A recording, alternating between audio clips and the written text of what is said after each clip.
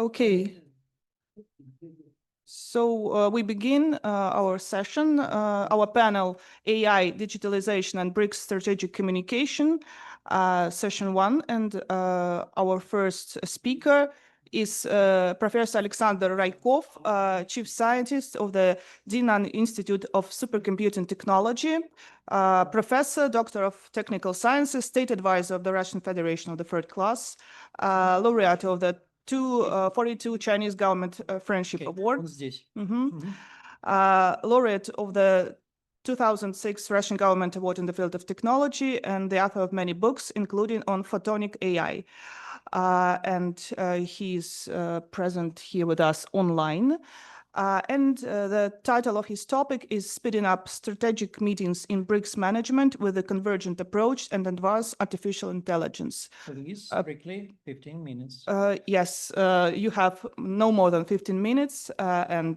Please, Professor Raykov, you have the floor. Thank you very much. I'm very happy to be with you. And I'd like to devote my report. One of the important issue of the topic strategic communication. This topic is the strategic planning. The success of strategic communication, as have shown my experience, make the very important role. Perhaps you can flip in through my presentation, because I will tell you the next slide. Can you? Oh yeah, okay. I will tell about 3 issues: the problems, the aspects of acceleration, strategic meeting, and strategic planning, and some words I tell you about the future of artificial intelligence, because I devoted to the artificial intelligence all my life, 50 years. Okay, the next, please. Okay, the first. Next, please. Next. There are many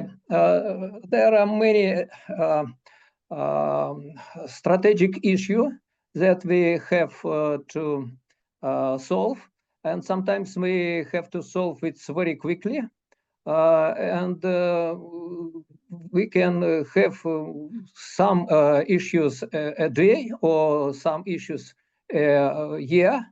For example, it may be geopolitical, environment, economic and social, malicious use, our lovely issue. And I will tell you about some words about solve non-standard scientific problem, that non-standard scientific words that can be solved in BRICS company. Next, please. Next. Here I show you the problem which can be solved strategically. The group of people make the strategic plan and began to make the strategic communication. And the success of the strategic communication, the speed of this strategic depends on our possibility to make good strategic plan. Then next, please.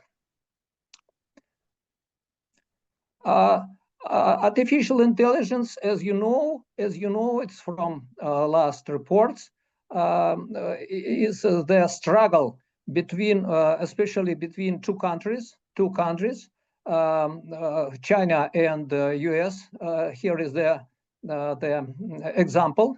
Now the power hardware of US very big, 10 times more than in China, but nobody tell us about the issue that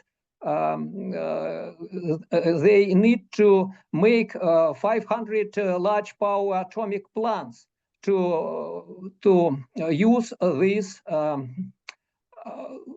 power to use this hardware.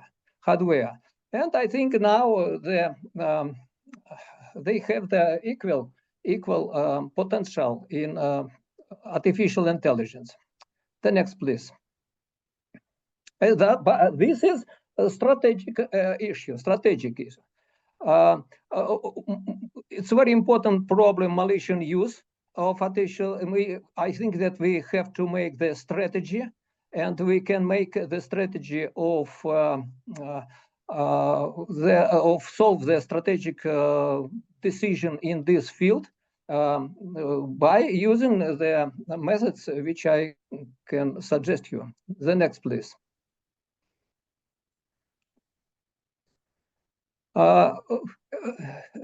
For example, to create a distributed smart hospital, there are very many components of this engineering and scientific issue. And to create this project, to make this project, we must have the strategic plan. The next, please. Non-standard scientific problem. As you know, some problems have not been solved for 100 years. For example, we don't know the photon structure. We don't know, we cannot prove the cosmic string, many quantum aspects, for example, and because we don't have enough power on the Earth. You can see the figures on this picture, on this slide. We don't have power. And only artificial intelligence and collaboration, scientists from many countries can solve this problem, such problem. And for this, we need to make the strategic. The next, please. Now I will show you and share my experience in strategic planning with using collective artificial intelligence. The next, please. For example, here you can see some strategic decisions characteristics. There are many participants. Sometimes the problem, as usual, is the multidisciplinary and international. For example, the next generation of artificial intelligence, IG or strong artificial intelligence, super, I think that it will be something about 35 or 40 disciplines. We have to gather scientists from different countries. Thousands of factors influence on the decision, and we don't know the exact goal of our moving to the goal, and so on. And sometimes the issue is must be solved very quickly because it can be disaster or emergencies. Thank you. So the next. Now, a little scientific aspects. Make the strategy is the inverse problem. We don't know exactly the goal, and we have to go to the goal by many. We can go to the goal by very many paths, and we must find this path. And we don't have time sometimes to go to that goal, but there are some scientific suggestions and some scientific theory. For example, one of them I will tell you. The next slide, please. I will show you.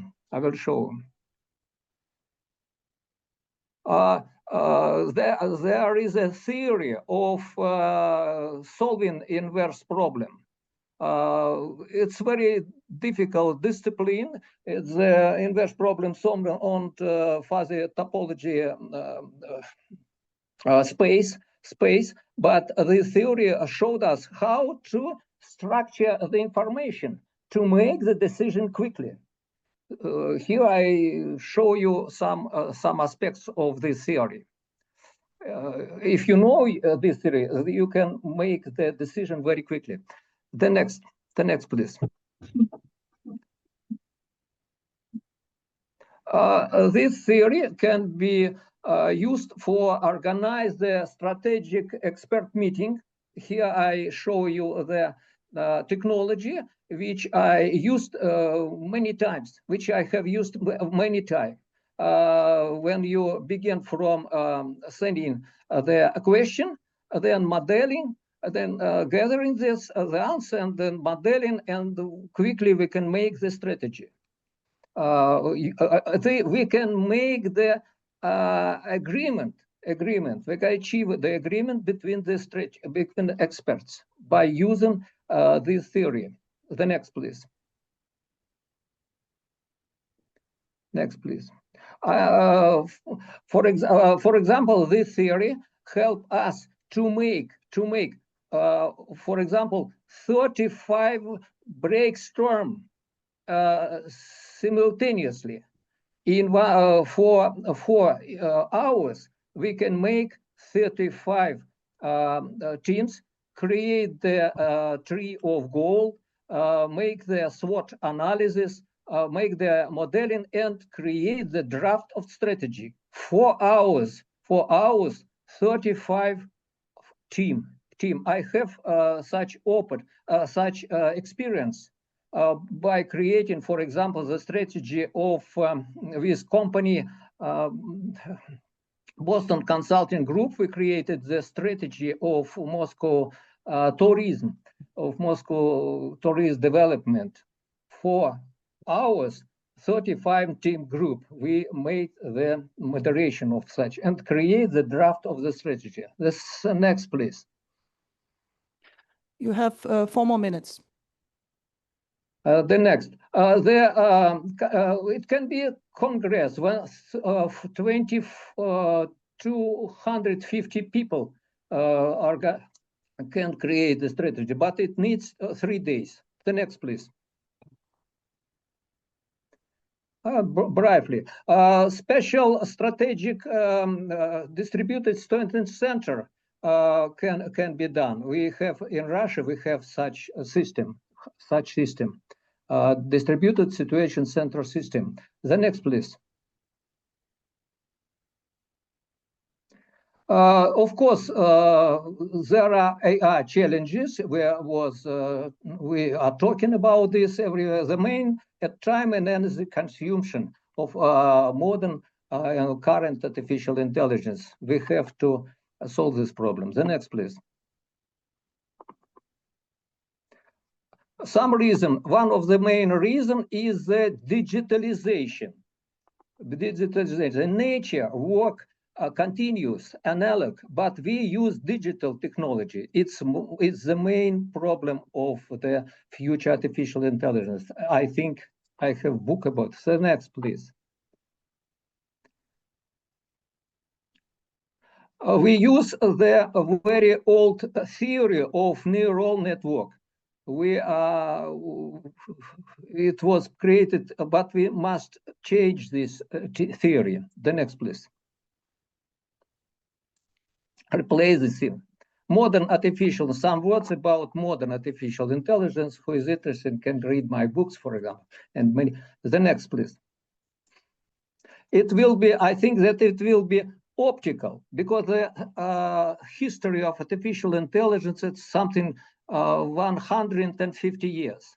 But now it showed we can go to the quantum direction or photonic direction. The next, please. We must make the choice. Photonic direction gives very good result. Here you can see the figures. You can see the advancement of photonic. For example, if we digital system makes a million operations, the photonic and optical system can make this one operation. The next, please. New convergent idea, we change the multi-level neural network by one holographic plate, the nest. And the training of artificial intelligence neural network will be made very quickly. For example, 1 second, not months, not days. The next. We now we are creating the all analog photonic, not digital, not supercomputer. It will be quickly that all supercomputer, all analog photonic, fully analog. Who is interested, you can see this. There are only 3 subsystems in this system.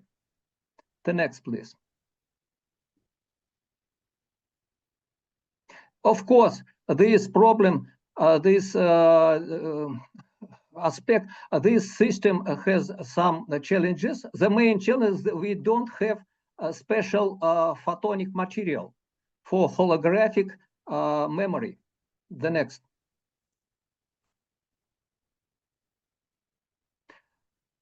Of course, many books, many papers, we have patent and so on.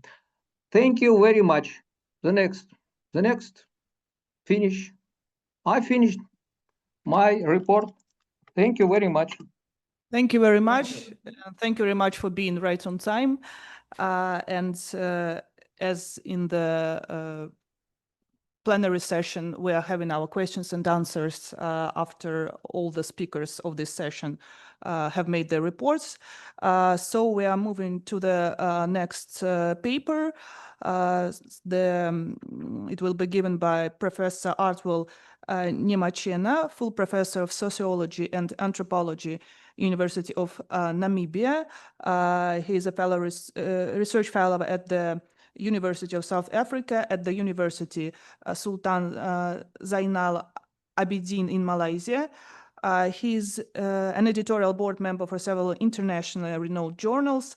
Recently, he was part of experts advising the World Health Organization on dual-use research of concern and responsible use of life sciences research.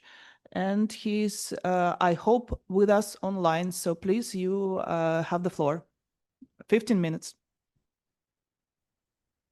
Thank you very much, organizers and the chair for inviting me to this very important conference.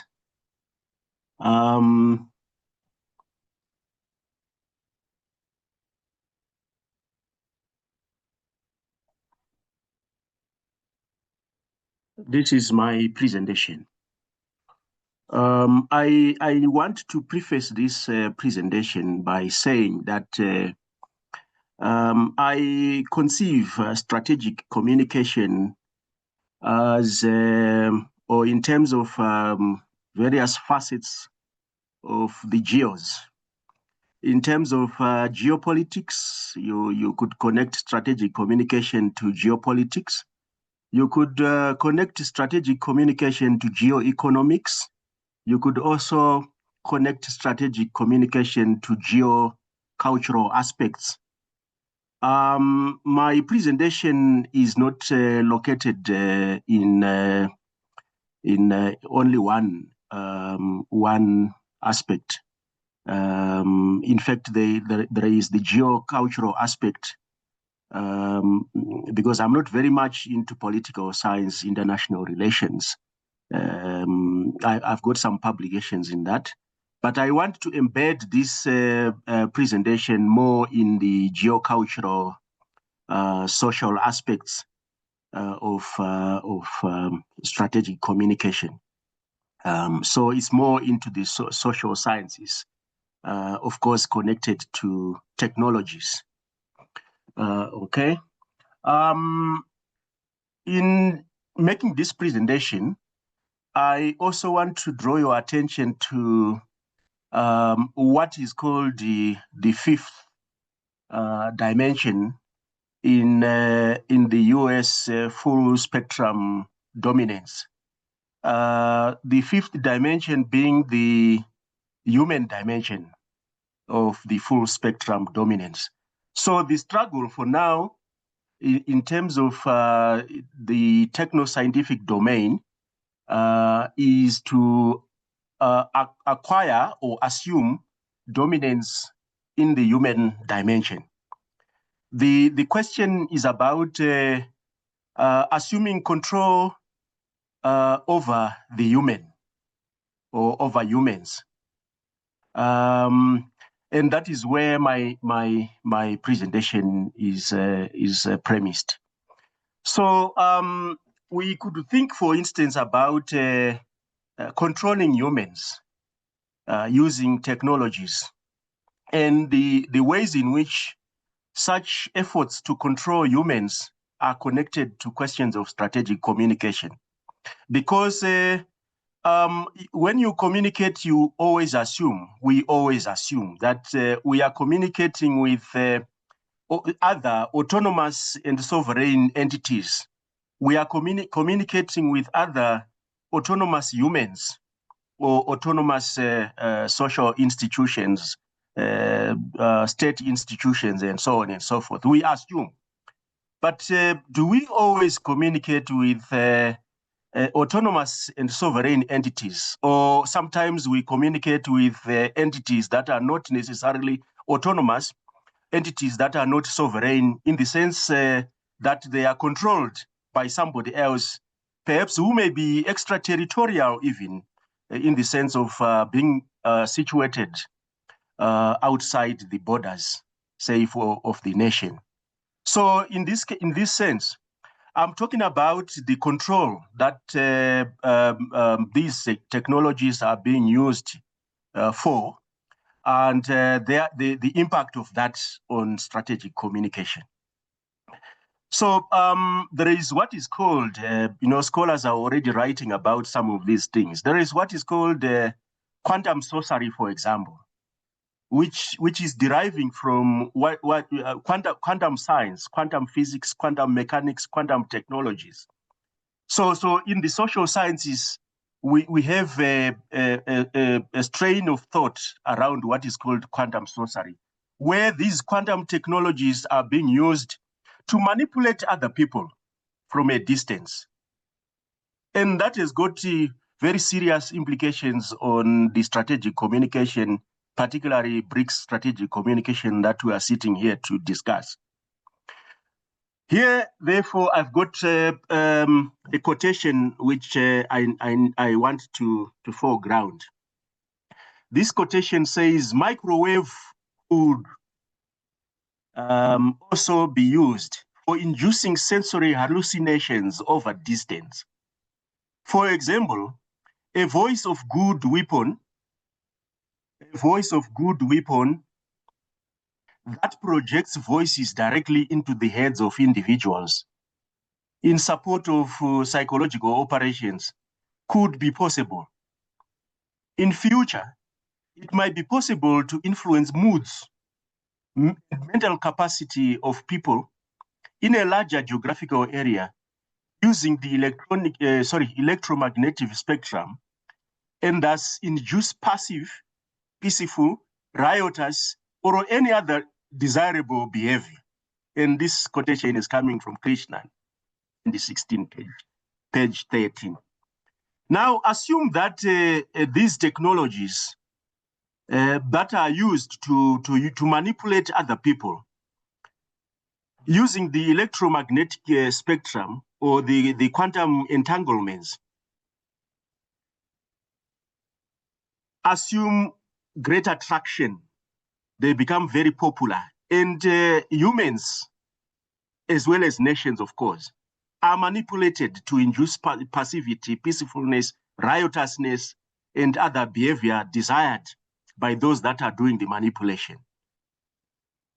How do we communicate with people who are being manipulated remotely? Assume, for instance, that the Russians or Russian soldiers today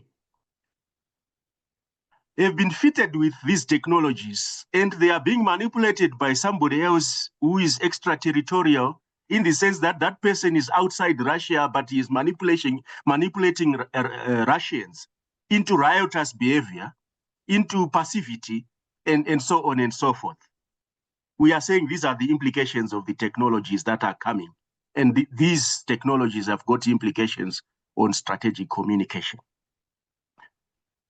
In this respect, I would argue that new technologies, including quantum technologies for quantum entanglements, could be weaponized as apparatuses of capture by the unipolar world of Western hegemony, such that they operate to negate the multipolar world envisaged by BRICS that recognizes member states' sovereignty. What is needed, therefore, is for BRICS to utilize strategic foresight in its strategic communication, ensure that the envisaged multipolar world is not derailed or preemptively disabled. It is argued that BRICS strategic communication must be participatory enough to draw from local cultures and involve local people, sensitizing them about the dual use nature of the technologies which may disable their autonomy and sovereignty. Once Western tech corporations, for instance, embed their technologies, including neurotechnologies, directly into the minds and brains of citizens of BRICS member states. Further, the argument is that there will be an intensification of information warfare, psychological warfare, and neuro warfare the deeper the unipolar world is challenged by BRICS. What I see here is a situation in the future. I'm using what is called strategic foresight here, where because the unipolar world is being challenged by BRICS, it will react naturally.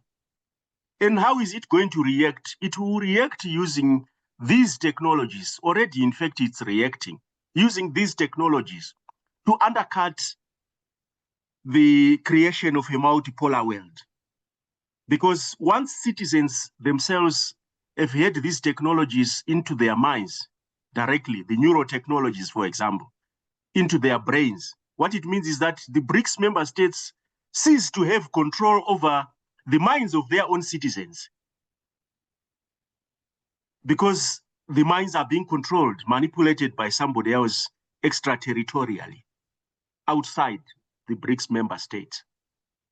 And then what will happen is that the BRICS member states themselves will collapse because they have ceased to have control over the minds and brains of their citizens. These are the dangers of some of these technologies that are dual use. So BRICS strategic communication is gaining traction in a world where the unipolar world is dismantling, dissolving, and or disregarding the sovereignties of other states, particularly those in the margins of the Euro-American empire that is expanding, ever expanding, not only in the sense of the so-called global NATO, but also in the sense of an emergent quantum empire premised on quantum entanglements. So a new empire is developing. A new Euro-American empire is being established, being created using these quantum technologies, quantum entanglements in that sense. Perhaps we could think in terms of Hart and Negri's work on the empire. That could assist us perhaps deepen what I'm saying here. Indeed, while BRICS designs its strategic communication for a multipolar world, Western communicative capitalism designs its own modes of communicative techno-entanglements for purposes of a control society, which is in fact a control world that fortresses the unipolar world that benefits the collective West. So the idea is to control the whole world. The idea is to control everybody. But how do we do that? We weaponize quantum technologies. we weaponize quantum entanglements to make sure that we have full spectrum dominance in the world, in the sense of controlling everybody in a control world.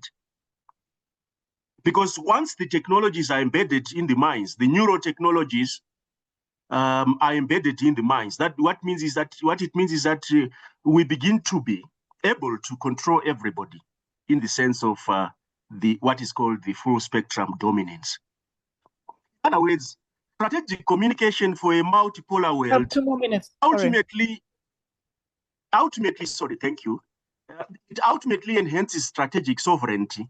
Strategic communication for a unipolar world dissolves and dismantles the sovereignties of other states, deemed threats to the interest of the collective West that dominates in the unipolar world.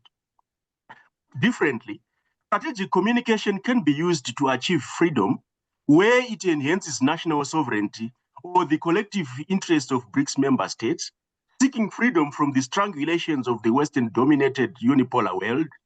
That also weaponizes everything, including communication to effect and retain a control world wherein alternative sovereignties are dissolved and disregarded.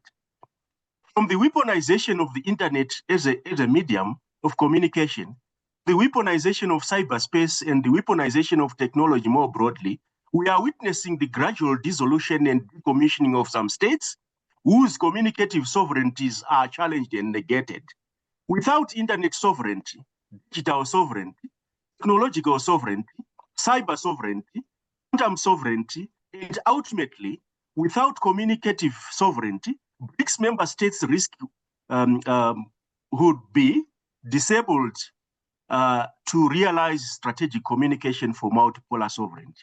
What I mean here is that we are witnessing the creation of the Internet of Everything, the Internet of Medical Things, the Internet of Health Things, the Internet of Brains, Internet of Humans, BrainNet, cerebral Internet, brain cloud interface, brain computer interfaces, quantum entanglements, and so on.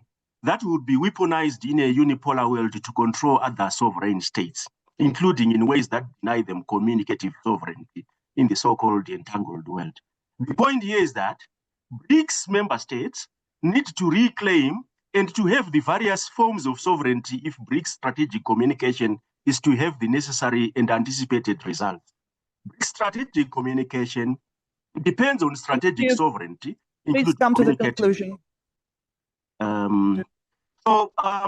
The idea... Professor Hamachana, please stop because we are very, very limited of time. Thank you very much for your interesting presentation, but we have to give a floor for the next speaker. Please. Thank you, thank you, thank you. Speaker is Dr. Natalia Yemelyanova, Senior Research Fellow, Department of Comparative Political Sciences, Faculty of Political Science, Lomonosov Moscow State University, Digital Diplomacy of Russia and India, Comparative Review. Author and co-author of over 60 academic articles and 8 books. She has been a participant in over 15 research projects and manager of 9 projects since 2023. She is also the head of the media project BRICS in the Mirror of Times. So you are welcome. Please be strict with time limits. We'll stop you. Mm-hmm. So thank you very much, Mr. Evgeny, Mr. Yelena. So my presentation will focus on the perspective of the digitalization, on the example of such countries, participants of BRICS Plus format as Russian Federation and India. Russia and India are examples of countries that are really dynamically adapting their foreign policy tools to meet the requirements of the digital age. To say truth, it's very important to understand that digital diplomacy in contemporary context is a very wide category, and it's better to be understood, can be understood as one of the components of the implementation of soft power strategy of the state, mediated by the use and regulatory regulation of digital technologies, information and communication networks, the internet and social networks in the foreign policy activities of the states in the context of hybridization of international relations. So it's very important to pay attention that adaptability and competitiveness of both countries in the use and regulation of digital technologies in solving foreign policy tasks, realizing the potential of soft power and interstate interactions. Therefore, it can be productively considered through the key areas of modern digital diplomacy, as from such dimension: development of meaningful content, instrumental and technological dimensions, and the third, regulatory dimensions. Descriptions of my view of such kind of dimensions you can see in this slide. So what's about the main directions of expanding the horizontal communication using new media from the Russian experience, first of all? The gradual, sorry, very important mention. There will be some mentions of social networks such as X, Facebook, and Instagram in my report. In accordance with the current Russian legislation, these platforms are labeled as follows. X is a social network that is blocked in Russia. Facebook owned by Meta, which is recognized as extremist and banned in Russia. Instagram owned by Meta, which is recognized as extremist and banned in Russia. So to protect our time, I must to speak this, and if possible, I will not mention this information anymore. So the gradual introduction of digital technologies in Russian diplomacy began in the middle of 2000s. A noticeable increase in the influence of digital diplomacy in Russia in the new conditions of web technologies, as we know, like 2.0, and it has been evident since the 2010s. The task of working with soft power and new technologies in this sphere for the Russian diplomatic corps was publicly outlined in July 8th, 2012, during a speech of the Russian President Vladimir Putin at a meeting of ambassadors and permanent representatives of Russia. So currently, the Russian Ministry of Foreign Affairs remains the most widely represented foreign policy agency in the digital space, first of all. For example, you can see some statistical outlines here in slide. At this moment, Ministry's digital network, for example, includes more than 1,000 accounts. And officially in 2024, the Russian Ministry of Foreign Affairs was officially launched on 12 digital platforms in Russian and 4 foreign languages: English, Spanish, French, and Arabic. And at this moment, this line is wider and wider. But what is important, in addition to the efforts of the Russian Ministry of Foreign Affairs in the 2010s, a model based on the social media accounts of leading Russian mass media was successfully deployed. Audience segmentation approaches were used to create different narratives for individual communities, taking into account their specifics, interests, requests, and perceptions. Thus, the development strategy of Russia Today TV channel was initially aimed at using social networks as a key development tool. tool. By the middle of 2010, there was a steady increase in the influence of Russian mass media on the audience of various countries of the world, including through work with social networks. Here you can see some content of the basic narrative and messages which are produced by Russia media segment in external affairs. I can a little bit later. Technical. So in 2020, RT was the first news channel to break the mark of 10 billion views on the YouTube platform, and many another interesting achievements in this sphere were shown. But at the same time, after 2014, against the background of a clear media expansion of Russia's capabilities, systematic restrictions on Russia's activity in this area began to manifest themselves. They're not only targeted restrictions, but also negative information campaigns that have become more widespread. They're not only, and what is important, that the situation is in low level at this moment, of course, after the 2022, because the model, the Russian model, successfully shown model of Russia based on the promotion of information and meaningful narratives through the support of social media accounts of leading domestic media, leading Russian media, faced difficulties and began to undergo changes due to systematic limitation, mass restrictions on the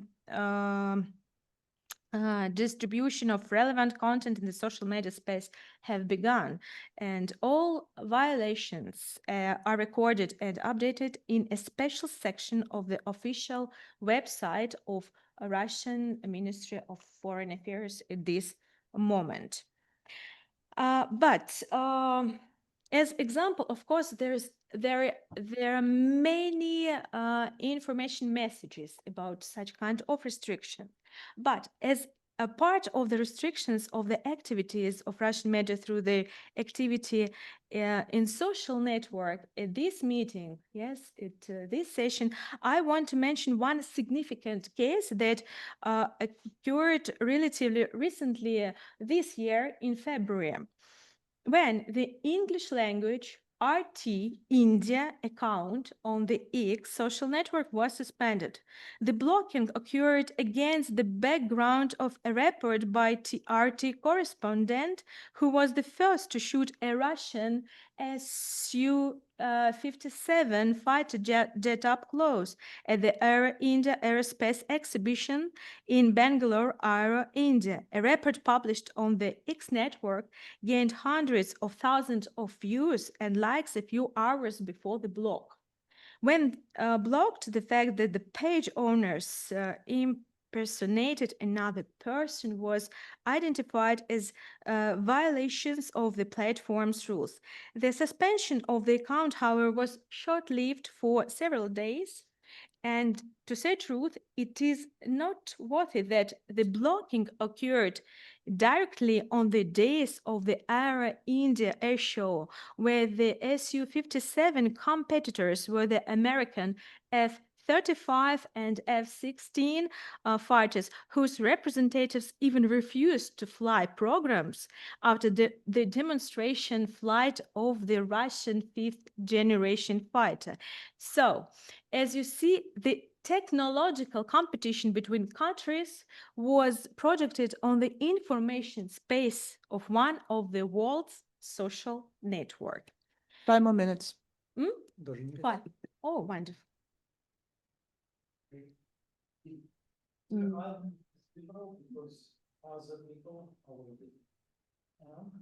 We didn't mention India, so 5.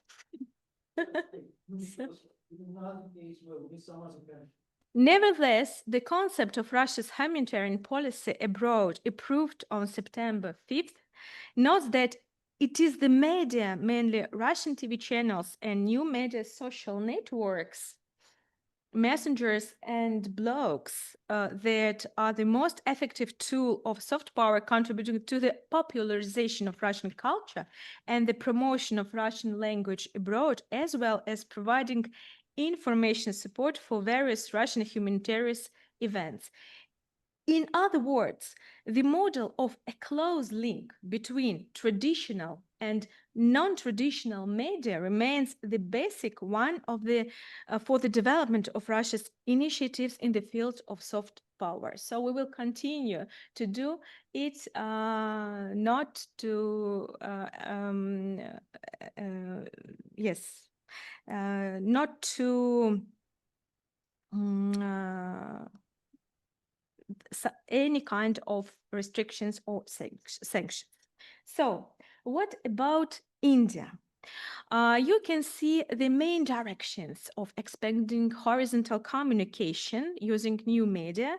To say truth, the Ministry of External Affairs of India has been working systematically in social networks at the same time as Russian Federation began this since 2010, when the first Twitter account of the Department of Public Diplomacy of the Ministry of Foreign Affairs of India, Twitter, was created in order to raise general awareness, etc.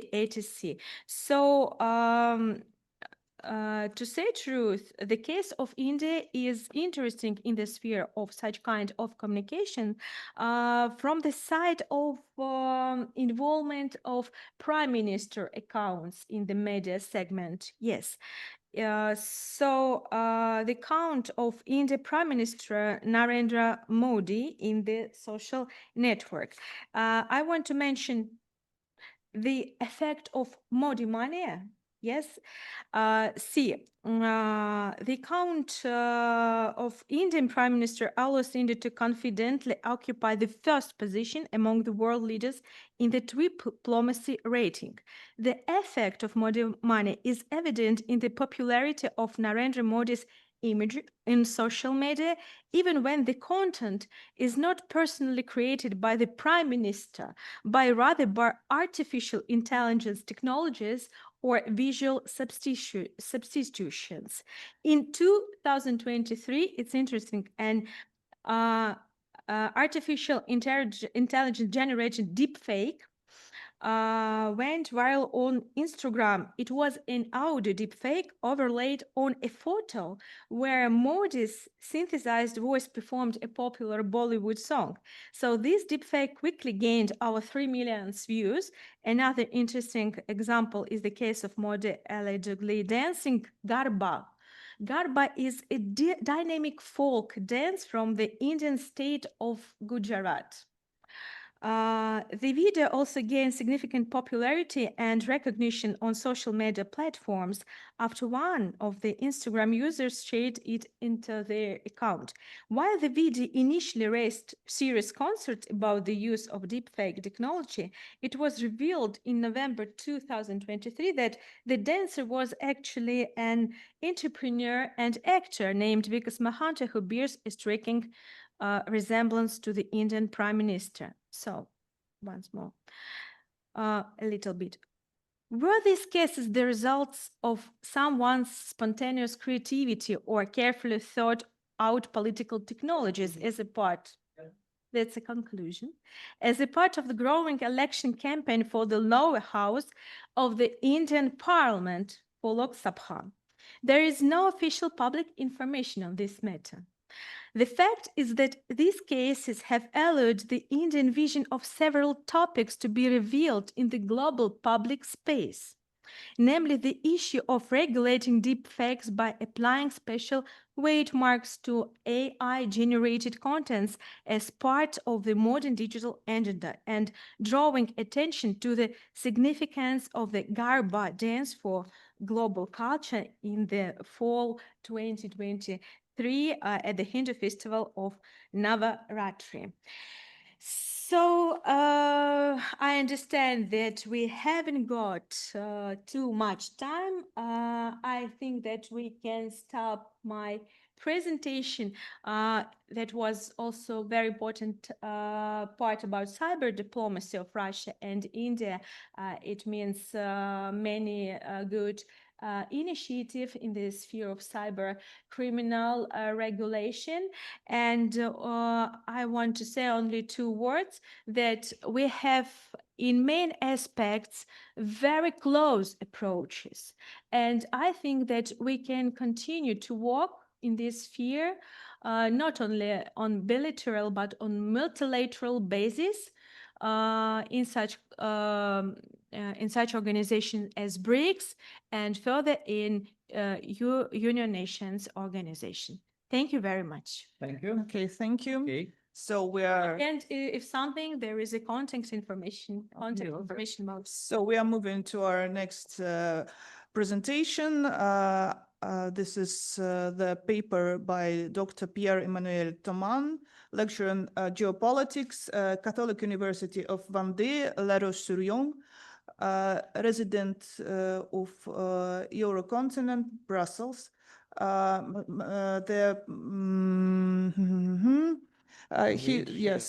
He's also the docent in the Limes School of Geopolitics in Italy, member of the International Research Group on Threats to International Psychological Security through Malicious Use of Artificial Intelligence. And the topic of his paper is malicious use of the AI, European Union and BRICS. He's with us online, I hope, so you have the floor, 15 minutes. Yes, thank you very much, and a good afternoon for everybody. I wanted to show a PowerPoint presentation. Can I share it?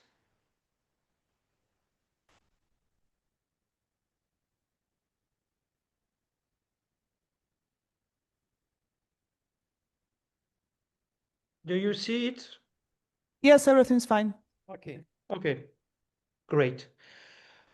So my thematic is about malicious use of artificial intelligence, European Union, and BRICS. Let's define first what is strategic malicious use of artificial intelligence.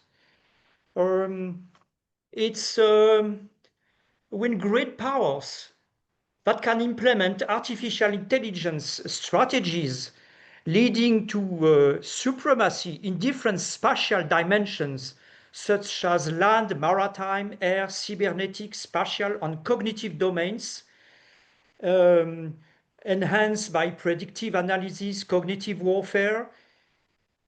If they use it for dominance projects like unipolar world, there is a danger of an overthrow of the international order, and global stabilization will be impossible. It's what I describe this process as the entry into space-time geopolitics, because the mastery of space and time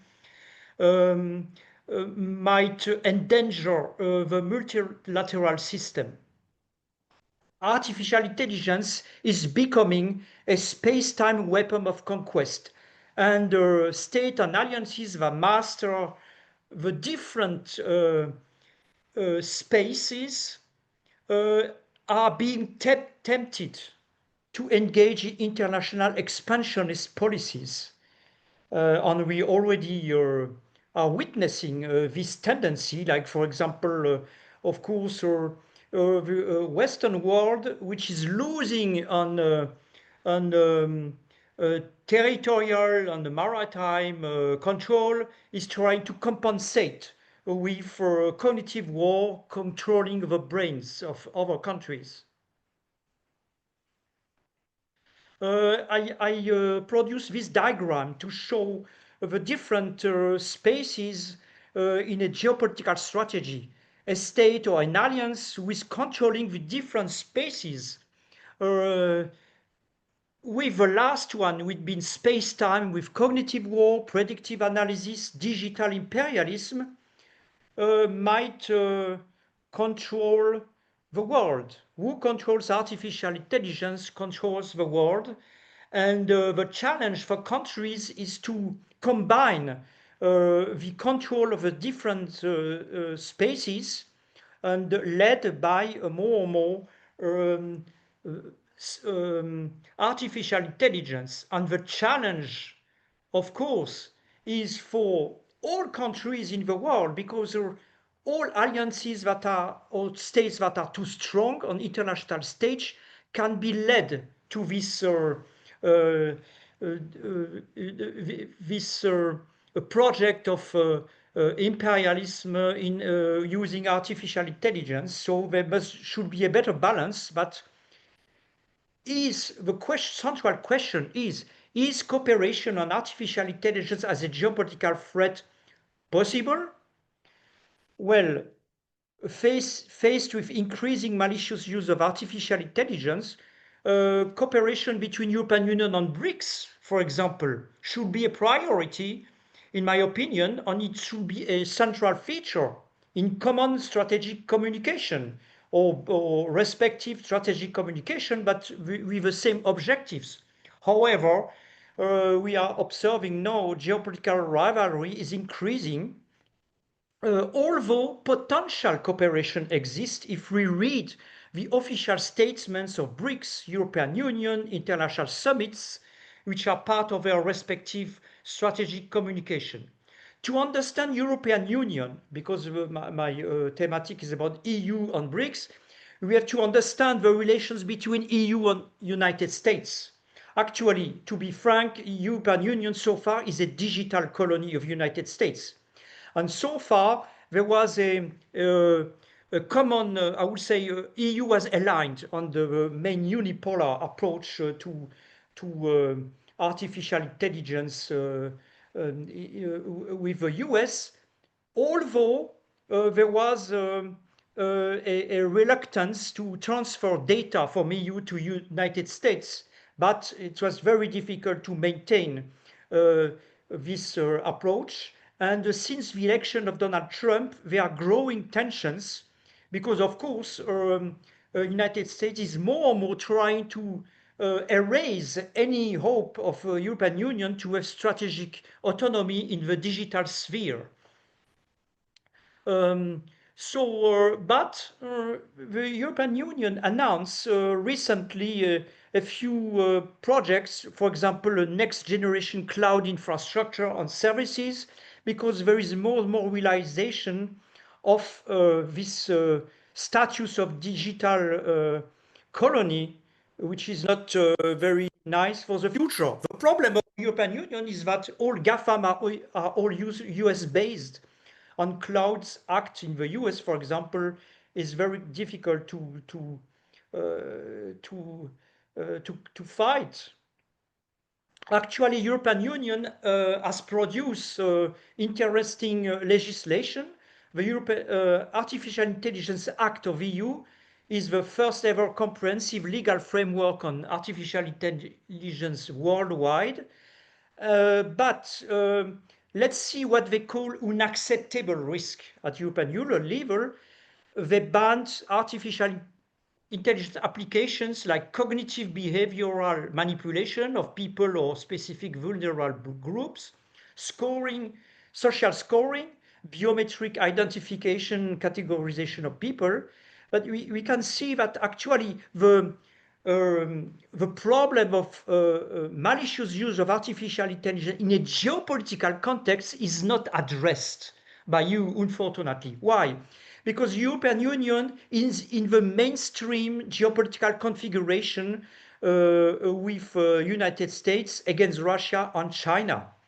And although European Union, for example, in 2019, they stressed that there is a danger of geopolitical polarization through malicious use of artificial intelligence, actually, so far, the European Union is embedded in this unipolar dream at Western level, and it's very difficult to open up cooperation like between European Union and BRICS. There is no formal links between the two organizations. When we look at the BRICS BRICS statements. It was in Brazil. We can observe that the BRICS actually they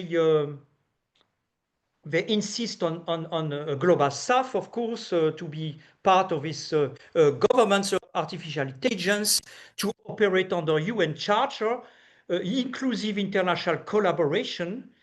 So we can observe that BRICS marks a more proactive stance, I think, compared to the European Union, which is more focusing on regulating rather than advancing its use. And BRICS' ambition is to offer an alternative to US-led world order, and this is a concern of both Washington and, unfortunately, Brussels, because, as I said, Brussels is embedded in the main geopolitical ambition of West led by the US. So is there still potential cooperation? I think there is, although the situation is difficult. BRICS wants to develop shared artificial intelligence to challenge the dominance of Western-led tech models. And the European Union at the same time is under huge pressure from US to abandon any ambition of digital sovereignty on GAFAM resolution. So is there a potential, there is a potential of European Union countries and BRICS to cooperate, to avoid vassalization, but it's not materialized yet. So outside EU, are there some summits and cooperation that bring some hope for the future? In February 2025, there was a Paris Artificial Intelligence Act summit. There was a meeting with many countries, including many countries belonging to BRICS countries, and it was co-chaired by France and India. Sorry, you have 5 minutes. Okay, and they acknowledge the need for inclusive and sustainable artificial intelligence for people on the planet. And you can see the signatories of the summit with many people, many countries, of course, the European Union, but also from BRICS countries like China, India. So, but what are the limits of this summit on international cooperation? This statement concerns only civilian application of use of artificial intelligence in BRICS also. So this is a problem. Political leaders fail to acknowledge how disruptive artificial intelligence systems are bound to arrive. It became also a summit for more national projects, and the most important, Russia was not invited. So international cooperation against malicious use of artificial without Russia will not be possible. But also the problem is there is within the West, the global West, actually United States and UK didn't sign the statement in Paris because of course United States wants to maintain its own hegemony in this sector. United Kingdom would like to attract investment from the US. So there is a growing disagreement within the West on regulating artificial intelligence. And so maybe for the future, there is still hope to common cooperation between BRICS and EU member states, maybe outside European Union, to challenge this hegemonic approach and to also to include it in their own strategic communication.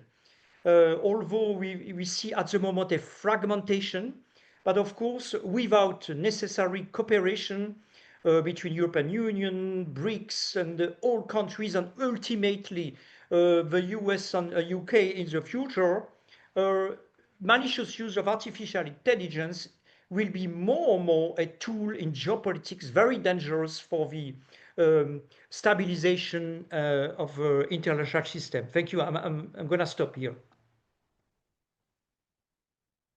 Thank you very much. And we are moving to our final presentation in this session. I invite Ms. Elizaveta Safonkina, Senior Researcher of the School of International Relations, St. Petersburg State University, head of the Division on International Rankings of Sustainable Urban Development and International Cooperation Department at the Moscow Analytical Center, and leading specialist of Department of Scientometrics and Ranking Promotion at the Russian Academy of National Economy and Public Administration. And the topic of the paper is BRICS Strategic Communication on AI, the Agenda and Cities Experience. Please, you have the floor, 15 minutes.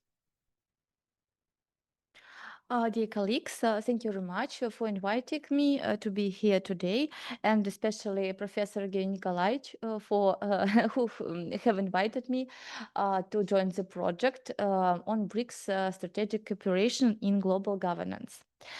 Over the past decade, artificial intelligence technologies have expanded beyond local projects and have been integrated into various areas of government, business, and society, from education to healthcare to agriculture and urban development.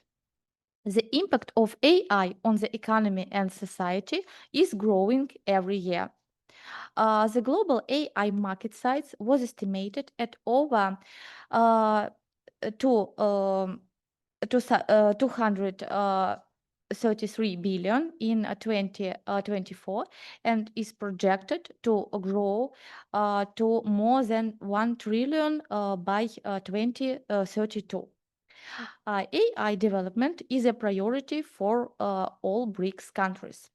According to the Global AI Index published by the British news portal Totus Media, 2 BRICS countries are among the top 10 countries in the world for AI development, with China ranking second overall, behind only the United States, and India ranking second for talent. Experts estimate that the expected impact of AI technology application in the BRICS countries could reach 2-3 trillion by 2030.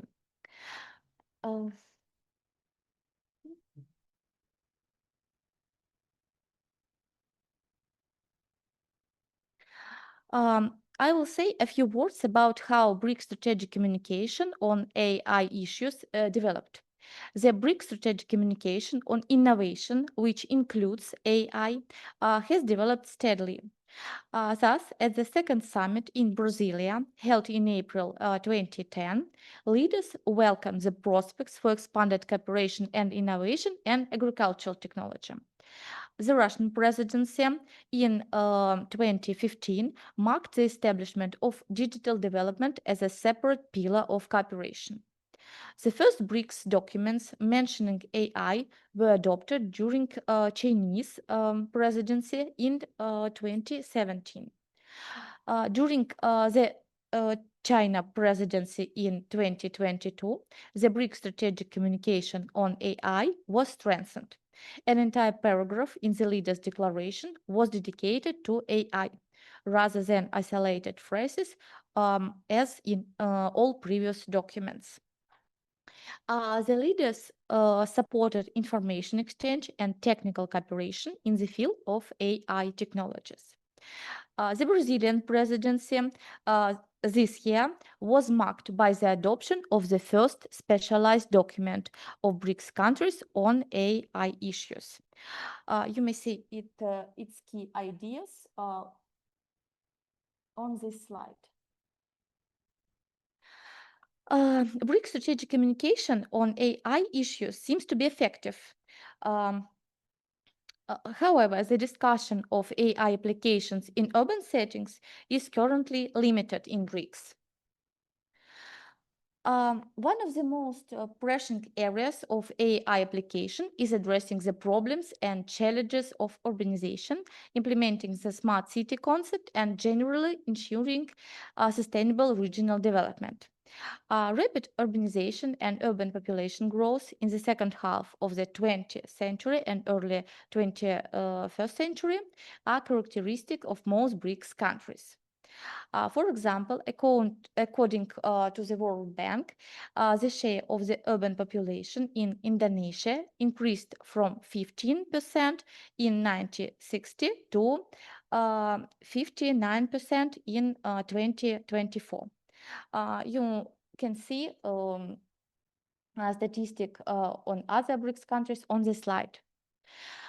Three BRICS capitals, New Delhi, Cairo, and Beijing, are among the top 10 largest urban agglomerations in the world by populations, with New Delhi ranking second. The spread of artificial intelligence technologies marked a new stage in the media landscape, a shift from traditional labor-intensive processes to automated, intelligent systems that enable more personalized audience engagement. AI ability to analyze massive amounts of data enables a communication specialist to quickly and accurately obtain information about audience preferences and expectations. In the case of cities, this primarily applies to residents. Based on this information, AI helps tailor communications to specific groups, thereby increasing their engagement. AI also make it possible to measure the effectiveness of communication strategies in real time and optimize them. Cities authorities, especially capital cities, play a key role in the development of local AI system for smart city. They assess the potential of AI to solve urban problems, develop procurement policies for the ethical use of AI, encourage local businesses to use AI, encourage educational institutions to teach AI technology, invest in AI research and its future practical application, and engage citizens in dialogue about the risks and opportunities of AI for cities. Cities, especially metropolitan areas, generate vast amounts of data that can be used to develop cutting-edge machine learning and AI solutions. This data came from both public service providers and private companies. Modern cities face significant economic, environmental, geopolitical, social, and technological challenges, including extreme weather conditions, public health risks such as spread of infectious diseases, uncontrolled migration, social polarization, malicious public misinformation, and much more. All of these require effective crisis management, including both forecasting and rapid response to emerging challenges. AI technologies facilitate information processing, situational assessment, decision making, communication, and coordination. Key areas of AI application include improving government efficiency, engaging with citizens, and developing policy based on the information obtained. AI can facilitate decision making among various urban governance actors by acting as an independent and open third-party government agency. The implementation of AI technology requires a well-designed and effective strategic communication, particularly for city residents. To encourage residents to use AI-based smart city systems, their strategic communication must instill in them a sense of empowerment and agency in shaping the city life. Gamification techniques, such as allowing residents to earn points for using eco-friendly transportation methods, are also effective. Despite the significant economic potential of urban implementation, AI technologies pose significant risks in all areas. These risks primarily relate to the misinterpretation of results and the occurrence of errors in forecast and recommendations. AI credibility also poses a serious problem as it can contribute to the spread of errors, ultimately causing serious socioeconomic consequences. Analysts emphasized that no AI system is neutral, which determines the risk of its application in various situations. Now I want to share with you some examples of AI use in urban planning by the BRICS capitals, by Abu Dhabi, Beijing, and Moscow. It's important to know that the differences in the level of AI technology application in urban planning and strategic communication between the BRICS capitals are due to many factors, such as the political environment, level of economic development and prosperity, access to AI technology, and even religious beliefs. Among the BRICS capital countries, Abu Dhabi is the most active user of AI technologies for its strategic communication. The city positions itself as a global hub for AI technology development. Abu Dhabi authorities have set a goal to become the first government in the world to fully utilize artificial intelligence across all digital services by 2027. AI technologies are designed to improve the efficiency and accessibility of public services for citizens, provide greater transparency and security for companies and investors, and promote a more sustainable and innovative environment for public sector workers. Last year, the Abu Dhabi government began implementing projects aimed at delivering next-generation government services in the Emirate, powered by artificial intelligence. The TAM platform, developed by the department, by the special department, was unveiled. It integrates over 800 digital government services. The platform integrates an AI assistant designed to improve customer services by simplifying user interactions with government. The AI assistant creates customized task lists and provides personalized support to users. You can see other examples on the slide. Like Abu Dhabi, Beijing is among the capitals leading the way in integrating AI into all urban processes. The cities, okay, the city adopted an action plan to promote AI for 2024-2025. The plan sets a goal of launching 3 to 5 advanced independent AI models. And other AI application projects. One of the planned projects is the use of AI technologies to receive and process public complaints during the implementation of public services. For the strategic communication, the plan proposes using AI tools for digital marketing to increase the loyalty of various population groups. Another strategic communication focus is Audiovisual Beijing project, which aim to create a large amount of innovative content to increase awareness and interest to the city. Beijing's Haidan district is being transformed into an AI innovative zone where AI doctors serve communities, robot staff convenience stores, and intelligence systems support governance. And final example is Moscow, is among the leading cities in terms of integrating AI services into process, including intelligent decision support. The number of AI-based projects have already exceeded 100. Since 2019, the digital twin of Moscow project has been implemented, a tool for urban management based on 3D model of the capital. The model includes streets panoramas, building and utility characteristics, spatial information, and geoanalytical tools.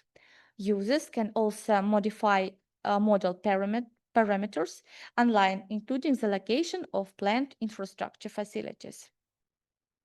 To increase Moscow city citizen loyalty, the authorities are implementing initiatives that encourage dialogue between the government and the population. In 2014, the Active Citizen platform was created to conduct electronic voting among Moscow residents, and its membership has already exceeded 7 million.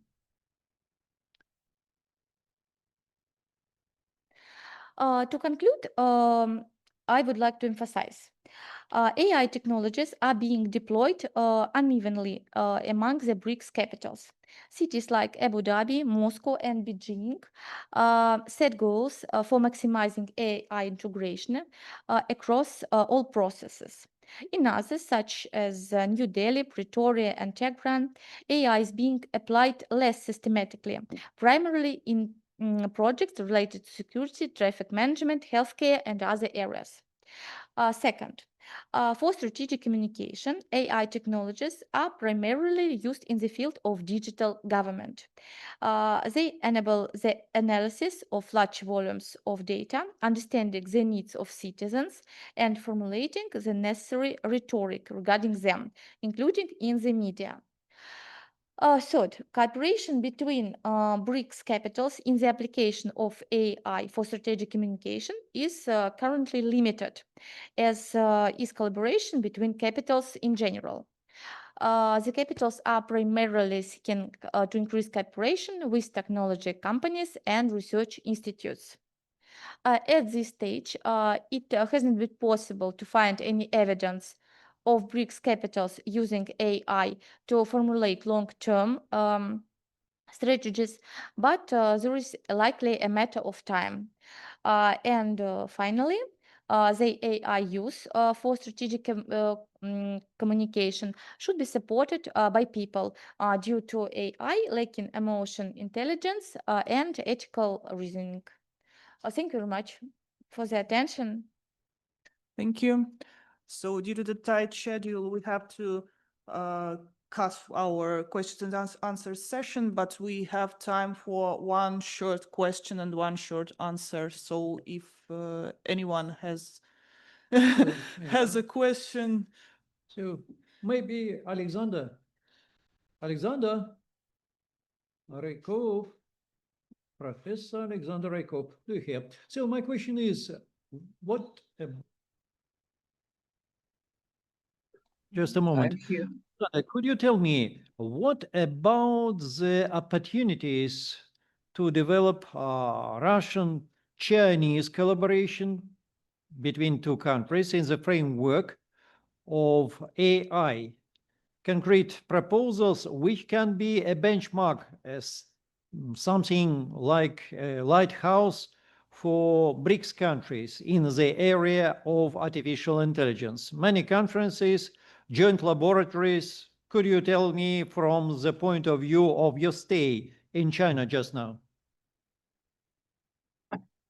I think, not I think, I know that the development of China-Russia collaboration in the field of artificial intelligence is developing very quickly, very quickly. There are some interesting company in Russia. There are some center of artificial intelligence in Russia. And we connect with, for example, our Institute of Supercomputer Technology in Zhenan, collaborate with this company. Their main partner in Russia is Sberbank, Sber, and Skoltech, Moscow State University in the field of photonic. And I think, okay, we this year we spent 2 or 3 conferences and some seminars between, and I think that we have found the advances of Russia and China. I think that Russia scientists have much bigger level of creativity, but Chinese their implementation of and power of computer. I think that development is good now on the high level. Thank you. So we have a bit of time for one more question. Any questions? Frankly speaking, I have just a remark. It happens that just in the previous Friday, I was in Haidan district of Beijing. Of course, Professor Vasily Gromov. Yeah, I didn't apply myself to doctors, but I may assure you that in all stores there are human sellers, and frankly speaking, it's meant a little bit exaggeration that it is totally robotized area. Okay, thank you. So maybe we have time for a question. So I can ask a question to Pierre. Pierre, maybe you can answer this question. So you are very pessimistic on the opportunities of collaboration between European Union, USA from one side, and BRICS.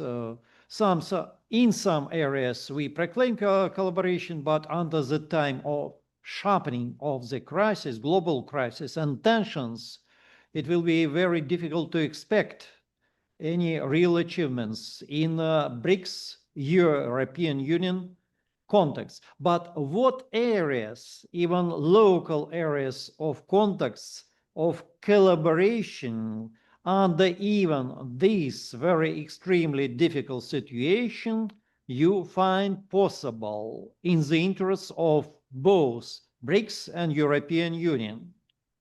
If you find, or no areas.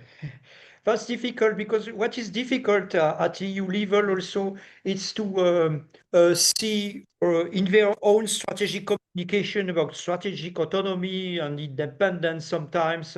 Well, they don't speak of independence, they speak of strategic autonomy. It's a lower level.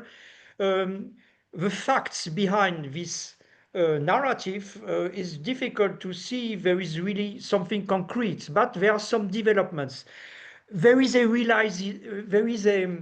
acknowledgement more and more of businesses in EU that they depend too much on clouds in the US. And when they see the policy of pressure of Donald Trump, they fear that they might be under pressure. And maybe this is an area where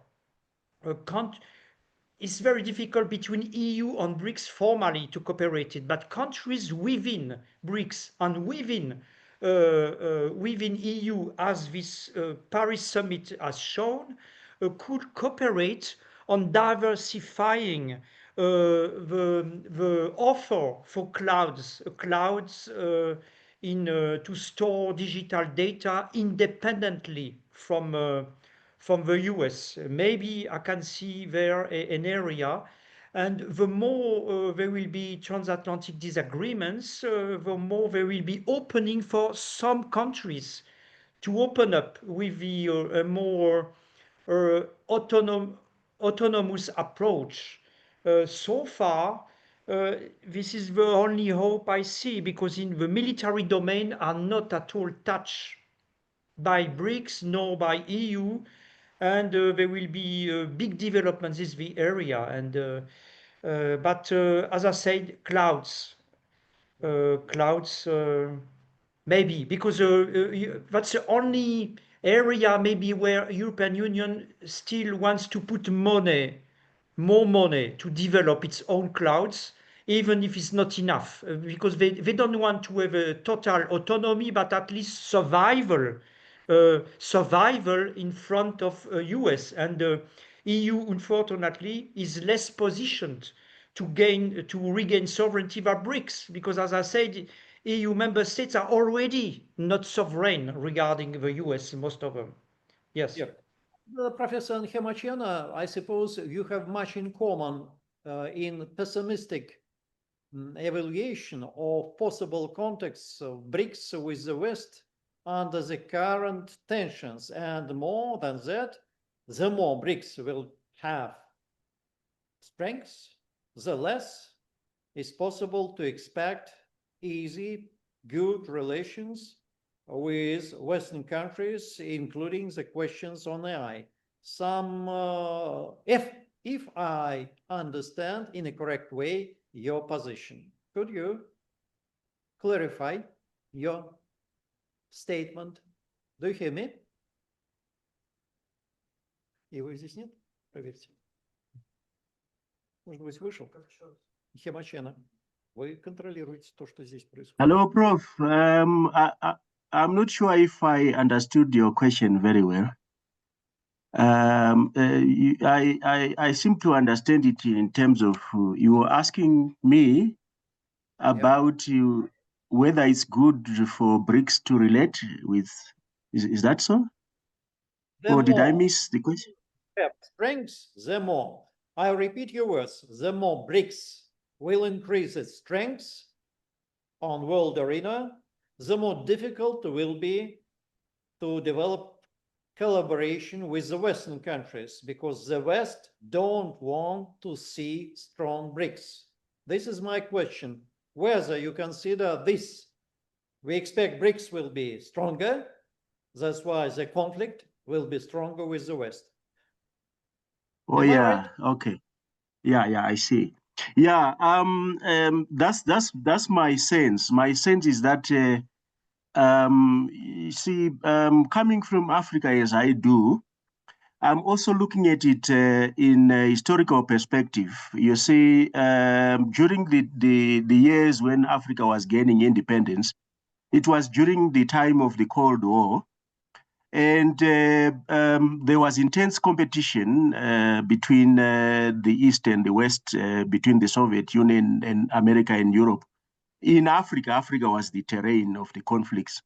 And so the position that I take is that the stronger BRICS becomes, the stronger the opposition also from the other forces that we may see.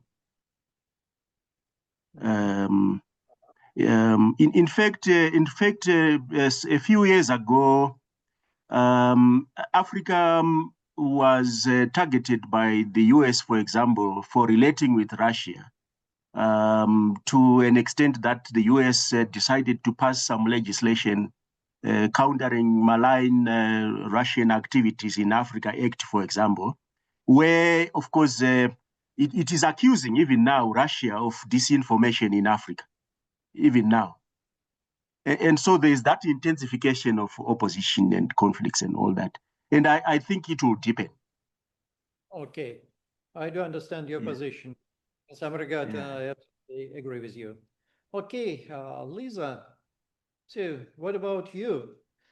What kind of obstacles maybe you find and name the joint obstacle which is more typical in the progress of the use of AI in the capital cities of BRICS countries? They're quite different, technologically, socially, politically, but can you name some joint features which make us think about this?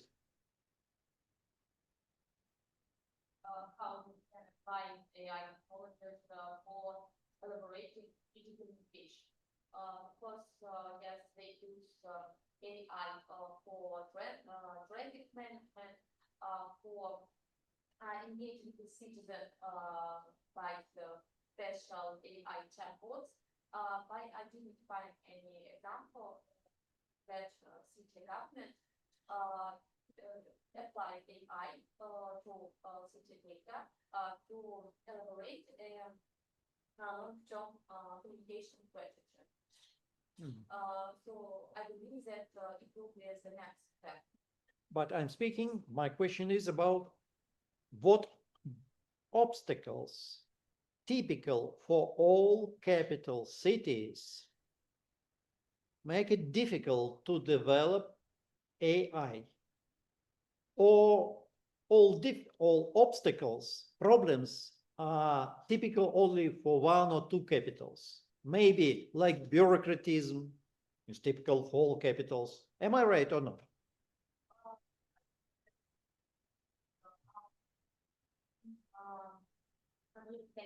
Because some have enough money and have enough technological opportunities. For example, Moscow City, and other one.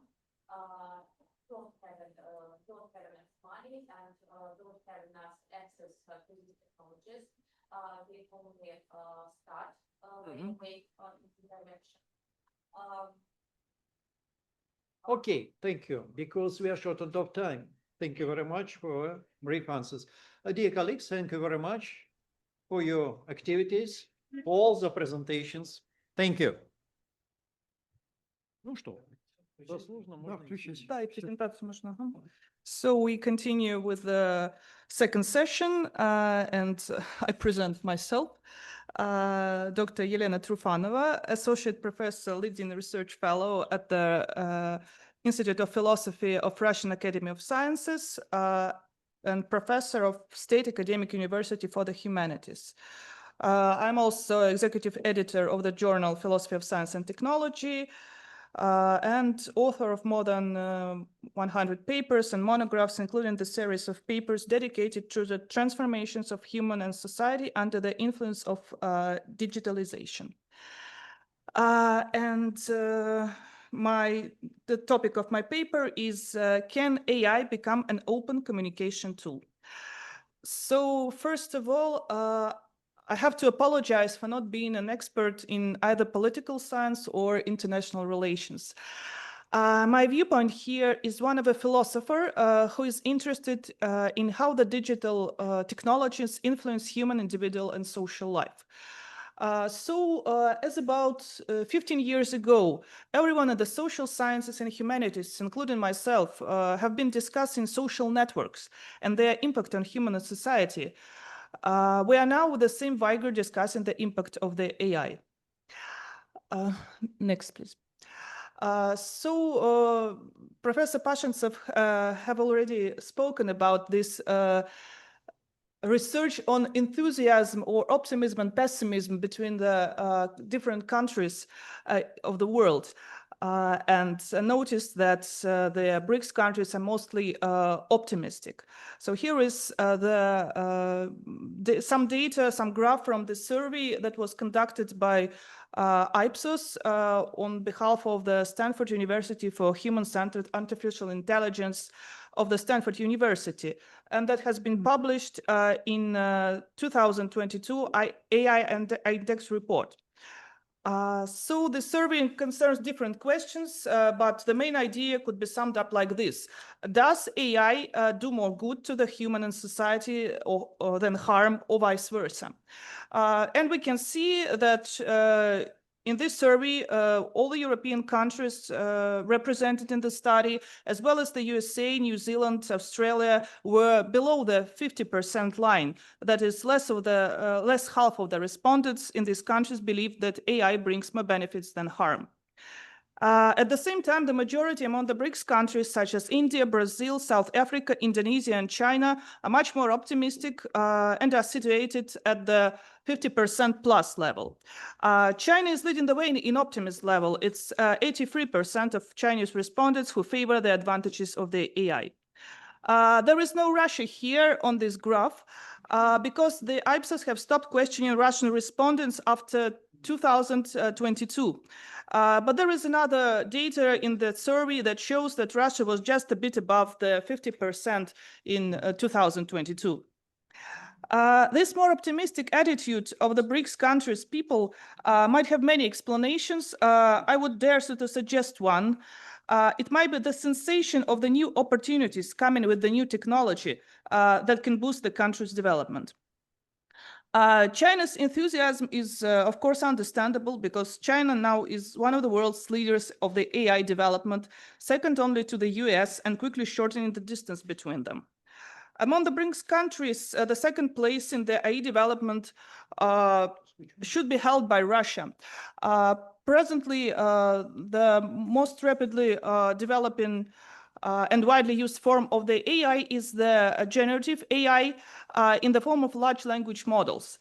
So I will briefly sketch the situation with the development of the large language models in the BRICS countries.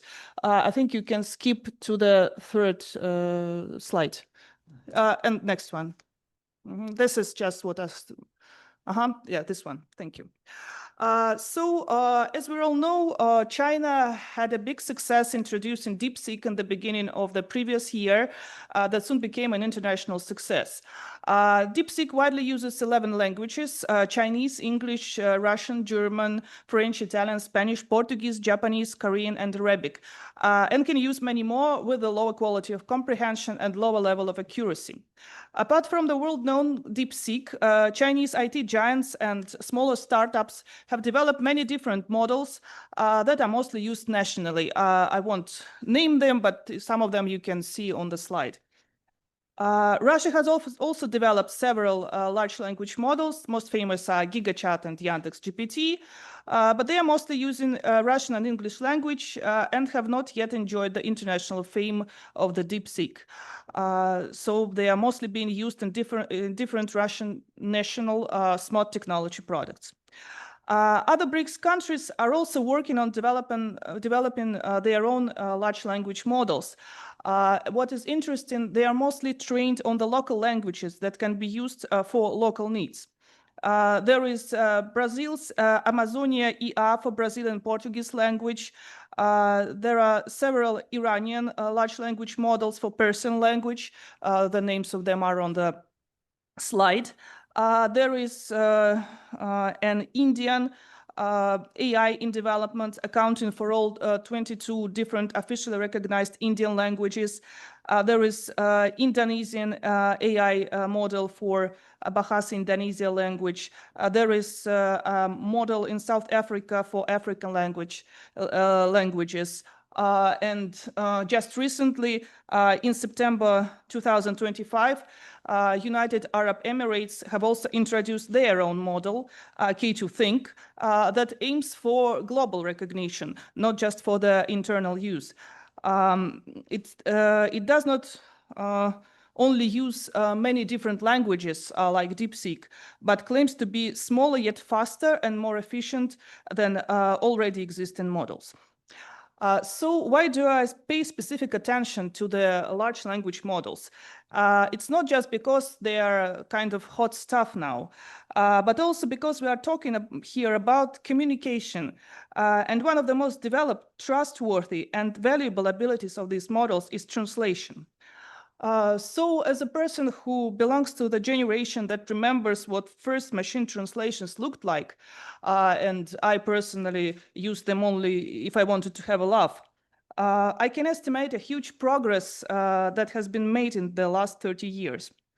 The tools of translation are very important for BRICS, as this association unites very different countries having very diverse cultures and languages. Language difference is the first natural barrier in communication and thus a mutual understanding. And now we have an efficient, though of course not ideal, tool for overcoming this barrier. One could assume in particular that for the purposes of strategic communication, a new or adapted one of the existing large language models could be created with an emphasis of the languages of all the BRICS countries. However, there are certain obstacles in the way of building such a system, and these obstacles are of political, social, and cultural nature, not of the technological one. I will consider the two of them. Firstly, for the successful use of the AI tools for strategic communication among the BRICS countries, the creation of a single digital space for exchange of information, databases, cloud services, etc., not to mention technological know-hows, is logically required. However, it collides with the political regulations of the most AI-developed countries. Next slide, please. In the BRICS Association.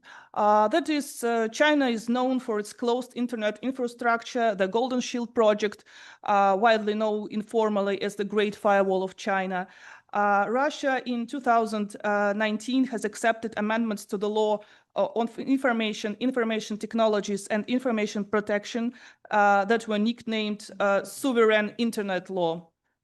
Iran, since 2013, uses a national information network, a so-called national intranet, which is mostly closed from the foreign access. Thus, the creation of a common digital space faces primarily not technological but political obstacles.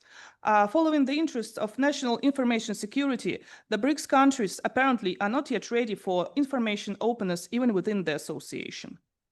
Second problem comes from the cultural diversity of the countries of the association. It is no secret that in the process of machine learning, the large language model simultaneously either explicitly or implicitly absorbs the values of the teachers, sets some kinds of red lines that it cannot cross in the generated text, etc. Such a strategy would have to encompass all the values and political pain points of all the BRICS countries, thus contributing to the growth of trust, mutual respect, and mutual understanding between the countries. Such a tool used for various purposes would not only successfully overcome language barriers between the BRICS countries, but would also function as a single system of political coordinates, leaving all so-called inconvenient issues for the participants of the association out. So undoubtedly, this image seems utopian both in its imaginary characteristics and in terms of the realities of the modern organization of the digital space. If such a model could or would be created, it would build a kind of epistemic bubble, a closed system of knowledge where all participants in the dialogue agree with each other and consider their shared knowledge as true and only true knowledge in the world. Such an environment is supposed to be safe and comfortable for everyone within this bubble, but in fact, it will be leaving all the serious problems out and thus won't have any particular use. Next slide, please. Here on the slide, you can see the main collisions that we have that are standing between building an open communication space for the BRICS countries. So BRICS now is an association that is comprised of the countries that differ greatly in their geographical positions, religions, cultures, language groups, and political systems. If we try to reconcile all the differences in one epistemic bubble kind of large language model, we would probably have a useless and non-viable system. Strategic communication of BRICS can be successful only if they are based on an open communication between the association members, on equal dialogue that transcends the epistemic bubble. Ignoring or suppressing contradictions doesn't help prevent possible conflicts, and being in an epistemic bubble does not contribute to the growth of knowledge and development in general. By open communication, I mean the communication that respects the difference of the participants and allows productive dispute in order to achieve mutual understanding and to develop common goals. Thus, the first step should be political readiness for the open communication between the countries of the association. AI can serve as a tool facilitating this communication at different levels. However, in order to create such an effective tool for all the countries of the association, it is necessary to achieve a high level of BRICS digital integration, which will require the political will of the stakeholders. So I think I was on time. Thank you. Thank you.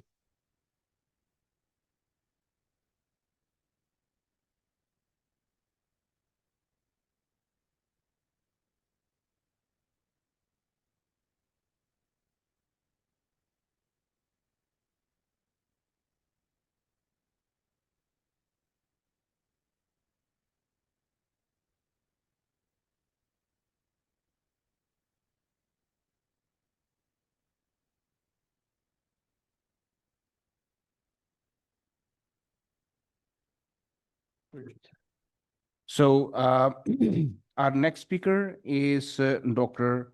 Tianzhao Jiang, Associate Professor, Development Institute, Fudan University. So he's also served as Associate Director of Center for BRICS Studies at Fudan University and Research Fellow of Center for Global AI Innovative Governance. He has published 3 articles and 40 academic papers.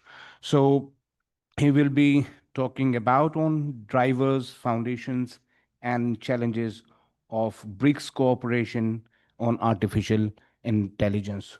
Over to Dr. Jiang. Thank you, Chair. Can you hear me? Yes, we can hear. Okay, great. Thank you, Chair, and thank you for the invitation. I'm very glad to join our discussion. My background is international relations and BRICS studies, so strategic communication may be a little bit challenging for me, but I do think it is a very important topic. I think in the following discussion, I will share my research on BRICS cooperation on artificial intelligence, maybe more from international relations perspective, but I will also point out that strategic communication among BRICS countries on this topic is very, very important. Next slide, please.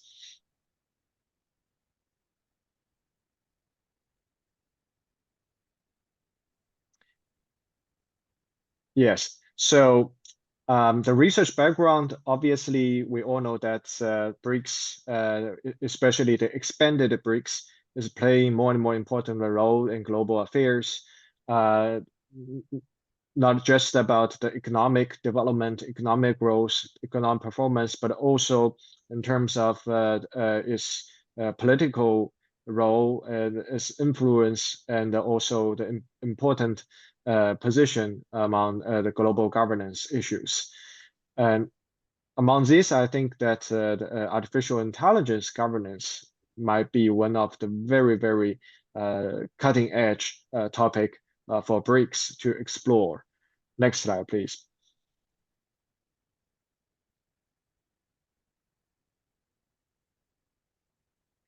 So this picture shows the expanded BRICS. I think you might be very familiar with. To save some time, I will just skip. Next slide, please. And this picture also shows the economic power of the BRICS, and especially the expanded BRICS. And it has been used widely in these 2 years. Next slide, please. So here comes the research question. I think on one hand, it seems that everybody is talking about AI and also AI governance. On the other hand, BRICS are taking the leadership role of Global South cooperation and development. So it seems that it is also natural for BRICS countries to promote AI and development and also AI governments. But what is the motivation behind? I think we need a clear narrative. And the second is that different BRICS member state as a country, they have different AI development strategy and also AI governance strategy. Whether it can be a collaborative efforts, this is worth discussion. And the third is that I think there are both internal and external challenges when BRICS have cooperation on artificial intelligence. And one of the challenges that has been already mentioned by our previous speaker. Next slide, please. So the third part is about the drivers first. I think there are several different kinds of needs from BRICS cooperation and also the member states. The first is, of course, development needs, as that AI will help upgrade and build our development. So in terms of industrial upgrading and economic transformation, I think obviously AI is playing a very, very important role. So not only for China, but also for other BRICS members, like what I mentioned here, Brazil, India, of course, Russia, they all need AI's help to improve their industrial performance. And also for other digitalization and also to achieve the sustainable development goals, I think there are a lot of important application of the AI. Next slide, please. And the other development motivation is the discourse needs. which means that we need to strengthen and expand our global influence as BRICS countries, also the leading power of global South cooperation. So in the past few years, we have witnessed several different rulemaking process. Discourse power has been increasingly dominated by developed countries through a lot of important initiatives like the G7 Hiroshima process, and also the Bletchley Declaration at the UK, and also the Paris Call at the beginning of this year. And well, we have some key concerns from the developing countries that there might be a global digital intelligence divide, and whether we can have the equitable access to technology. I think these are important questions that need to be answered, especially from the global South, and also among the BRICS will take the leadership. Next slide, please.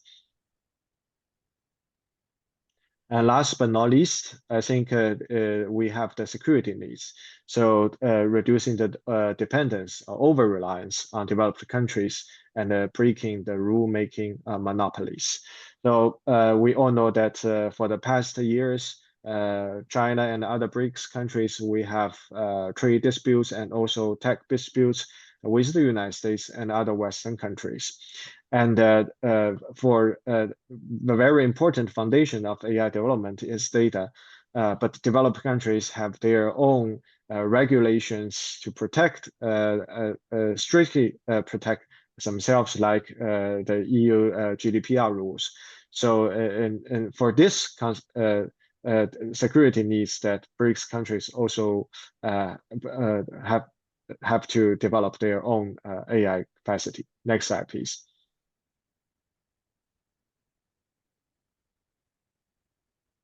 So here are some foundations for BRICS cooperation on AI. I'm sorry, I haven't translated the chart into English. The horizon is the list of expanded BRICS country, and vertical are the vertical are the list of the BRICS member countries, and the horizon are the national strategy, whether they have their own AI national strategy, and also the domestic regulation on AI, and whether they have their agenda for global AI governance. So in this chart, we can see that for all of the BRICS members, they all have their own national AI development strategy, and most of them have own AI regulation, domestic laws or domestic regulations. Next slide, please.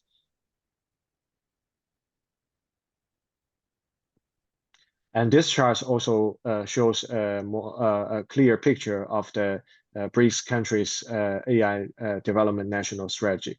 You can see from the timeline that, in fact, especially for China, UAE, and also India, Russia, these countries developed their own national AI development strategy 5 years ago or even earlier. And for other new members of BRICS, they also released their national strategy in the past 2 or 3 years. Next slide, please.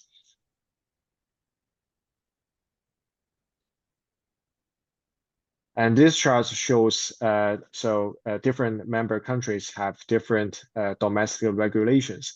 I think these regulations cover a very broad field. It's just not only about direct regulation of AI, but also regulation of, for example, internet data protection and also ethics. They are, of course, the very important foundations for BRICS countries' AI cooperation, and also for us to conduct research on how different BRICS members have different perspective on this. But maybe at the same time, I will talk about it later, that different domestic regulations will also become obstacles for further cooperation. Next slide, please.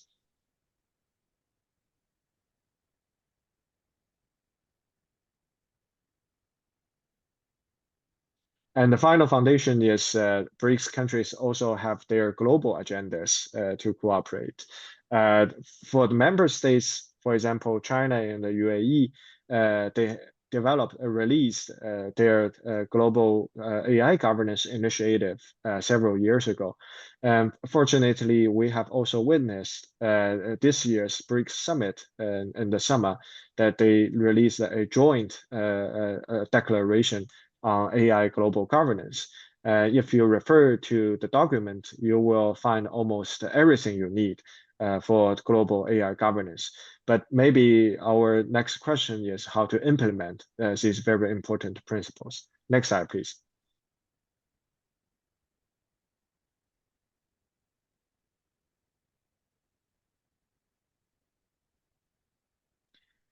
So my last part is about challenges. I will speed up. So I think our previous speaker also mentioned several very important challenges BRICS member countries are facing to cooperate on AI. So I will just talk about, for example, the first is the gap.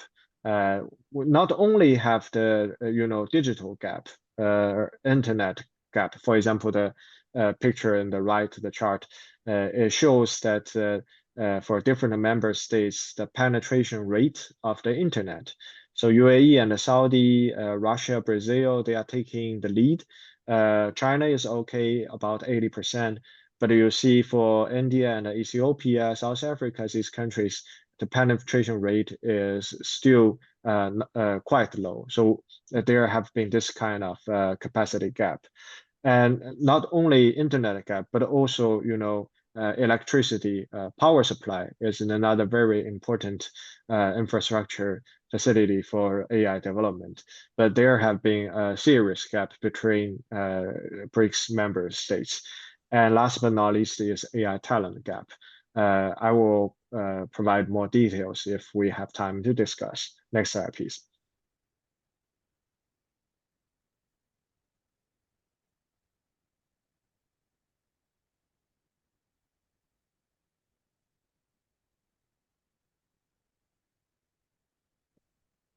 And I think not only the gap in terms of the physical or infrastructure problems, but also we need more coordination in terms of the soft power.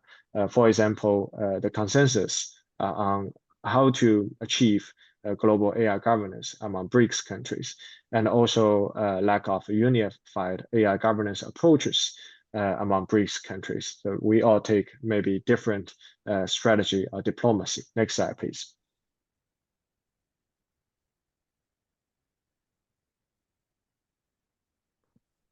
And last but not least, we're also facing serious pressure from developed countries. So there have been a lot of export controls, but also soft balancing competition against BRICS global South countries when they set up different initiatives and also global cooperation agendas in terms of different multilateral or minilateral cooperation mechanisms. And the member states of BRICS will also be affected by this competitive diplomacy. Next slide, please.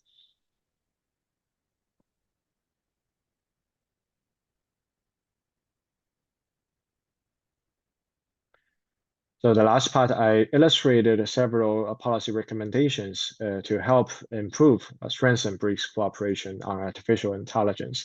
So due to the time limit, I will not go detail one by one, but in general, I think the aim is to respond to the challenges I have just mentioned, both internal and external challenges. And the final point is how to improve the strategic communication among BRICS countries, especially on the very important, urgent topic of AI development and global governance. I will stop here. Thank you very much. Okay. Yes, thank you, Dr. Jian, for being in time. And I think it's a comprehensive elaboration about the drivers, foundations, and challenges of BRICS cooperation on artificial intelligence. So now we are moving towards our next speaker. Next speaker is Professor Vasily Gromov. Deputy Head, Department of Data Analysis and Artificial Intelligence, Head of the Laboratory for Semantic Analysis, Faculty of Computer Science, High School of Economics. He is a Senior Research Fellow at the Faculty of Computer Sciences and International Laboratory for Intelligent Systems and Structural Analysis.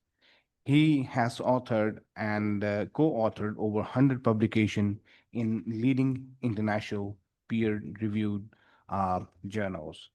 So Dr. Gromov will talk about to catch a bot, the large-scale structure of natural language. Dr. Gromov, Professor Gromov. Dear friends, dear colleagues, and first of all, I would like to say what is the motivation, what is the reason, ration d'etre of my today's presentation, of my today's speech. When it comes about dangers and risk that artificial intelligence brings to our society, we frequently forget about such usual and conventional things like bot. I believe you know that it is the artificial intelligence codes, artificial intelligence application that is able to generate text. As a matter of fact, our generation, even the younger generation with respect to generation of mine, grew was reared up on the text generated solely by humans. Starting from the fairy tales in the childhood to classical national literature canon in secondary school, to some textbooks, I don't know, in calculus in university years. Anyway, it was text generated humans, for humans, and with benevolent purposes. No, frankly speaking, I'm not quite sure about the benevolent good purposes of textbooks on calculus, but it definitely written humans and for humans. As a matter of fact,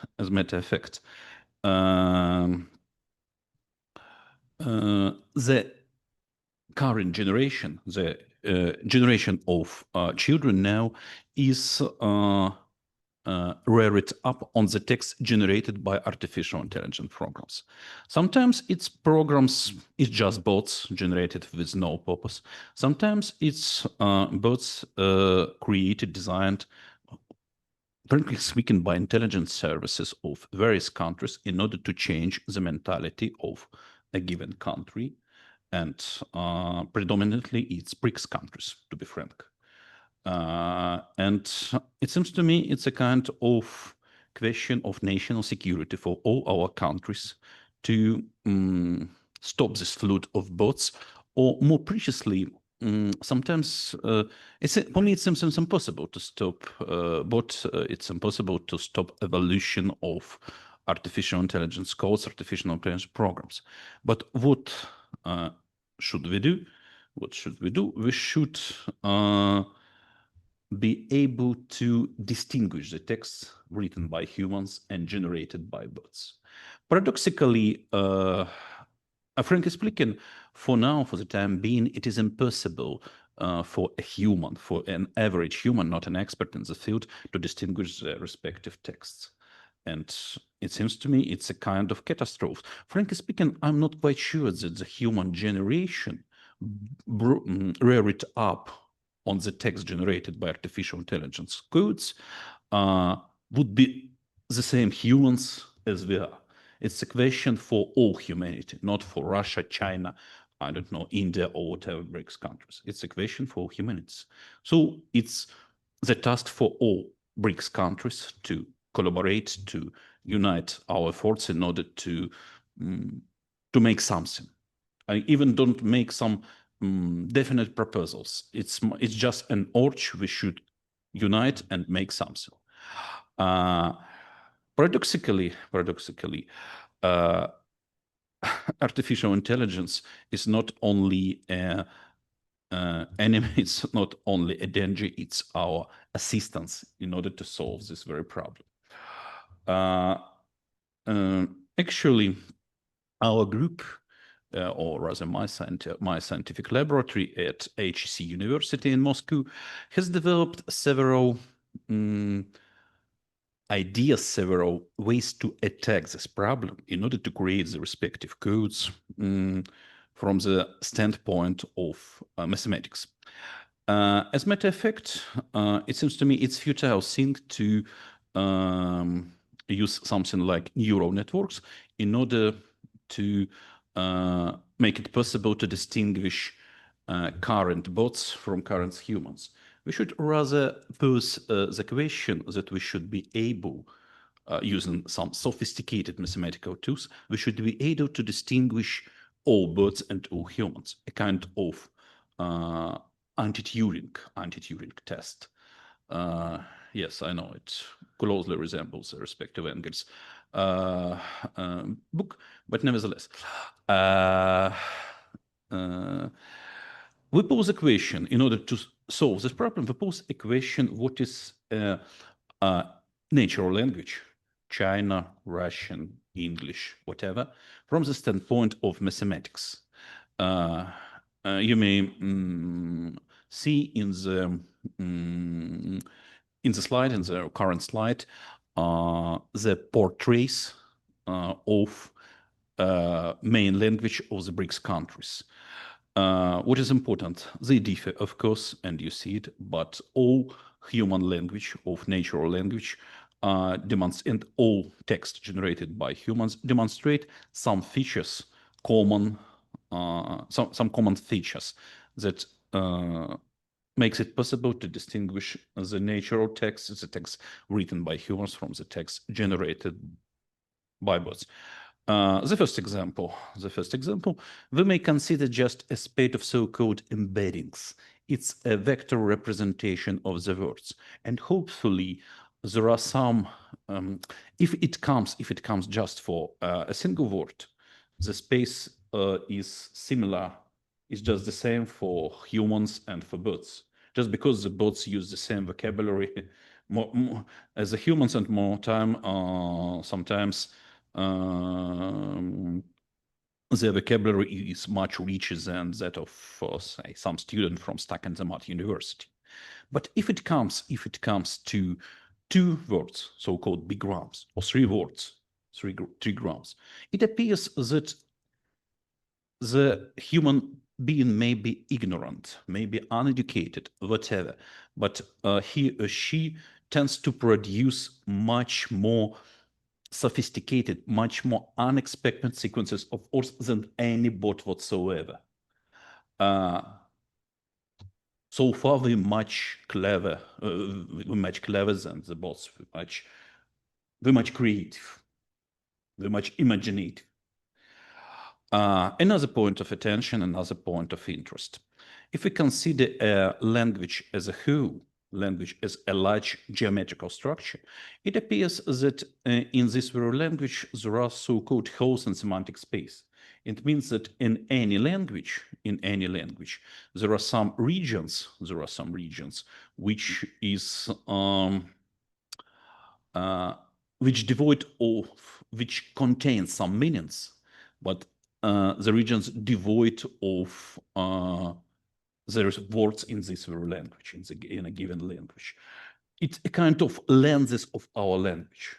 We cannot see something through lenses of our language. It's dark matter of our language. Frankly speaking, it's extremely interesting to compare languages from the standpoint, from this very standpoint, a kind of semantic classification of languages, much more interesting than conventional generative classification, genetic classification about the origin and some syntactic theories by Noam Chomsky or whatever. But and for example, in Russian language, a kind of whole Russian language. In English, we have two words: responsibility and accountability. In Russian, we translate it by the same word, ответственность. And frankly speaking, we even though educated Russian tend to confuse responsibility and accountability in English. And actually, we have a large hole on the fort in this very region in the Russian language. But if it comes to both, if it comes our ability to attack the problem, it appears that human beings tends to produce texts more close to the boundaries of these very holes, because these boundaries of these very holes is the way how a natural language evolves, how we develop the natural language, and respectively, we just try to make something with our language, we try to enhance it or whatever. Whereas both being, how to say, learned or rather taught or rather trained, even more exact term, trained things, they tend to be far from these regions.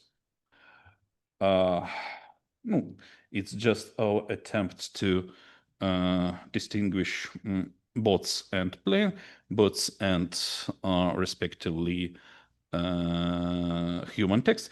And by the way, what is interesting in this very point, I'm not going to start long discussion about how we. Professor Gurmov, we have 3 minutes left. Very about it. It's just enough.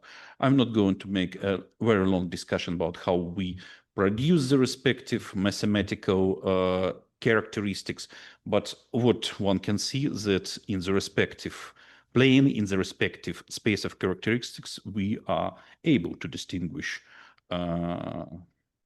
text written by humans and text generated by bots. Okay, very much. To summarize, it's bot detection. It's a problem that challenges all humanity as such, not separate countries, not only BRICS countries. We should unite to solve this problem. We shouldn't try to distinguish currently available bots from currently available humans, so to say. We should be able to distinguish all bots and all humans, and it seems to me it's a question not only of applied mathematics, but of philosophy, sociology, and all other humanitarian science too. And my third conclusion of consequence, that we should we should establish some international organization in order to control our problems, in order to control the texts which are read by our younger generation. Thanks.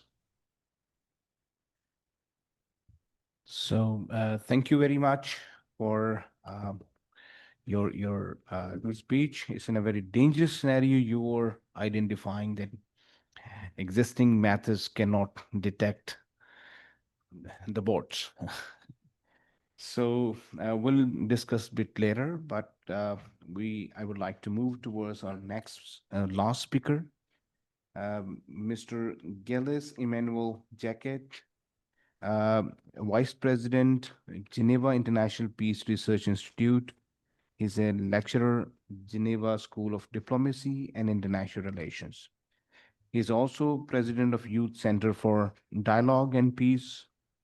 Jacquet is currently a lecturer in international relations at the Swiss UMEF University of Applied Sciences Institute, Geneva Business School and International Management School, Geneva. So he will be talking about the Western strategic communication against Russia. My name is Gilles-Emmanuel Jacquet, and my intervention will be about Western strategic communication against Russia, and I will give you a synthetical version of my article. So the gradual reemergence of Russia as a superpower and its growing opposition to Western and US unilateralism were accompanied by various crises in Europe, and they were most of them related to NATO's expansion and Western's interventions.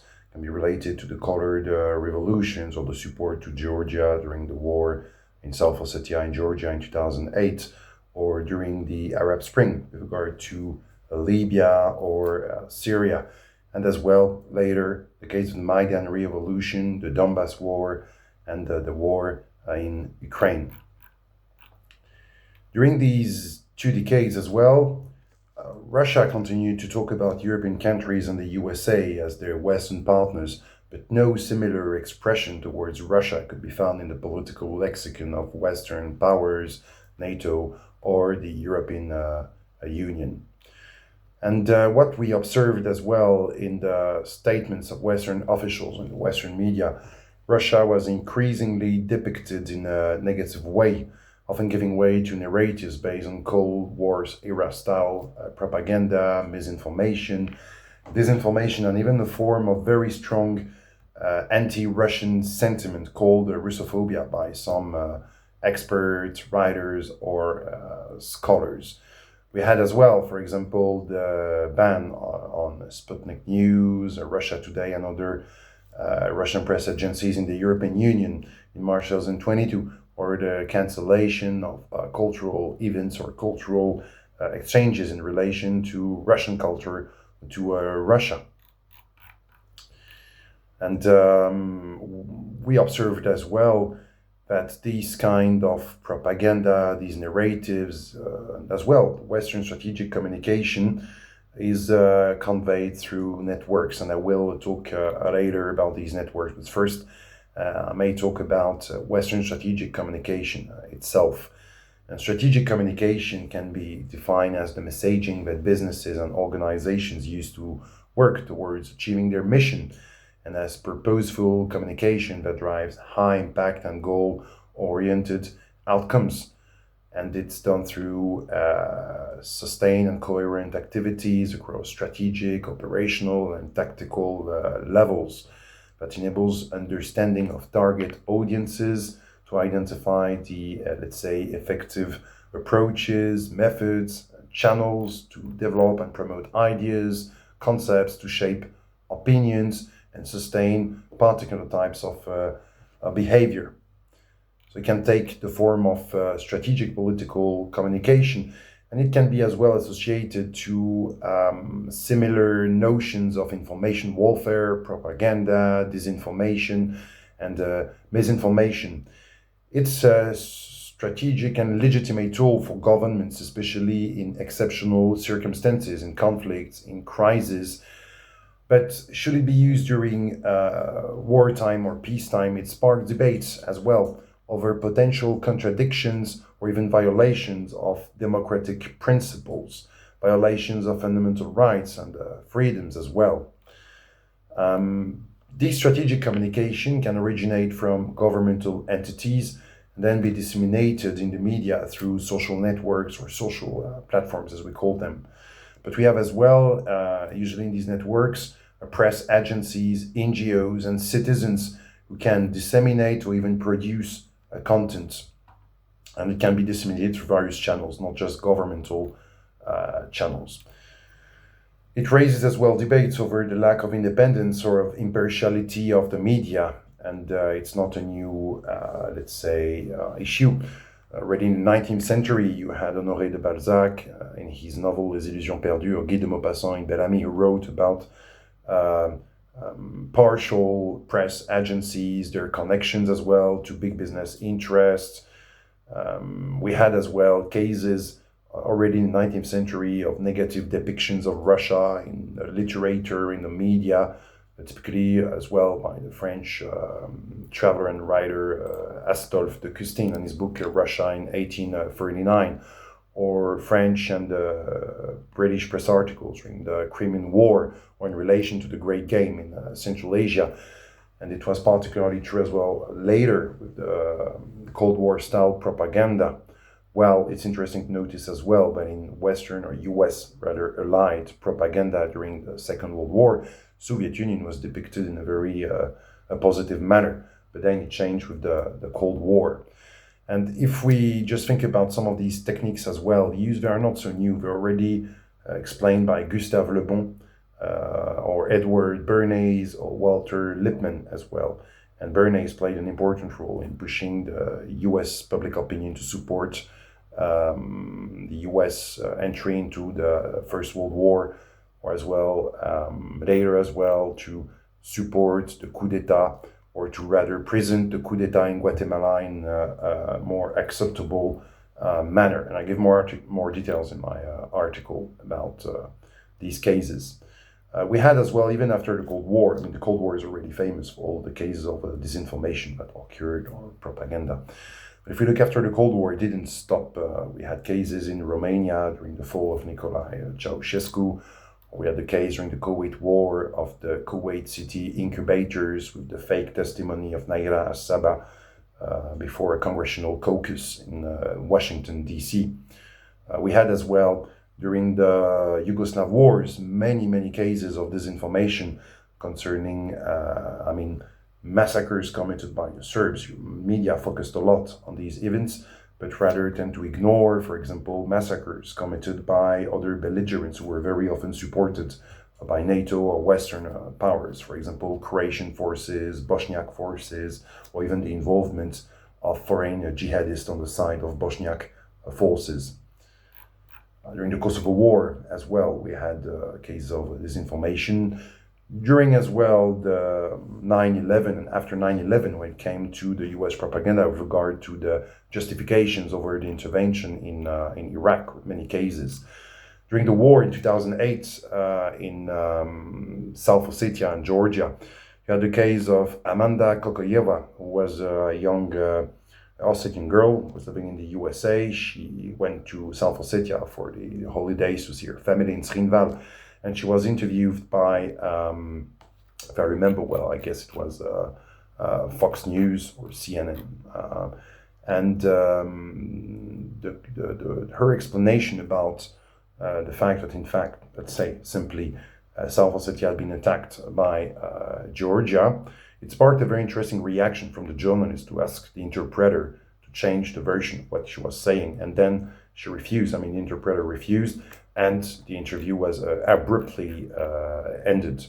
During the Arab Spring as well, with regard to the way Libyan rebels were depicted in the Western media, or as well the Syrian rebel forces or jihadist forces, cases over as well the use of chemical weapons.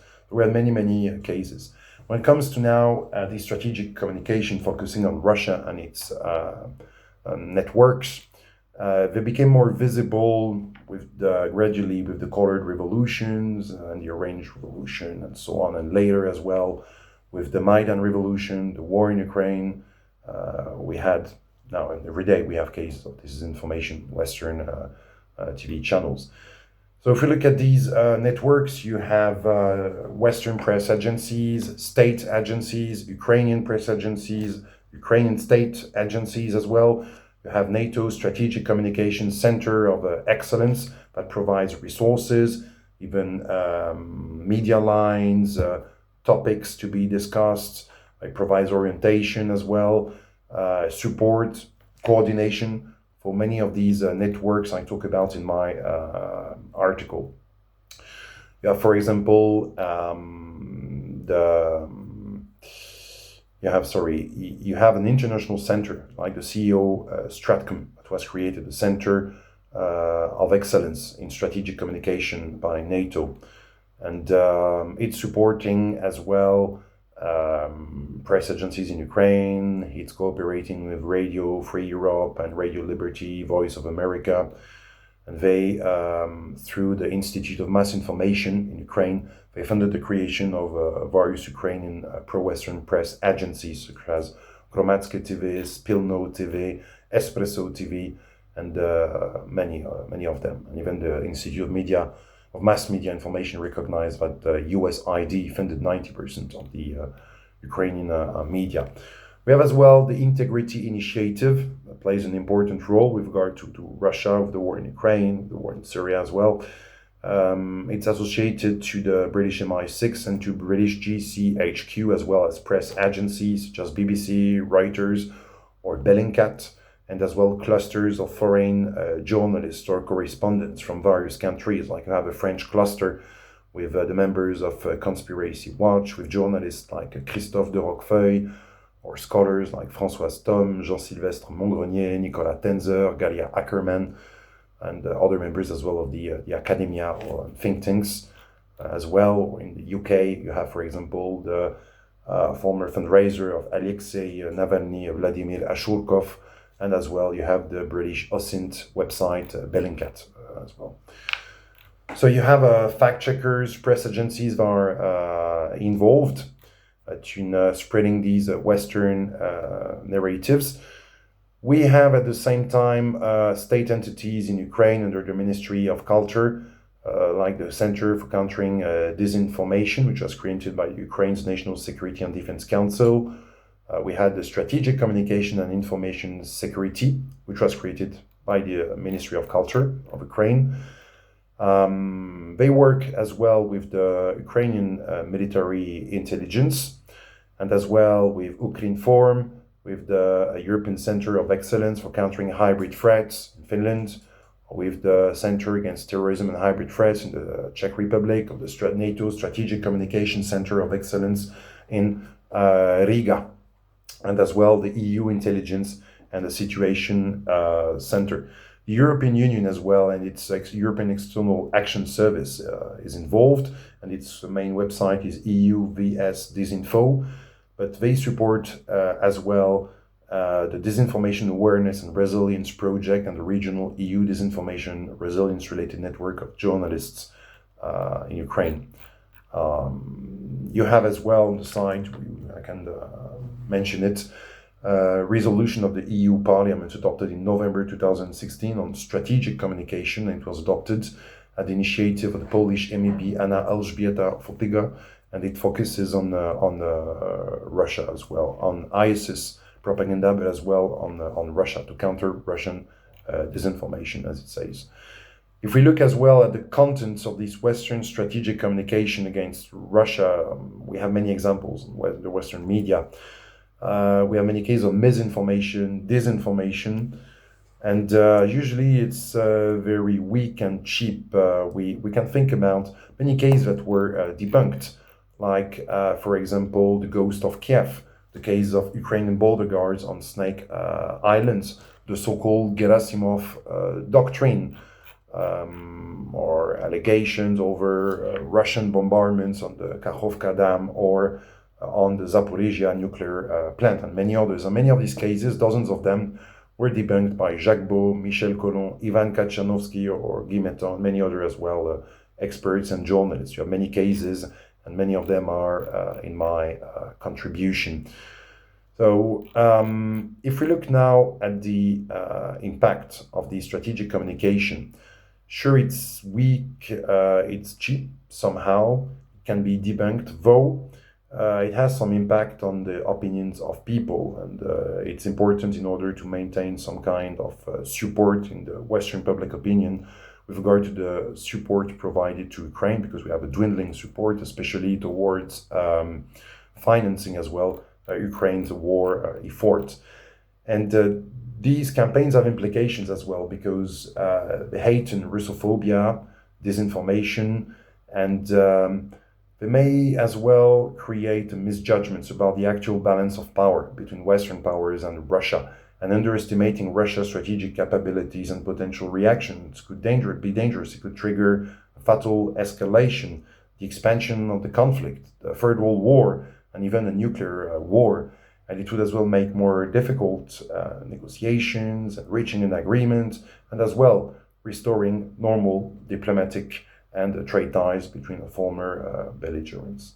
So I have more details in my article. Thanks for your attention. Thank you very much. So now it's a session for question and answer. Please raise your hand if you would like to ask questions to our Dr. Okay, we have just two speakers at this moment. One, Dr. Yelena, and second, Dr. Yang. So if you have any question from our panelists. No.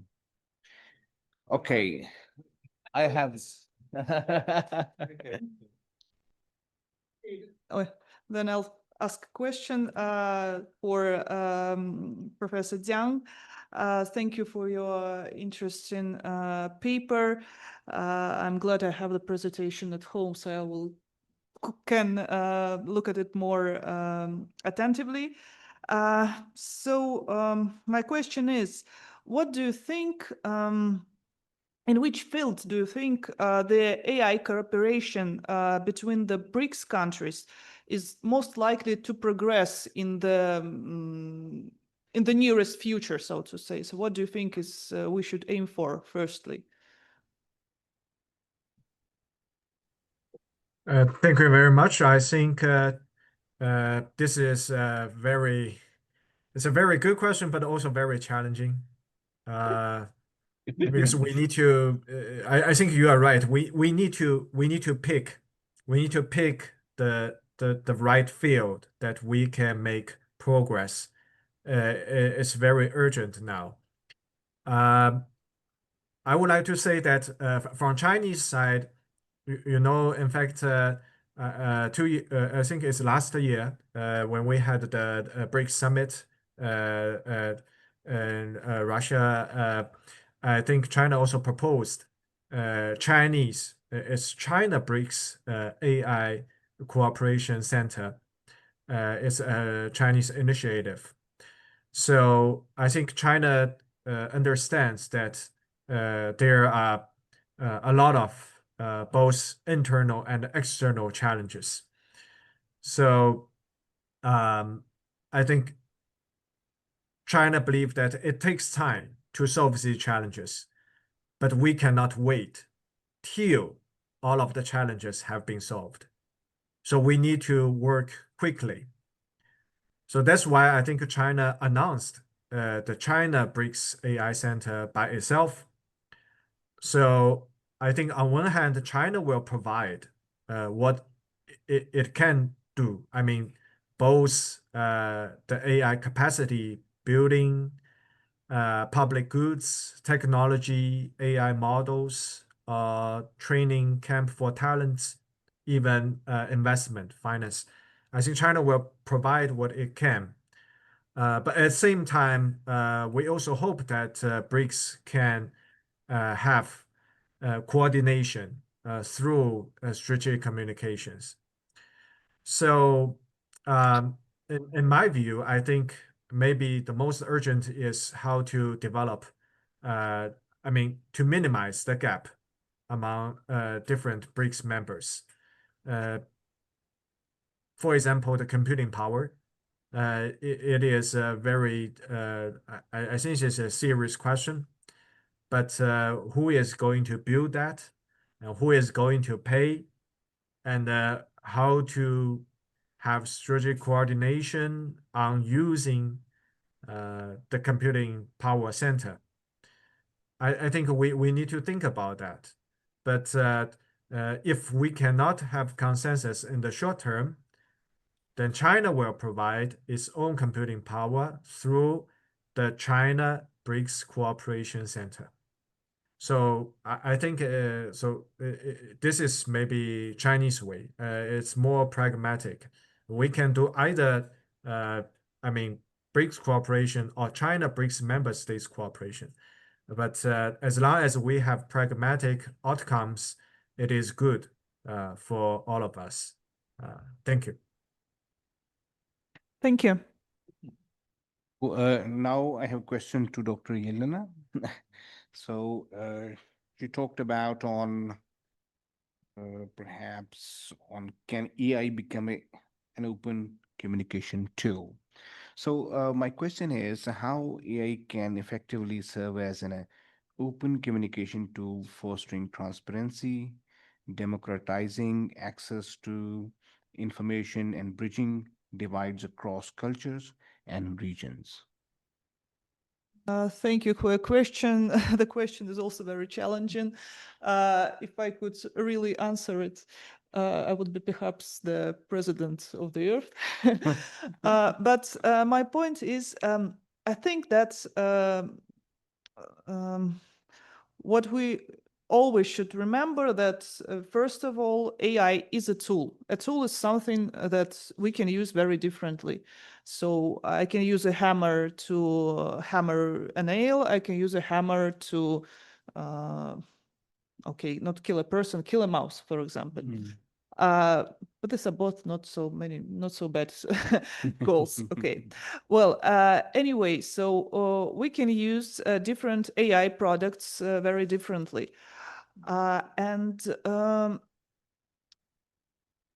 As Professor Pashintsev already told in his plenary session paper, how we use it is not the AI's problem, it's the human problem. The AI can facilitate, as I said in my paper, can facilitate some of the processes. It can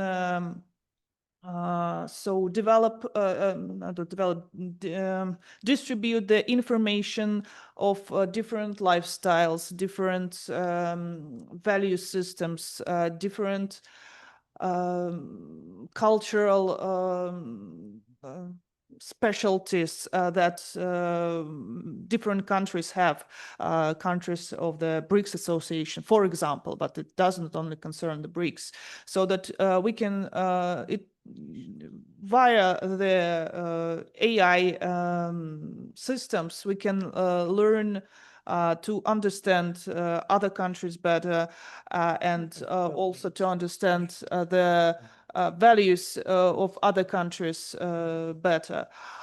But it is not what the AI does. It's like we can use the internet to send a message. The same as we can use the AI, we can teach it to send this message.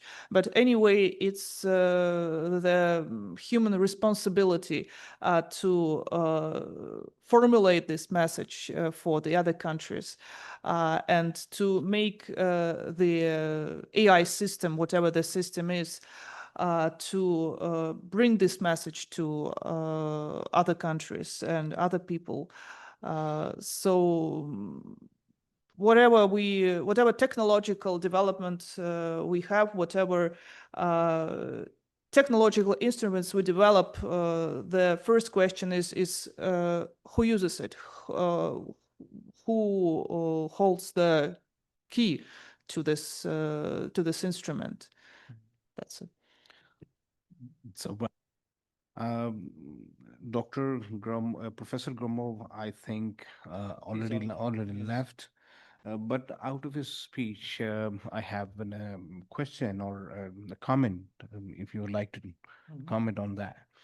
So, yes, by understanding the large-scale language structures, the BRICS nations, how they can detect, monitor, contract the influence of malicious bots and automated misinformation campaigns that threaten the integrity of their online narratives. This specifically in case of the geopolitical rivalry. It's so crucial in upcoming geopolitical tensions to deal with. So that's it. Okay, the same question I'd like to ask for Dr. John. So, two questions. What about the forthcoming days within 3-5 years? Do you consider that the challenges to BRICS, the internal or external, and what's the difference between the challenges of now and the challenges of the future perspective for 3-5 years, dependent from the level of the development of AI? If we reach, for example, general purpose AI, we have, but even some progress in general purpose AI will make AI challenges quite different. What's the prospects? Because we need to analyze not only the current situation, but the prospects for control, for regulation, within BRICS, keeping in mind the development of external and internal threats and the development of AI itself. Yeah. Thank you, Chair. I think this is a really important question. To be frank, I'm not sure whether I can provide a good answer to you right now. But first of all, I would like to point out, you know, it's very interesting if you refer to the joint declaration of BRICS this year. There is, I think in the end, there is a sentence stating very clearly that BRICS are very cautious on the AGI, artificial general intelligence. So they will be very, very, very cautious. So in fact, I'm not very sure about how to interpret this sentence. In China, we have, I mean, from experts, different experts' perspective, they have very different answers to AGI's question. So obviously, there are leading companies, technical experts, they are seeking AGI, and there are also voices saying that we should be cautious. It's just like at the international community, we have both people like Jeffrey Hinton, Joshua Bengio, who argue that it will be highly risky. But we also have, for example, the United States is conducting the Stargate and also losing this domestic regulation on AI development. So I think it is full of uncertainty. And this is a very, very important question. And to be frank, I didn't expect that, I mean, in the next 3 or maybe 5 years, I think I can only say that I hope through BRICS cooperation that, I mean, for BRICS member states, we can all improve our economic performance and promote industrial development. And AI might be very helpful, but at the same time, we need to be careful about the AI governance and to coordinate our domestic regulation. But it is a very important question, and we are just at the very beginning of BRICS cooperation on this. So I'm sorry I cannot give a very good answer now, but I think this is a topic that warrants further research in the next 2 years. Thank you.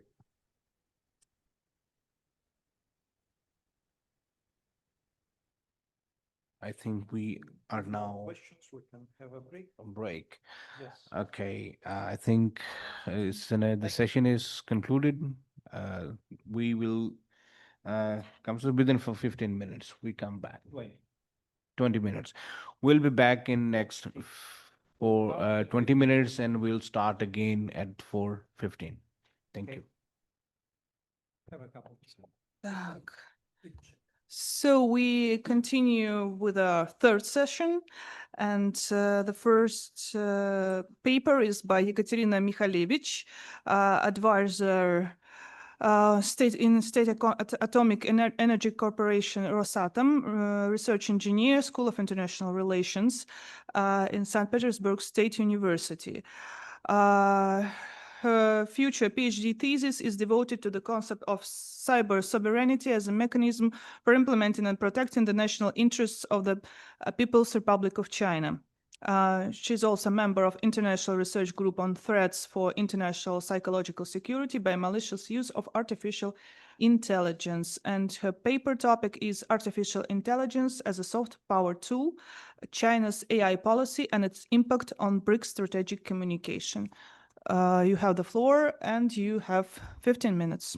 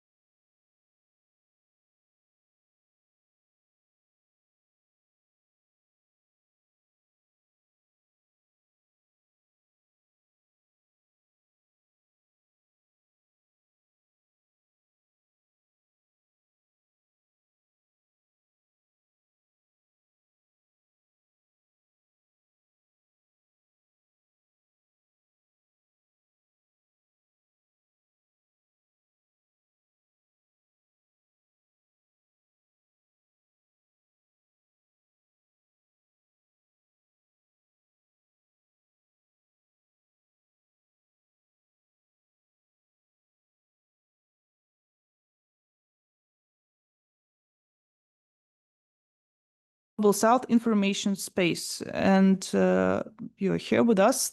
She's present here physically. Yeah, thank you. So you have the floor, 15 minutes. Okay, thank you very much for opportunity to take part at this very interesting event. And I want to talk on African countries in BRICS agenda and all this question of digital sovereignty, strategic communication, and actually the formation of information space for of the global south. Я не могу двигать, да? Ага, next, please. And I want to start this beautiful picture, cartoon. Actually, 100 years ago, American cartoonist and American Communist Party member Bob Miner drew this cartoon. And nowadays it was like rediscovered by a new generation and is now circulating widely on social media, particularly among the younger generation in the West. The cartoon is unofficially titled The International Slave Plantation. And we can see in the cartoon the three huge figures representing China, India, and Africa tower over the three elderly, already cowardly figures, these whips representing American, French, and British imperialism. And as well, you can see smiling Red Army soldier on this picture of the shoulders of these three giants in background. Russia's presence on this cartoon behind the three giants hints at its own ambitions and potential role in the changing balance of the world influence. That time, Russia presents in 1925, the Soviet Union had recently emerged onto the world stage and positioning itself as an anti-imperialist and revolutionary force. Here, Russia's role can be seen as both an ally of these oppressed regions and a power waiting to challenge Western dominance. While the Soviet Union did subsequently support anti-colonial movements during the Cold War, its inclusion in the cartoon emphasized that the geopolitical struggle was not only between the West and its colonies, but also concerned competing global ideologies and power structures. And I think it's very close to the understanding of strategical communication. Miner's cartoon was largely prophetic, and over last century, the balance of power has undoubtedly shifted. The problem is, and discuss it in the internet sphere, in social media, where we turn in wrong direction. And now we're nearly at the same position like at this cartoon, which was created 100 years ago. Unfortunately, at the end, it must be said that this cartoon remains sadly relevant. It is as if no radical and indisputable changes have taken place in the last 100 years. And all the power struggles are still ongoing, and the same actors at the stage again. Like nothing to change for 100 years. The Western world's desire to maintain global economic hegemony affects African countries, but the same applies to post-Soviet Russia and China, and actually, honestly speaking, nowadays India as well. Next, please. And now some words about not change. Waiting. Okay. And I start to talk on the very actually controversial and not universally recognized term as global South. You see the map, not mine. I not agree, not about BRICS, the map of global South. It's not. I'm not the author of this map, and I maybe not agree, but it's easy to see how it looks. The meaning of Global South is contested. This academic literature revealing at least 5 distinct conceptual approaches. The most prevalent interpretation, but often implicit, equates the term these developing countries. Nations characterized by shared socioeconomic features, including lower per capita income and limited industrial development. What's interesting also that this global south, the search of global south, often use it without questioning the term implications. And if we, for example, stark contrast to the study of Western subjects, we never frame it in parallel terms like global North research or global West research. It's pity. I think we should use this global West term or concepts as well together with global South. And this is again the question of strategical communication. The concept of global South traces its origin from late 1960, from USA-Vietnamese War. Was created by American left-wing political activist Carl Oglesby, and he improve this term just to describe this Vietnamese war as a last fight between North and South. This notion emerged in the broader context of Cold War geopolitics. Therein, the terms First World, Second World, and Third World were used to categorize countries. The First World referred to advanced capitalist nations aligned to these United States and NATO. The Second World denoted socialist nations led by the Soviet Union, and the Third World encompassed developing countries, many still under that time under colonial or neo-colonial influence.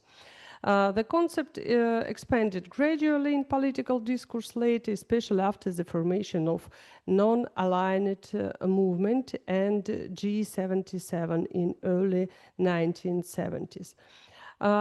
Importantly, the term global south is not strictly geographical. I think not geographical at all. For example, the largest two countries of the global south, China and India, are located entirely in the northern hemisphere, and nowadays it's very difficult to categorize them like developing countries in different dimensions. The recent reluctance of many leading states in Africa, Asia, and Latin recent appears again this term because of recent reluctance of many leading states in Africa, Asia, Latin America to support NATO position on the special military operation in Ukraine. And this is again brought the term global south into international spotlight. To understand the global south, it is important to recognize that it comprises non-Western countries that are distinguished not only by geography, but also by their shared history and experience of Western colonialism and neocolonialism, as well as their ongoing effort to protect their sovereignty. Contrasting again to the global south, we should use term global west as well. And I think these two point anti-colonial struggle against colonialism and neocolonialism, and attempts to protect their sovereignty. Maybe this is the two main ideas inside strategic communication, as a content of strategic communication. Next one, please. And somewhat about Africa and BRICS, and African countries have high hopes for development of BRICS group. And for them, the most promising area of multilateral cooperation within the expanded BRICS is digital security. 4 of the 5 new members countries, Iran, Egypt, the UAE, and Saudi Arabia, share their headline approach of the association's leaders, Russia and China, to the implementation of digital sovereignty at a conceptual level. This, as well as the cross members of Russia, China, Iran, and India in Shanghai organization, will allow for great ideological consolidation within the association on issue of international information security, creating the conditions for more active practical cooperation, and so on.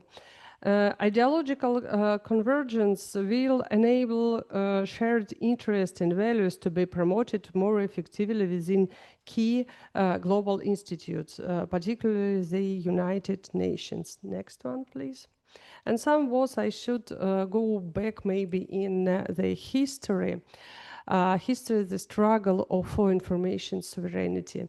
And at this point, I a bit pessimistic because in the history of the countries of the south, of the global south, there was a moment when they, and I can say we, lost it all. all think. In 1970s, 1980s, that was a period that country of third world that time, within a non-aligned movement, raised the issues of global inequality in media and information exchange and Western agency dominance and the stereotyping all the narratives about the global south and negative projects of all these countries. To support them, the Soviet Union played a very active role, as well as UNESCO, and there was created a MUAI Commission, which was very active and created a new report about the new world, a new information and communication order that was adopted with applause by the countries of Africa and Asia, but parallel start the process from the I dare say global West, just to stop this movement. The main goal of this movement was somehow protect developing countries from the Western influence, and especially from transnational corporation. Actually, it was like a sort of cultural imperialism. But finally, they try to stop this process. USA and United Kingdom even withdrew from the UNESCO, and later UNESCO was like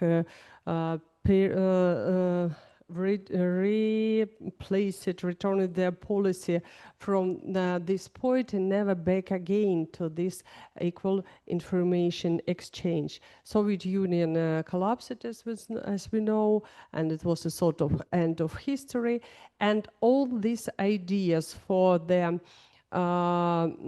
justice in into information order, all idea was just lost for some times. Next slide, please.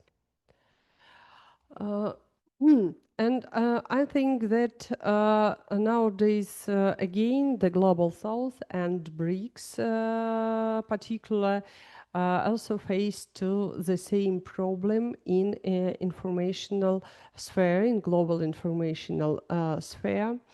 Africa is becoming perhaps a key element of the BRICS strategy to form a multipolar world through digital sovereignty, strategic communication, and alternative information space. These initiatives control historical grounded dependence on Western media, and not just in questions of content, but at technological questions as well. This is a structural injustice in the information system, and West-centric narratives exist all around the world and marginalize not just global South countries and perspective, but Russia as well. Actually, all non-Western world. And in this case, Africa again looks at the BRICS, this very huge waiting and hope the situation can be changed. And I think last one slide. Here necessary to think about them, not yet, necessary to think about what it means, information sovereignty. The truth is that one not exists without another one, and digital independence become enduring only when grounded in cultural sovereignty. And True sovereignty unites technological independence with cultural self-definition. Still exists some doubts or not consolidated opinion about what is informational sovereignty, how we can exist in this, but it could be described by from 2 points, by 2 dimensions: technical, national media, software, networks, digital infrastructure should be created, and as well ideological. Not forget about ideological. It means not such political ideology, but it means cultural identity, national values, state information policy, and social cohesion. Promoting Africa's digital sovereignty within BRICS requires a strong public-private partnership. Again, huge investment in infrastructure, education, and literacy. Not just digital literacy as well, but the literacy as it means it is. Coordinated institutional development on cybersecurity and information exchange. This is essential for secure and independent digital ecosystem. Necessary to develop independent media platforms, national media platforms to support national technological innovation, and again to bring African voices in global communication space. And why is so important cultural sovereignty? It enables nations to protect identity, memory, tradition from external influence while fostering a self-defined vision of modernity. I think I can stop here. Thank you very much. Time is over, I think. Yeah, thank you very much, and thank you for being on time. And we are moving to the next paper.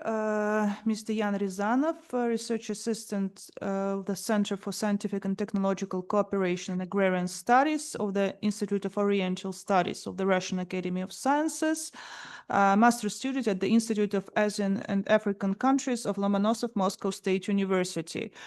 His research interests are human capital in Bhutan, science educational system of India, technology in India with priority of artificial intelligence.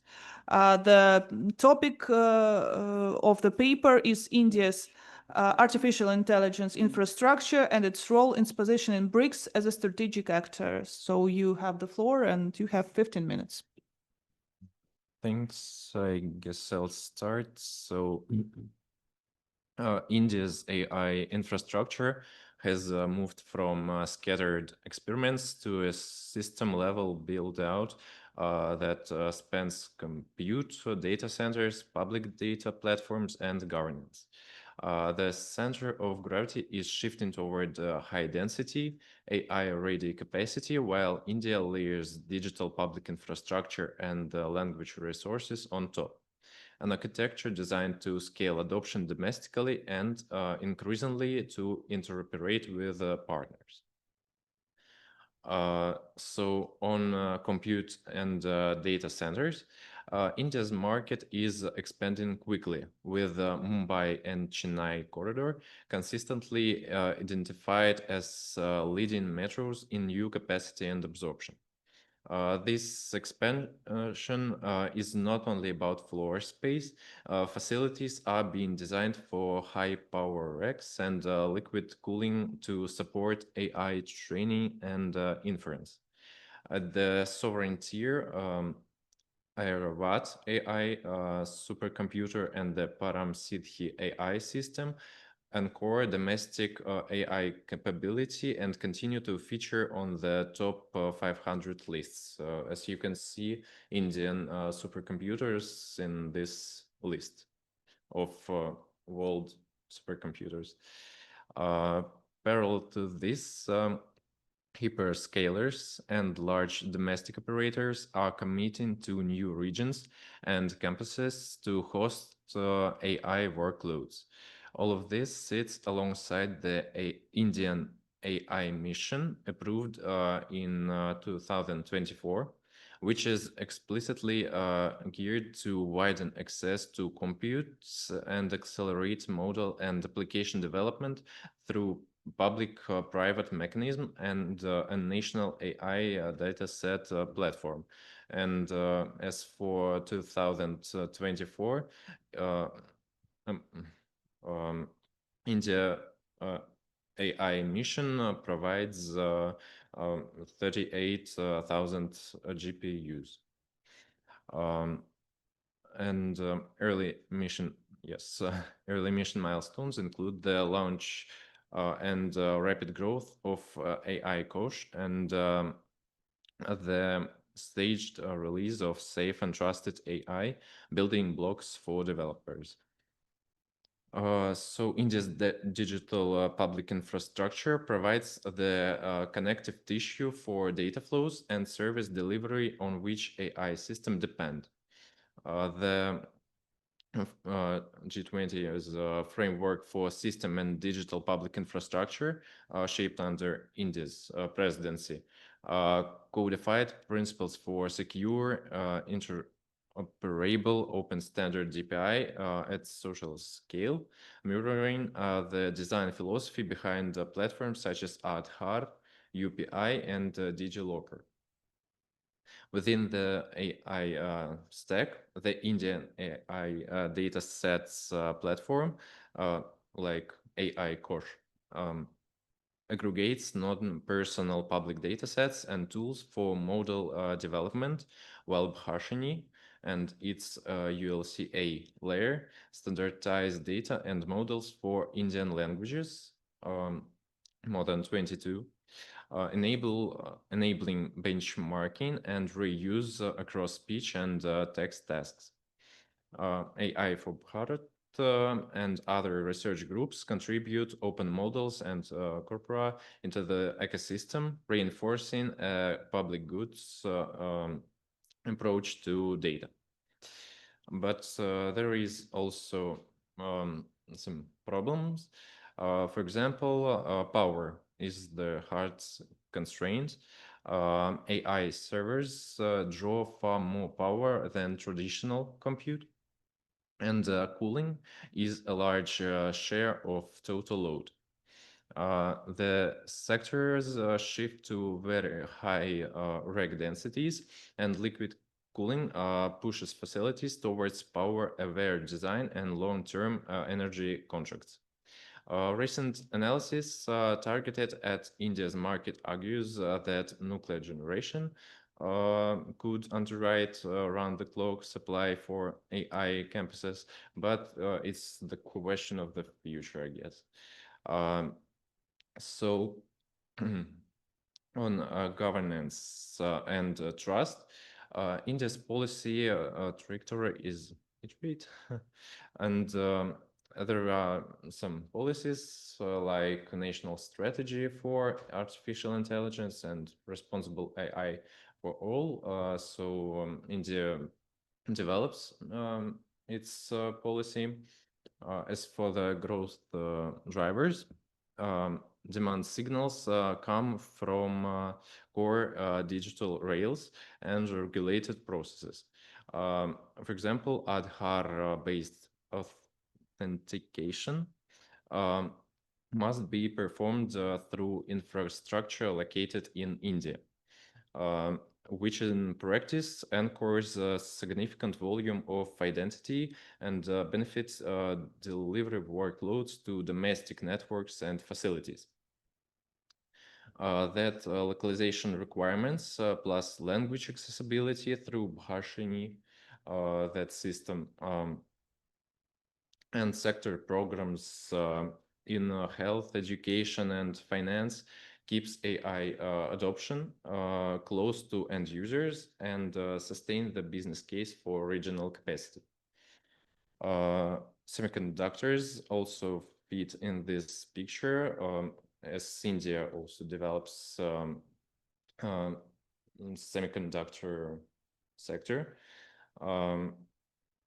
And under some schemes also, like India's semiconductor mission and design-linked incentives.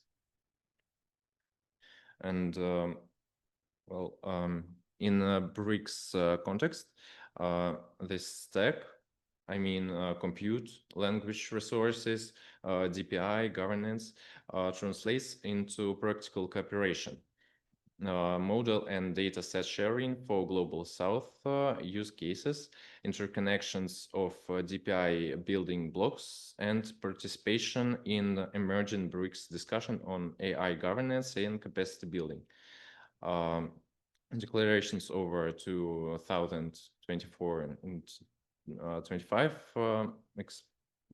explicitly flag AI and the digital economy as areas for joint work, and so overall, India's trajectory is to pair power-dense compute with the public digital rails and the language infrastructure, steer it with principles first governance, and link it to the regional initiatives. The emphasis is on systems that can scale technically, linguistically, and institutionally, while remain operable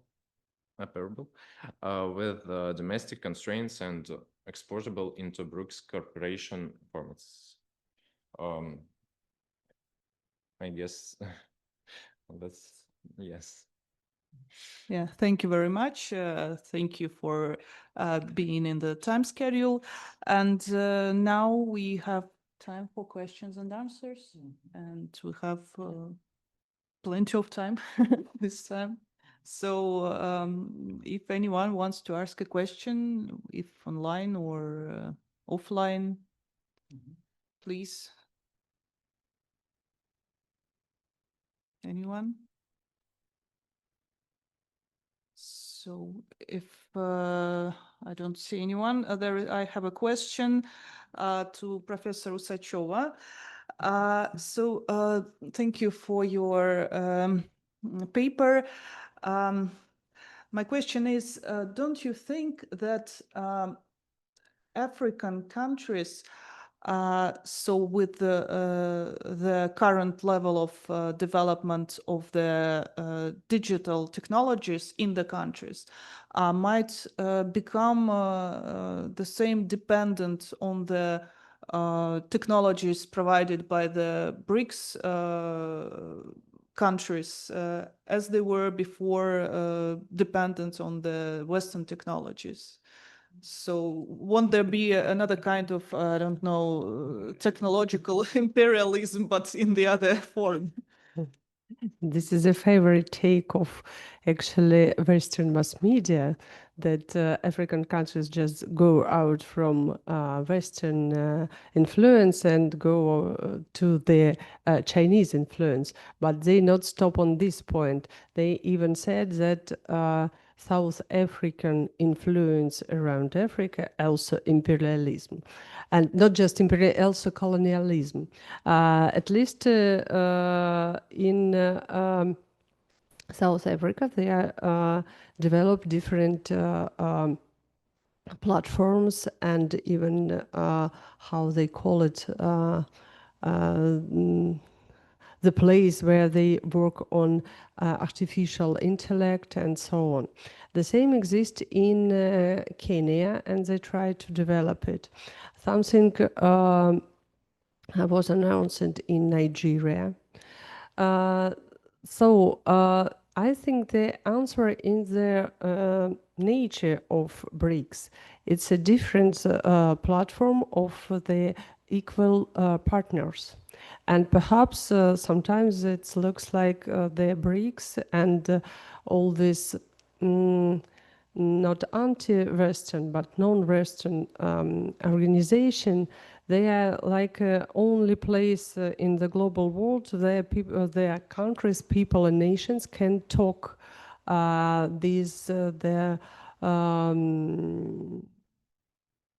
with attention to the each other opinion. So I hope that the nature of BRICS and BRICS country not move to the new stage of colonialism. No evidence at this moment that this exists, but the topic of neo-colonial influence of China, of India, of Russia, and even South Africa in Africa, this topic exists, especially in the Western media sphere. That's true. And necessary to be very careful this topic. Thank you. Thank you. Does anyone have questions for other speakers? Yes, and I have another question on the same on Africa. Yes, African countries are increasingly engaging with the BRICS agenda. South Africa and now Ethiopia is also part of it. And to advance their interest in digital sovereignty, strategic communication, and shaping a new information space aligned with the global South perspectives. So, how their participation reflects in a desire to diversify global alliances, challenge Western dominance in digital infrastructure and information narratives, and promote development-friendly digital policies. Oh, thank you very much for these questions. It's very complicated. I think that maybe first point to develop own digital platforms and different programs in artificial intellect in the BRICS countries. And after that, maybe that could be used in Africa. But after that, maybe African countries also can develop something like this. The beginning of 21st century was like a rise of the how to say is the word? There was very optimistic time for African information sphere because of implementation of mobile internet and digitalization at all.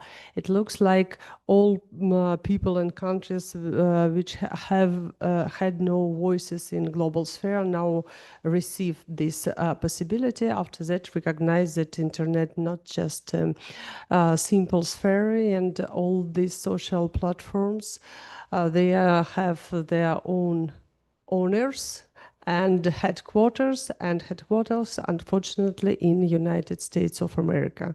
This big tech influence still exists, but still mobile internet in Africa, where just internet was very difficult, mobile internet in Africa create new sphere, like a new landscape to communicate among people, even for banking, for different social platforms and social initiatives. They just can communicate on the low level without the state authorities, and it was something very, very new. The way to the justice in information sphere, the fight this inequality in information sphere, it's not easy way, and I said already that I am not very optimistic,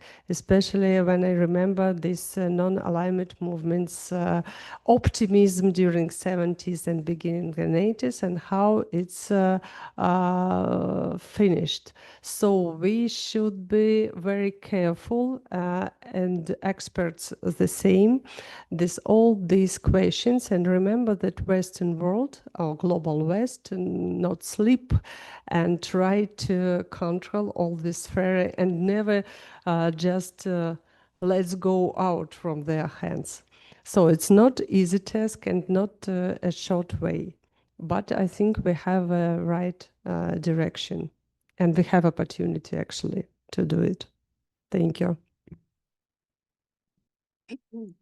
Any more questions? I'd like to ask you, Jan, about the infrastructure projects in India from the point of view of ownership. So, private ownership, state ownership. What foreign companies take part, the decisive part in the ownership of this infrastructure? Whether it is foreigner from the West, how is it positioned in the interest of BRICS? If it is a production of India and China, for example, partly, I know some sites are done with the help of China. It's another case. So could you tell about this? Well, thank you for the question. Yes, there are maybe three parts of this ownership. Firstly, it's governments. I mean, this India AI infrastructure, and it has, well, data, this 38,000 GPUs and so on. As for the private ownership, there are some private companies in India, but I'm afraid I didn't find exact data about their capacity, but they are, I can surely say that they are not worldly famous. They're locally, they are Indian, and I guess I can say that they do not collaborate with other countries much. As for the other, for example, foreign investments, there are lots of news about that. For example, AWS, Google, Microsoft, they plan to invest in India billions of dollars. As I remember, AWS $13 billion by 2030, Google $3 billion just in 2 years, and Microsoft $15 billion by 2030. So maybe they're, I can say that they are the main driver of data center capacity in India, but they play significant role in this sphere in India. Okay, thank you. So anyone has questions? So if not, that we will end this session here, and we'll meet in 15 minutes or so then we have, yeah, then we have a lot of time. So it's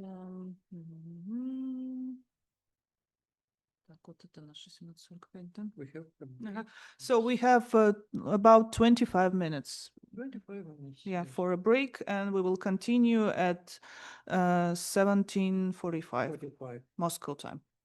Yes. Yeah, Yes. so yeah, stay with us for just the final session.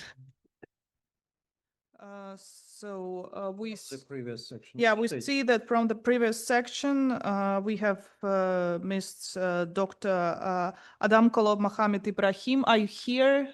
Can you present your paper now? Okay. So good evening or good morning or good afternoon, everybody.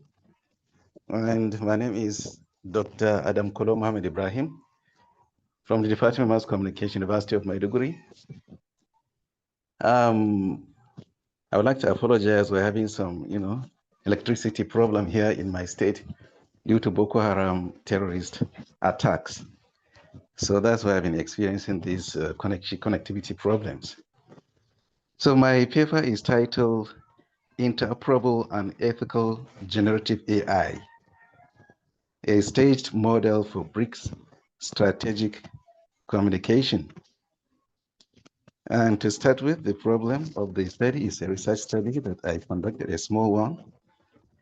And the problem, includes some three important points for us to take note of. Generative AI enables rapid multilingual messaging and automated analysis. Simultaneously, it increases risk of synthetic media mistranslation and rapid disinformation spread. Also, BRICS faces stark capacity asymmetries that shape both opportunity and vulnerability. So generative AI is changing how states produce and distribute messages, such as automated translation, content generation, and near real-time monitoring are now possible. Yet, these capabilities introduce operational and epistemic risks, such as synthetic visuals, unverified outputs, and rapid amplification of falsehoods. BRICS is particularly important here. The bloc is expanding its global footprint in Africa, in Latin America, and Asia, but members exhibit highly unequal resources, unequal language assets, and procurement choices. This uneven base determines whether AI becomes the instrument for coherent multilateral messaging or a source of reputational exposure. At the next slide, I propose some three important questions for us to ponder often, for BRICS particularly to ponder often, and maybe think of how to solve these questions or how to solve this problem. And question one, how are generative AI tools currently used across BRICS-related actors? Question two, what barriers impede interoperable adoption? Question three, what governance model reconciles capacities asymmetries with ethical imperatives? And the discussion is a study focused on three practical questions. As I said earlier, first, I cataloged existing use cases of generative AI across BRICS-related actors. Second, I identified the main obstacles to interoperable adoption, namely technical, institutional, and normative. Third, I tested a state governance model intended to reconcile difference in capacity while embedding ethics and accountability in joint operations. Now, the methods of the study, the small study that I conducted, the methods include some points: comparative multi-method case design, document analysis, including summit, communiques, new development bank, that is NDB materials, national AI strategies, and procurement notices. Next point is semi-structured interviews conducted with 15 experts across Brazil, India, including Nigeria, Saudi Arabia, and South Africa. And analytic methods include discourse analysis, process tracing, and thematic coding. So I triangulated documentary analysis with expert testimony, and documents provided institutional signals and procurement evidence. Interviews provided practitioner insight into pilots, constraints, and incentives. So coding was iterative and reflexive, producing analytic themes that map onto the preferred staged interoperable model, which I will present it in due course just shortly. And the next slide is a finding of the small study that I conducted. And the first finding, capability asymmetries. You have marked capacity differences determine adoption paths. Advanced ecosystems, for example, in India and Gulf actors in the sample, in-house methods and multilingual monitoring. And middle tier, we have broadcaster-led open source stocks, including for Brazil and South Africa, for instance, and a low capacity, which has to do with Nigeria, some countries like Nigeria, which is though not yet member, but we are hoping that it's a potential member and a potential big player. So the first key finding is straightforward. Capacity matters. Actors with domestic AI ecosystems sustain routine social listening, control over model deployment, and the capacity to run pilots. Middle-tier actors depend on broadcasters and open source solutions, which can be effective but lack cross-agency interoperability, while low-capacity actors, like I mentioned, like Nigeria, for instance, face practical barriers such as limited compute, few language corpora, and reliance on external donors. And these can contain or constrain both production and verification functions. These asymmetries generate both dependency and procurement, and vendor choices shape later affordability prospects.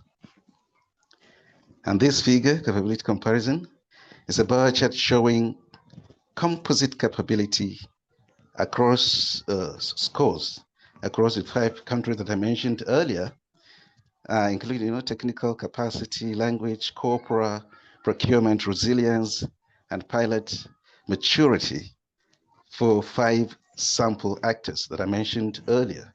And you can see on the slide the name of the countries. And this figure details coded indicators into a comparative score. Note the spread, please. Advanced actors score high across technical capacity, procurement, resilience, and pilot maturity.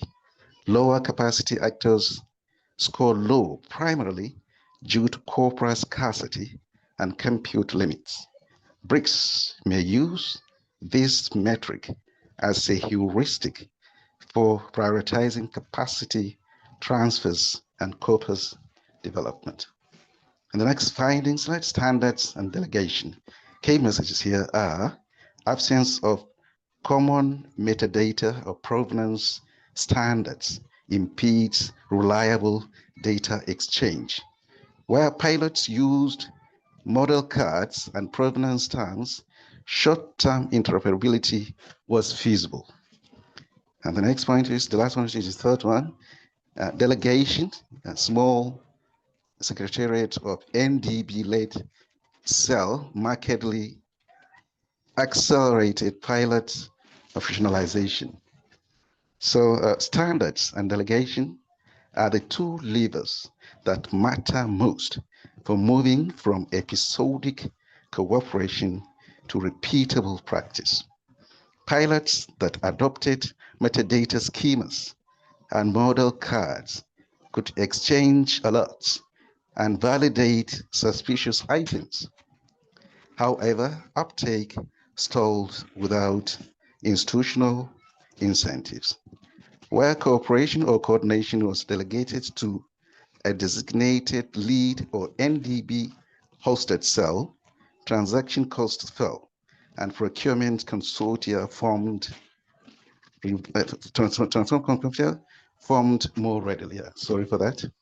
And this slide is also thematic, frequency still on the findings. Thematic coding across interviews shows recurring emphasis on standards, ethics, and capacity, thus validating my focus on staged practical reforms rather than abstract principles for BRICS to move forward, at least in terms of strategic communication, to compete with other blocs in the world of today. So the distribution guided the design of the staged model I will present in due course. The next finding is ethics of rationalization, and key messages ethics matter only when concretely operationalized. Effective practice and declarative ethics without tools yield little stakeholder trust. The interview evidence makes clear that ethical commitments gain traction when turned into instruments model cards, explainability checklist, mandatory editorial review, and transparent governance provenance stamps.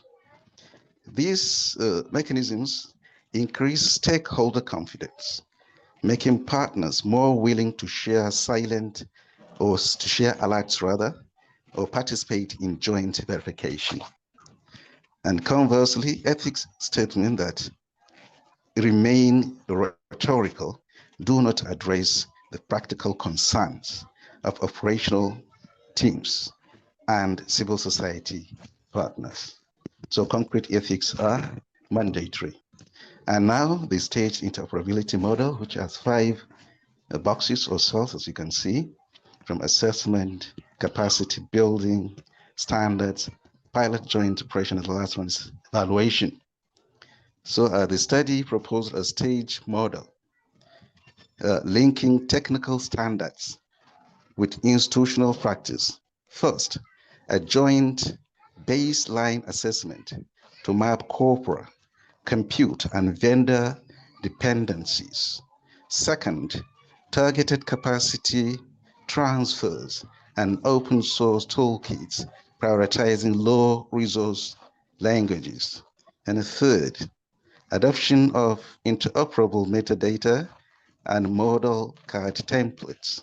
And fourth, pilots coordinated by a lightweight BRICS AI communication cells to validate procedures and procurement consortia. And fifth, which is the last one, independent evaluation with civil society representation to ensure accountability and learning. Now, recommendations, we're now running up. Immediate actions for BRICS to immediate action. So operational priorities are immediate. Finance baseline via new development bank instruments. Fund corpus development for low resource languages and distribute open source toolkits. Run tightly scoped pilots that adopt metadata and provenance templates with clear key performance indicators, KPIs. Delegate coordination to a small BRICS AI communication cell that can broker procurement consortia. And finally, institutionalize independent evaluation panels with civil society participation and publish tool registries to enhance transparency and trust. And now implementation timeline and success metrics. We propose 12 to 24 months timeline from month 0 to month 3 baseline, from 4 to 9 capacity transfers and toolkit deployments, 10 to 18 pilots and metadata adoption, and 19 to 24 evaluation and scale up. And the KPIs, that is the key performance indicators, may include the following: number of corpora built, pilot interoperability tests passed, provenance stamped outputs, and independent audit reports. So a pragmatic 12 to 24 months time frame can deliver demonstrable capacity improvement. Use clear KPIs corpora created, interoperability tests completed, percentage of AI-assisted outputs bearing provenance stamps, and published independent audit results.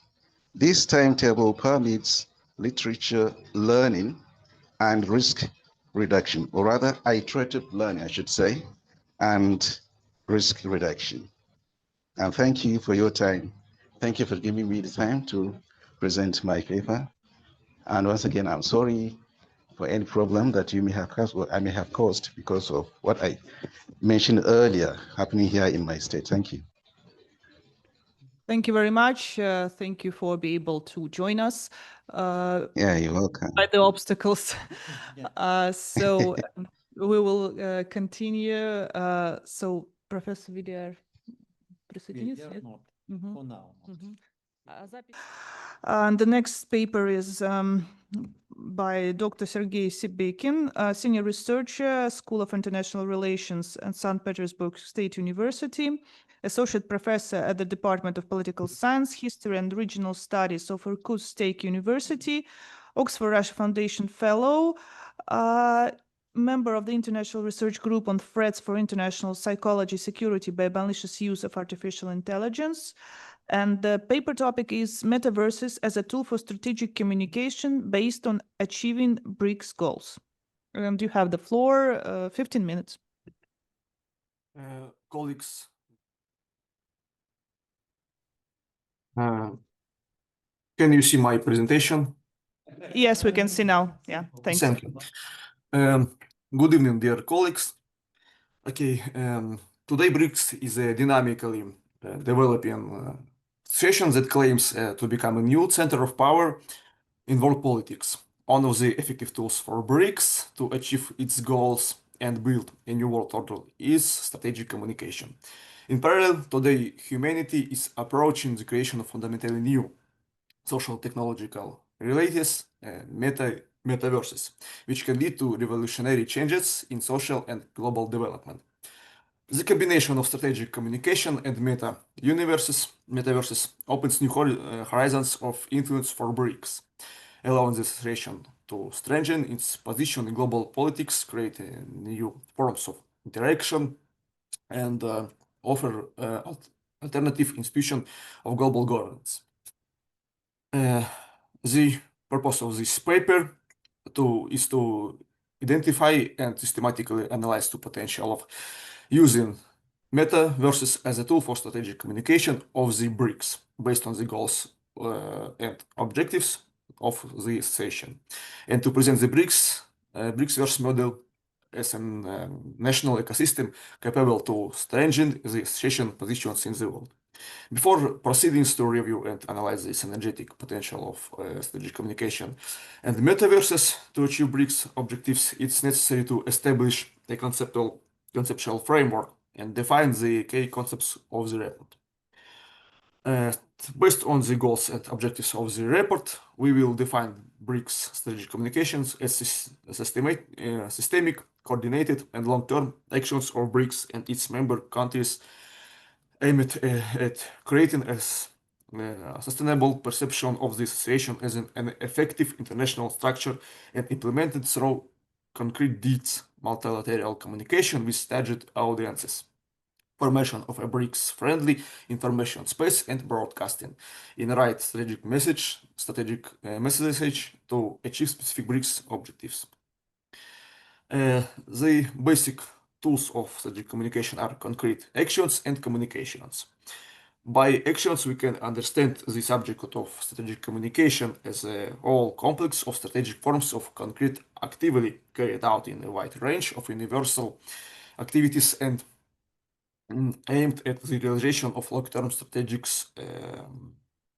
goals of the subject of strategic communication. This can be the implementation of major projects, international initiatives, negotiations, action plans. Communication is the process of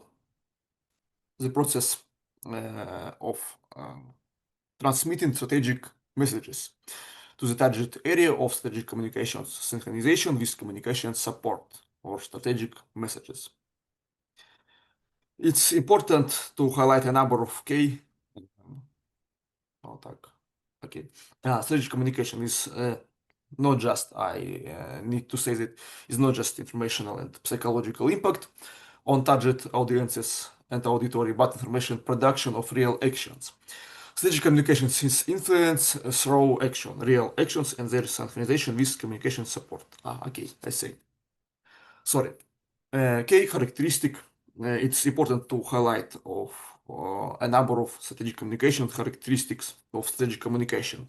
Number one is multi-instrumentally. Number two is synchronization. Number three is audience perception. Number four, systemic. And number five, transdisciplinarity. It's also important to highlight the basic concepts of the strategic communication. For one, strategic Messages of strategic communication, it is specific mechanism of information impact broadcast through media platforms, carried out systematically and aimed at the information and the formation of information space in order to achieve long-term information. Strategic goals of the subject strategic communication, and the second target area of strategic impact. A target audience of strategic communication, territorial boundaries, and even time and conditions of target societies. If specific forms, tools, and mechanism of strategic communication are ineffective, or if there is a synchronization between actions and strategic messages sent, strategic communication can be easily suppressed. The BRICS strategic communication has the following BRICS goals and objectives. Economic goals. To promote economic operation among these BRICS members countries, promote their economic growth, and reform the global financial system in an inclusive manner. Political goals. Reforming global governance and building, building a more equitable, more inclusive, multipolar world. Strengthening the role of the BRICS in world politics, creating a common information field in the BRICS space, and countering the dominance of Western narratives, developing cooperation on a wide range of global issues, and promoting sustainable development of countries, overcoming contradiction and problems within the BRICS. The evolution of the BRICS objectives shows the following dynamics from achieving economic objectives, reforming the global financial and economic system. The BRICS strategic communications becomes a tool for achieving global political objectives, such as transforming the system of global governance and building an inclusive world order. The BRICS strategic communication is formed on the basis of demonstrating of sustainability of the association, effective cooperation, strengthening inter-ethnic unity, unified position of key global issues of world development, and promotion of their interests on the world stage. Importantly, the BRICS strategic communications also implies mandatory synchronization of action and strategic messages. Now, it is necessary to move on the conceptualization of metaverses. Metaverse is a global, full-fledged, and consistently functioning in real-time virtual space that provides users with a unique experience of immersive interaction through digital interfaces, avatars, with other actors, digital assets, virtual worlds, events, and process through augmented reality technologies. A variety of social interaction opportunities can be realized in metaverses.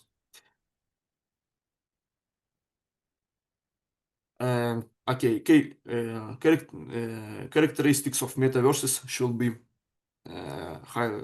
should be says.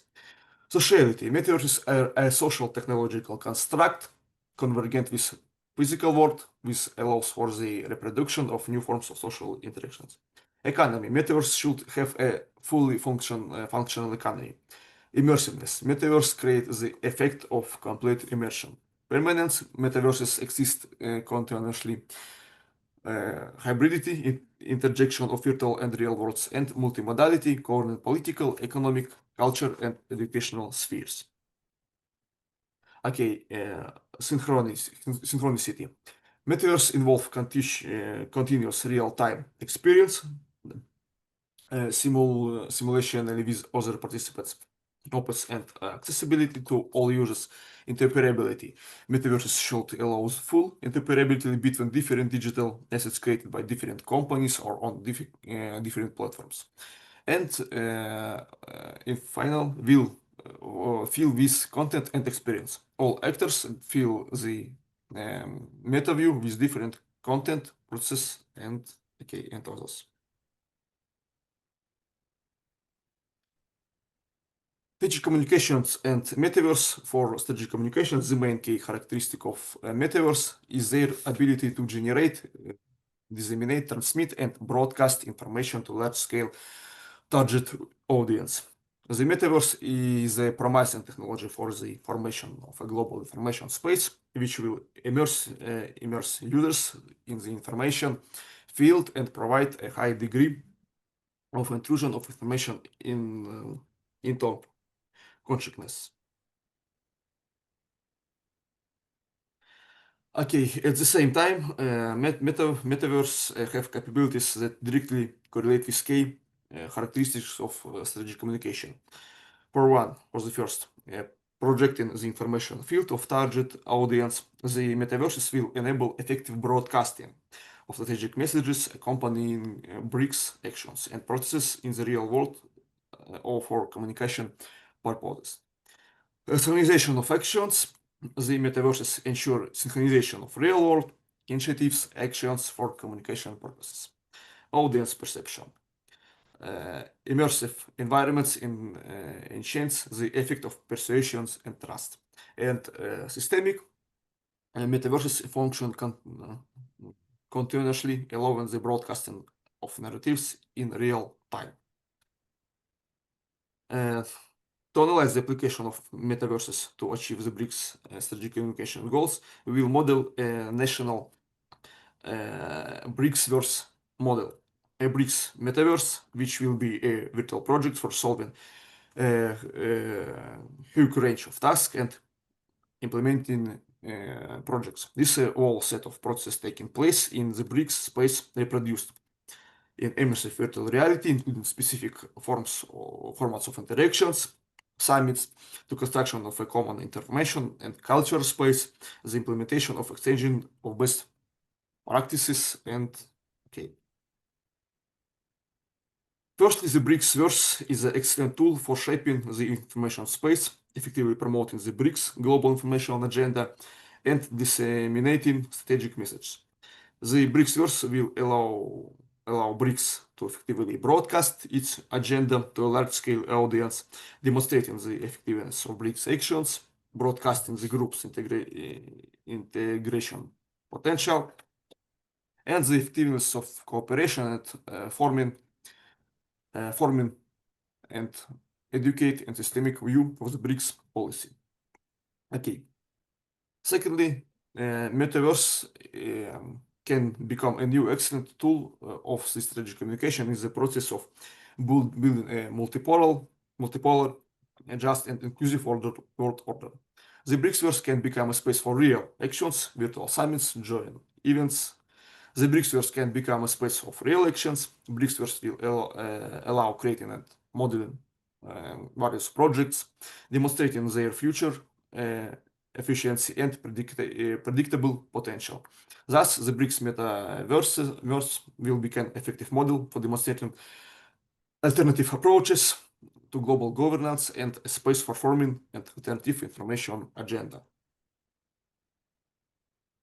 Metaverses are a new space of economic processes and the next stage of development of the global financial system. The projected capitalization of metaverse is $507 by 2013. The economic potential of the BRICS metaverse can perfectly meet the economic goals of the BRICS strategic communication, reforming the global financial system and creating alternative economic institutions. Through metaverse and their key technologies, BRICS member countries can carry out major financial transactions, realize joint economic projects in the meta-universe. For example, within the BRICS-verse, it is possible to implement its own intra-platform convertible currency, BRICS coin, for settlements within the platform, which will be a demonstration of BRICS economic solvency and a virtual model of an alternative to the dollar in mutual settlements. BRICS will allow to demonstrate the economic power of the BRICS alliance and will contribute to the information of alternative vision of building an inclusive economic system, including the metaverses themselves and with use of meta-universes. Next, the BRICS metaverse can become a tool for developing inter-ethnic interaction and strengthening ties between peoples and will allow BRICS countries and institutions to hold large-scale joint virtual social culture events summits, educational and scientific programs, develop scientific interaction, and conduct joint scientific research. The immersive nature of the metaverse will allow for a deeper understanding of the culture and their dimensionality and culture and civilization experience of the BRICS member countries, and the information is strong international and intercultural ties. The BRICSverse itself can be a model for an active approach to the development of digital platforms and global governance. Currently, Western approaches dominate in the development of new technologies and formation of the global information space. There is a tendency to orient development of metaverse according to vision and approaches of Western IT companies, which may not take into account the norms, values, and culture and civilizational experience of developing countries. BRICSverse is proposed as an alternative to this approach, designed to take into account the interests of the global south, to promote inclusive digital platforms and in an inclusive informational space. The combination of strategic communication and meta-universe capabilities offers the BRICS unequal prospects for strengthening international influence and for forging an alternative model of global governance. The BRICSverse model is capable of becoming not only a tool for broadcasting strategic messages and synchronizing actions in a virtual environment, but also a space for economic cooperation, scientific and cultural exchange, and an alternative to Western digital platforms. In this way, the synergy of strategic communication and metaverse allows BRICS to promote its own global agenda to contribute to building a just and inclusive world order. That's all. Thank you for your attention. Thank you very much. We have questions, but they will be later. And now we are moving forwards. And the next paper is by Dr. Triqian Wu and Dr. Minton Nguyen. Dr. Qian Wu, Institute for Cybersecurity and Digital Technologies, MUAI, Russian Technological University. Dr. Minton Nguyen, Associate Professor, Institute of Cybersecurity and Digital Technologies, the same university. Dr. Triqian Wu holds a PhD in technical sciences. His research focus is research and operation of modern electronic devices and tools for recording and processing information about the environment, technical facilities, and intelligence security system. Dr. Minton Nguyen holds a PhD in technical sciences, member of the International Research Group on Threats for International Psychological Security by Malicious Use of Artificial Intelligence. Research focus conducting research on the problems of malicious use of artificial intelligence to undermine information and psychological security in the Socialist Republic of Vietnam. And the paper title, Malicious Use of Artificial Intelligence, Challenges to Information and Psychological Security in the Socialist Republic of Vietnam. So you have the floor, 15 minutes, пожалуйста. Здравствуйте. Я хочу свою презентацию показать. Да, мы видим.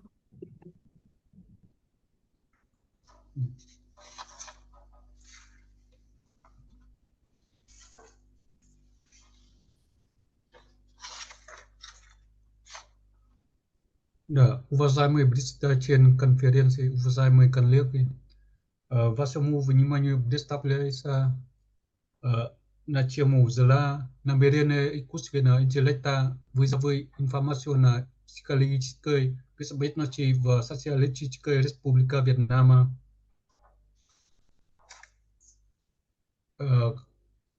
Как вы знаете, Вьетнам занимает геостратегическое положение в ведущей ключевой стратегической области мира, располагаясь на важнейших транспортных маршрутах морских путях.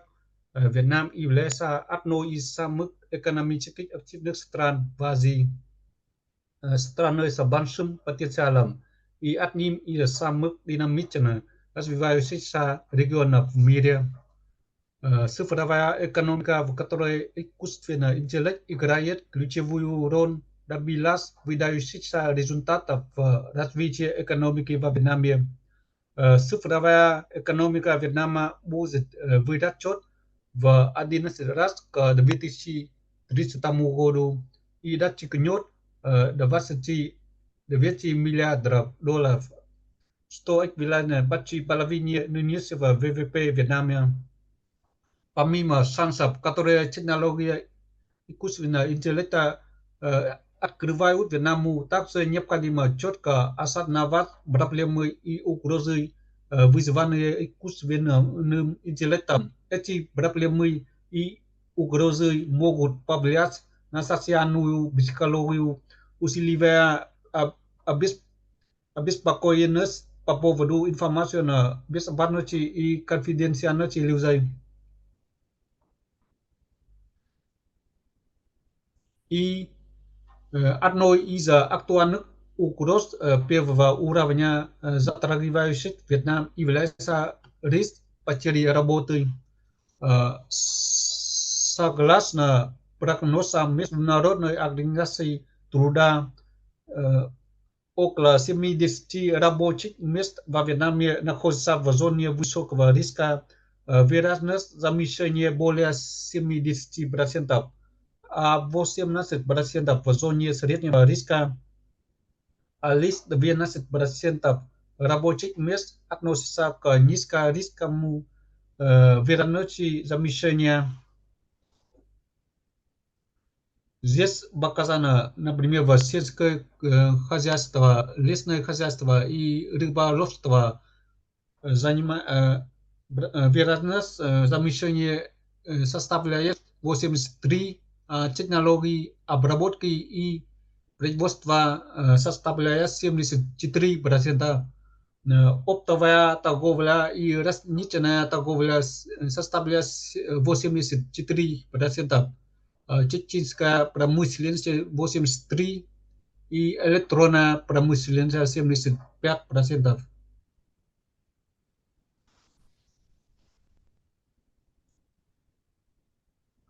И здесь обратите ваше внимание на то, что согласно данным Министерства общественной безопасности Вьетнама, в период с 2012 по 2016 году в стране было зарегистрировано более 8200 случаев сексуального насилия над детьми, в которых пострадали почти 10 тысяч несовершеннолетних.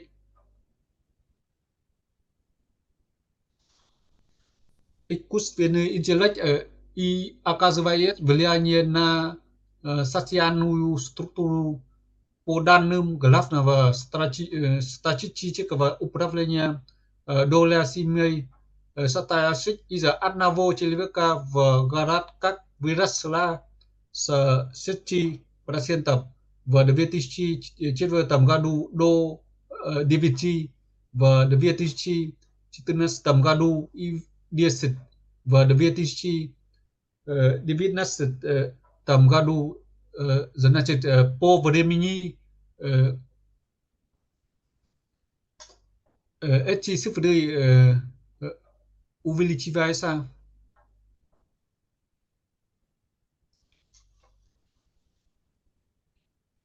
Здесь показывается использование искусственного интеллекта для зрительства в учебе. Согласно исследованию, в котором приняли участие 1386 вьетнамских студентов, 23,7% респондентов признались в использовании подобных инструментов для зрительства. И второй уровень угроз информационно-психологической безопасности посредством злонамеренного использования искусственного интеллекта. Как видно на графике, на данном уровне можно выделить риск, связанный с применением технологий искусственного интеллекта, направленных на объекты критической инфраструктуры и физическую безопасность граждан.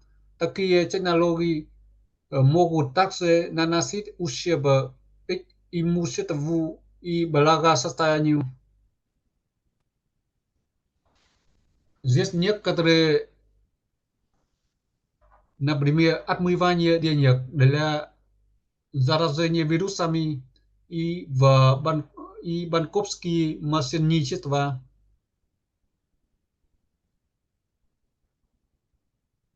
Вот здесь некоторые данные по сводному отчету о состоянии кибербезопасности во Вьетнаме за 2023 год.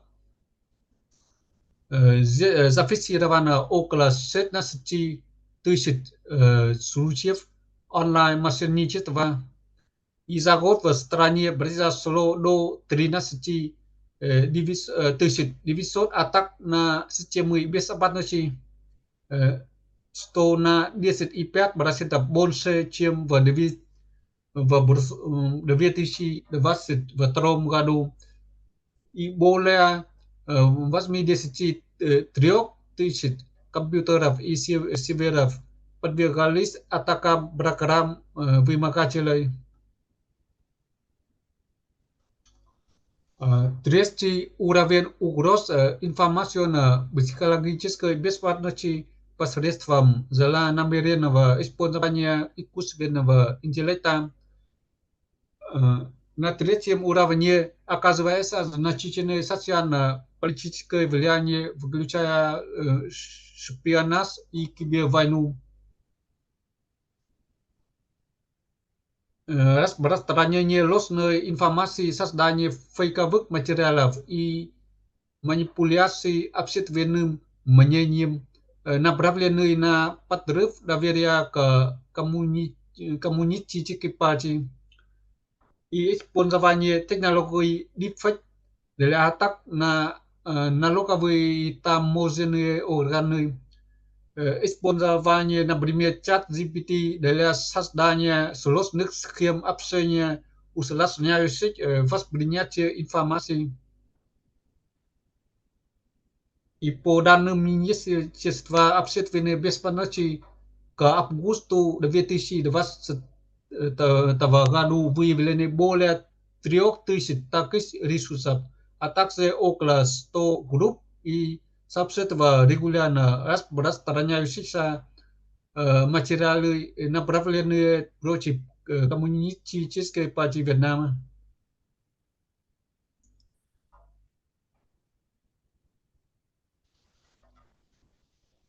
Итак, таким образом, угрозы, которые порождает эта технология, можно классифицировать на 3 уровня: экономическое развитие и социальное благополучие. Второй угроз – это экономические угрозы и киберпреступность. И третий угроз – это социально-политические риски. Все эти 3 угрозы сильно влияют на развитие во Вьетнаме в сфере использования искусственного интеллекта. Мой доклад на этом закончен. Спасибо вам за внимание. Спасибо большое. Thank you very much. And we are moving to our next presentation by Mr. Brian Leonardo Pataroyo, magistrate student, School of International Relations, St. Petersburg State University. He holds 2 bachelor degrees from the University of Rosario, Colombia.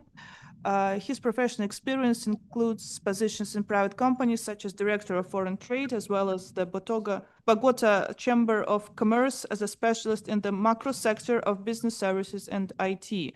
The title of the paper, Malicious Use of Artificial Intelligence and Challenges to Psychological Security in Colombia.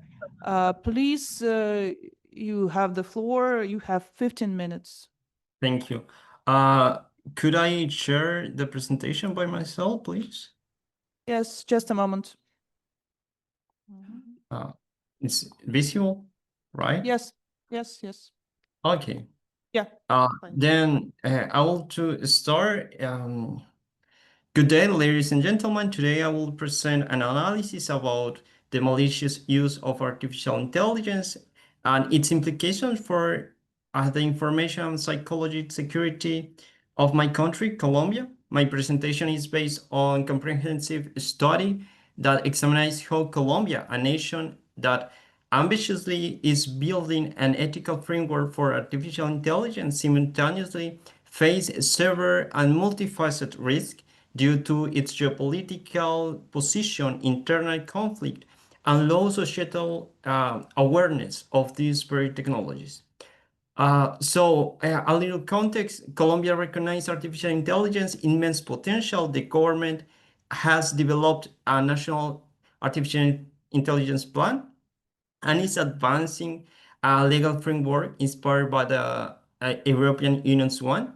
The framework is pioneering, focusing on ethical governance, risk reduction, and sustainable development. It is reinforced by law projects which seeks a law for artificial intelligence for psychological protection and digital equality, acknowledging the potential damage that artificial intelligence can inflict on mental well-being. Well, however, this robust regulatory vision exists in a different reality. Colombia is a nation in a state of geopolitical flux, a historical ally of the United States. It is now dependent trade ties with China. And under its first progressive government, led by Gustavo Petro, has criticized U.S. Foreign policy, repair relations with Venezuela, and positioned itself differently on the world stage. This reorientation makes Colombia a strategic chess piece in a reconfiguring global order, exposing it to the negative consequence of great power competition. And now we have some tariffs from United States to Colombia. We have some measures against our president. And now he's in the Clinton list, for example, and it also has some implications over Colombia. And is within this context of regulatory ambition meeting geopolitical and social instability that we must analyze the threats, use the three levels model structure of psychological threats developed by Professor Panchitsev and Vasarkina. In the first level, we will analyze the false image of artificial intelligence, understanding it also like it includes its over expectation and not just negative and false image of artificial intelligence. In Colombia, we have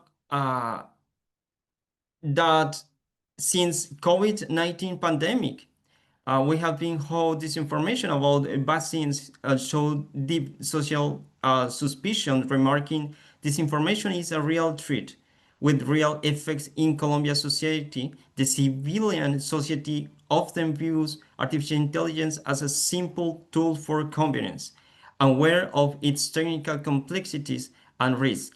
In Colombia, companies like Worldlink, which collects highly sensitive biometric data like iris scan in exchange for a small amount of cryptocurrencies payments, risk alarm. The public does not fully understand neither how their data is used, either why the payment is through cryptocurrencies, a method that recently is being linked to money laundering by organized crime in Colombia.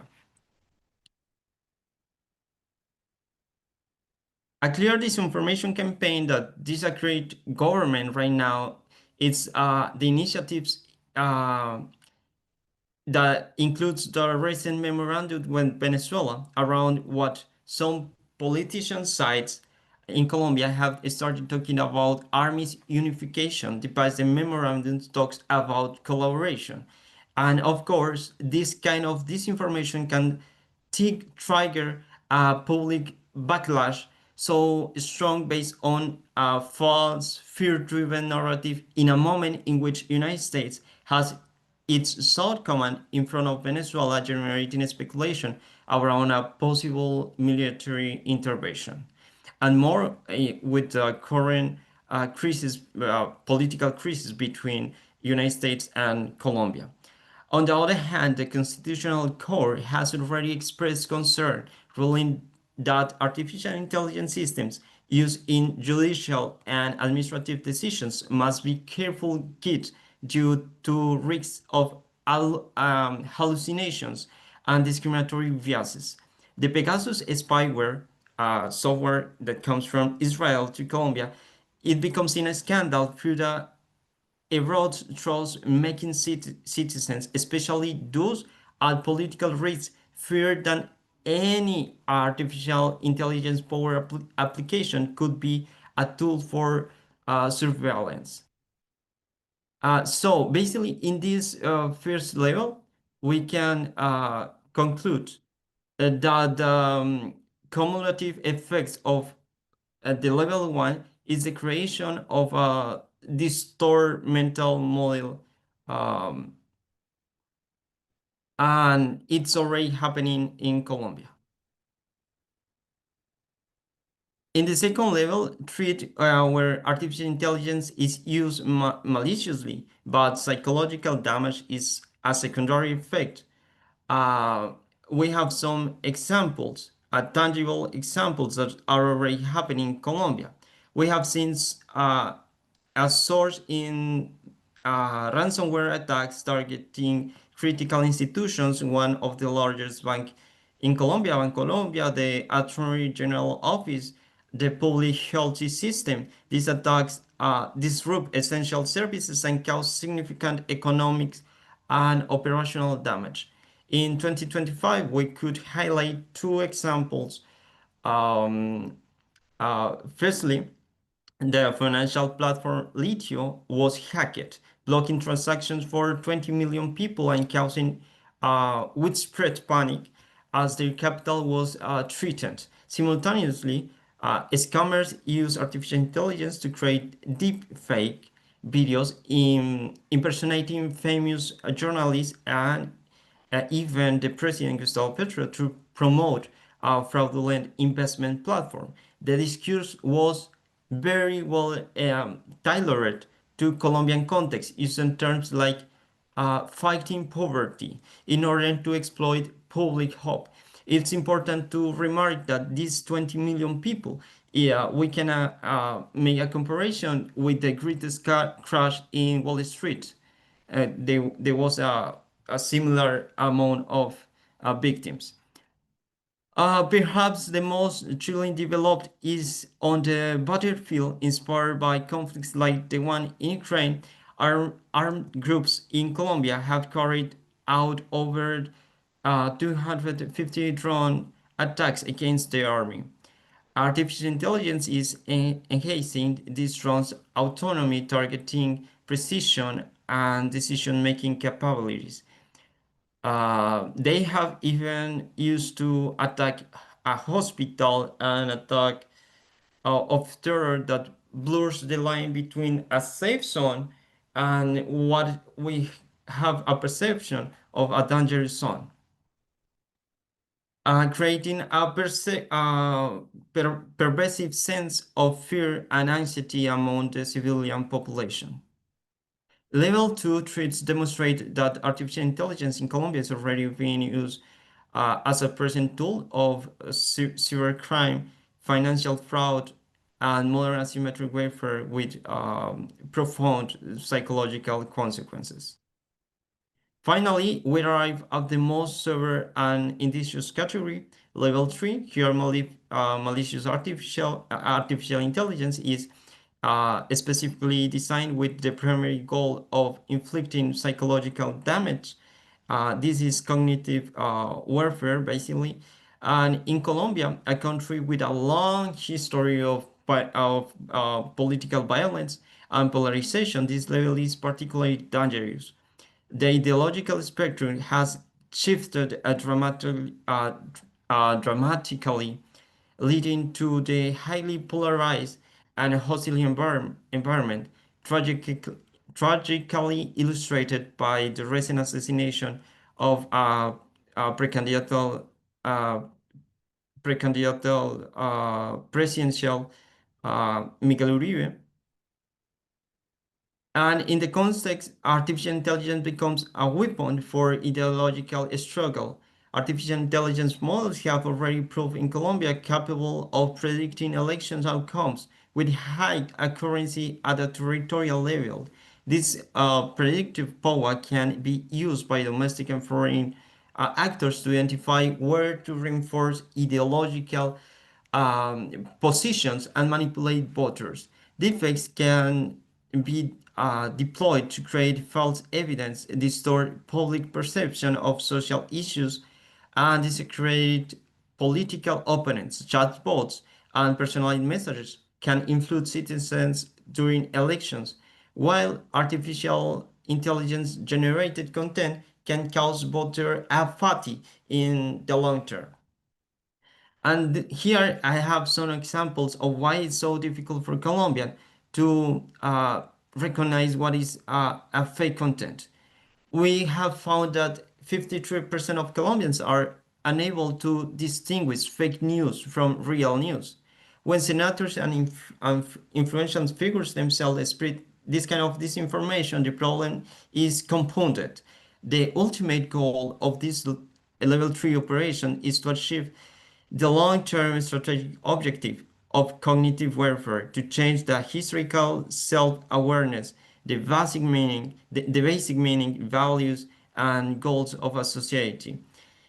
It is an attack on the very fabric of the nation, designed to destabilize it from within by deepening irreconcilable divisions between left and right political sides. And I would like to mark the fake ones if someone couldn't. That one is fake. That one is fake. That one is fake. This one is fake. And this one is fake. Maybe some of you thought that that one is fake and that is fake, but they are true. And that one, that is our president. In that time, he was a senator, and we could think it is a fake one, but it's a real one, which makes this difficult to distinguish. More if it's making with artificial intelligence. So I would like to continue. So you have 2 minutes to conclude. Okay, yes, I'm just on conclusions. So let me clean the board. I would like to clean the. Okay, so I will go directly to conclusions and recommendations. What? Okay, so basically, first, beyond robust legislation, we must build a permanent psychological front. This involves media literacy programs for the public and specialized digital training for the armed forces to enhance their resilience against psychological and cognitive campaigns. Second, we must foster mutual trust between the state, the people, and military. It is called a remarkable trinity. This trust is the primary target in cognitive warfare and our main line of defense. Until we must provide support for the victims of these attacks who can suffer from anxiety, depression, and other psychological issues. The battle for Colombia conscientious has already begun, and it is a battle fought not with traditional weapons but with algorithms, deepfakes, and disinformation. our ability to understand this new battlefield, to fortify our institutions and our citizens psychologically, will determine our stability and our future in this new era of hybrid threats. And for that, we need partners. And I think it's a good moment for work close with BRICS countries. Thanks. That was all. Thank you very much. Present. Thank you. And we are moving to our last but not the least presentation, Ms. Elena Bayer, Assistant Professor of the Department of International Law in St. Petersburg State University, CEO of the Bayer & Partners, specializes in international private law, information law, personal data law, intellectual property law, law of foreign jurisdictions, preservation of cultural heritage of Russian Federation, and she held public lectures at the universities abroad, the Harbin Institute of Technology in China, Jilin University in China, Stanford University in USA, and others. And the title of the paper, Legal Forms of BRICS Strategic Communication in Global AI Governance. Please, you have the floor and 15 minutes. Thank you very much. Thank you very much for this wonderful presentation of myself. And before I go into legal aspects, since I'm a lawyer, I would like to give you a legal overview of the forms of strategic BRICS communication regarding AI governance. First of all, I would like to express my sincere gratitude to Professor Pashintsev and the whole team who made an excellent conference. And I also wanted to point out the very high level of organization of the conference. Everything was absolutely perfect. And thank you so very much for this opportunity to speak later tonight, because in the morning I was at the events of the Interparliamentary Assembly of the Commonwealth of Independent States in St. Petersburg. And unfortunately, based on the schedule, I could not attend earlier. So thank you very much for this opportunity to speak on legal forms of strategic BRICS communication. I will try to be quick, and if you have any questions, please feel free to ask them either in voice later or maybe in chat. So let me start. Before I go into some aspects of legal communication, I would like to point out that law in general is a very powerful tool of communication. So if we speak about ways of communication, legal communication is one of the forms of communication, which becomes extremely valuable and very important in the global AI governance today. What forms of legal communication we as lawyers, usually if we don't go deep into the theory of law and just point out some of the basic things, because I understand most of you probably are not lawyers and I don't want to overload you with the unnecessary legal details. So we talk about mostly one of the most important stages is the stage of creation of law. This is also a means of communication with the society on the stage when we create a legal document, because it involves multiple steps. It's discussions with the academic community, it is discussions with the practitioners, parliamentary stages, and multiple other stages. This is stage number one. Stage number two is implementation of the act. How we implement, how effective are the bodies of the state, how people, and if we talk about international relations and the BRICS, on the BRICS level, how states react, how they implement this act. So all those things, they relate to communication. Now, current political, economic, legal, and multiple other aspects of situations that we face today in our very complicated and turbulent agenda, they cause very controversial processes. So from one side, we have an aggressive development of AI technologies, and they keep going. We cannot stop them, and they foster globalization. From the other side, we have state interests, and we have trends towards strengthening of the sovereignty of the state. So states, they try to limit laws, and they try to make their laws extraterritorial to affect other countries.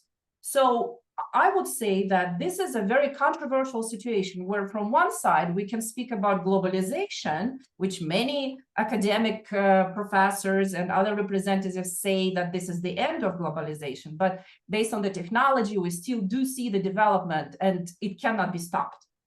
And from the other side, we do really see deglobalization. So national interests prevail. So let me move to the next slide. Which obstacles and which perspectives we as lawyers see in the communication in the area of AI? And maybe my insights as a lawyer could be helpful for you to make a bigger picture how to make things work in today's world. So in most areas of law, we see obstacles for the universal regulation in the area of AI. Those obstacles are of totally different nature. They are of legal nature, and I will come to that in 1 second. They're of cultural nature, they're of historical nature, of political, and tons of other aspects. So on the map here on the slide, you see countries, they are marked different colors. That's because in the world, we have different legal systems. Countries that are marked blue, those are continental legal systems where we have laws, codes, and other traditions of codification. For example, countries marked red, I think that's the red color, yes, those are common law countries where we see precedents, we see in the United States different legislation in different states. So we also have mixed legal systems, for example, those that are marked brown. And we also have other types of law. I don't want to go into details. So those differences in law do not allow us, right now it's even worse because of the political situation, but it was always a problem, to elaborate on the Universal AI Act. And I had many conversations about that with my colleagues from United States and other countries. We all agree on the point that at the moment it's not feasible. So what do we have to do in this sense? So we have to look into short-term perspective that requires elaboration on regional treaties in the BRICS system or other regional systems. And I believe that if we work on the regional treaties, this can grow later on into a global act. As an example, we can look into GDPR. This is the European regulation, but this is the regulation which became global. Even the United States accepted many positions from GDPR. So that's what I think, that if we really work hard on the regional and we work on our principles and values, we can transform it later maybe in the global act. Now, how to do it is the main important principle in law would be balancing. We need to balance values. Balancing models, again, in different countries are different. I don't want, again, to overload you with legal details, but just briefly, in simple words, all the models of balancing, which are in Europe or in the United States, they are based on ad hoc. We call ad hoc situations, which are not laws, it's just the decisions that courts make in every single situation. This is not enough. We need to find the legislative balancing. And how this balancing can be done, I think the best way is evaluation of risks. There are many opponents to this who say, no, risk is not a legal category. But I think this is very important to look into risks of the technology, diversify those risks, and based on them, balance the values. We balance the values, interests of the state, we balance interests of individuals, we balance interests of companies, and there are many other balances that we have to look at. And in every single technology, this balance can be different based on the dangers of this technology. As an example, and I just published the article on Law magazine in Russia regarding the behavioral biometrics. If you're interested, if you speak Russian, you probably can find it in the latest version of Law magazine. I think that behavioral biometrics is one of the most aggressive technologies. Why is it dangerous? Because if we use, and those technologies use AI, so this is this discussion about AI. If we look into just simple biometrics, your fingerprint, your eye, your face, we all know these biometrics. It shows you only biological characteristics of the personality. Behavioral biometrics shows you what person's emotions are, what the person is buying, for example. And based on this behavior, they target you with this, with their marketing. And I think this is more dangerous because it gives a much broader picture of a person than just biological biometrics. And if you're interested, you can just read the article. I know we're running out of time. I don't want to go much into detail. Now, information is a strategic asset of the state. Information is very important for the sovereignty. And one of the most dangerous situations in law is that laws of most countries, and here I give an example of European Union, Russia, China, United States, they have extraterritorial effect. That means that they extend over their territory. Like, for example, European regulation addresses companies which work with the European individuals, even if they are not present in the European Union. So all countries try to form extraterritorial regulations. And at the end, all these regulations collide. So we have a situation of the collision of norms. And still, there is not that much clarity in international private law how to deal with this. So I think very important is to regulate this area and to figure out how we deal with conflict of laws between countries, especially in the cross-border data transfer. And again, I think the future is in this communication on the regional level, which again can grow into a bigger picture. So my conclusions are that we need to form, first of all, values for AI, because there is so much legal unclarity what exactly is AI. First, we need to form values. Then we need to look into law, how to build the law. I know there is a lot of discussion. Just recently in the parliament in Brazil, there was a Brazilian-Russian session on the formation of values for the future. So the work is being done in this direction. Then we have to use the risk-oriented approach. This is very important, and the balance of interests, which is also very important. Privacy laws, and I gave you just the examples in AI, requires substantial rethinking and reforming. And as I said, we should elaborate on regional legal instruments in the area of AI. Thank you very much for your attention. We'll be happy to answer questions. And once again, many, many thanks for inviting and for this wonderful conference. You did a great job. Thank you. Thank you very much. So we have about 10 minutes for questions and answers. No problem. Yeah. Depends. Okay, questions? So maybe my question will be to Leonardo. Are you here? I suppose you're here. Yes, we see. So what actors, malicious actors, are most active in Colombia nowadays? You spoke about the future elections in 2024 or 26, political organizations, criminal against the bans, or some kind of partisan activities, maybe corrupted business elites. What social actors are most active in the malicious use of AI in Colombia nowadays? Or they're interconnected, all these actors, and you can see a kind of combination of the malicious use of AI by all these actors. Yes, definitely. In Colombia, they are all of them interconnected. We have a main actor by each level of the threat. Then we have an international cybercrime corporation that is not just acting in Colombia. It has act already in Mexico. It has act already in Argentina, in Chile, in Bolivia, with the same kind of attacks to the healthy system and system information. So in that level, we have an international crime organization that his business is a cyber attacks.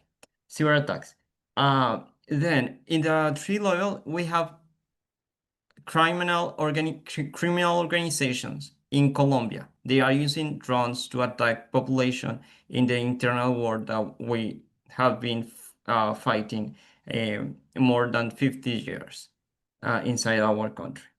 And by the other way, we have another, could be antisocial group that is visible right now in period of elections, and are those groups who wants to radicalize Colombian populations with hate speech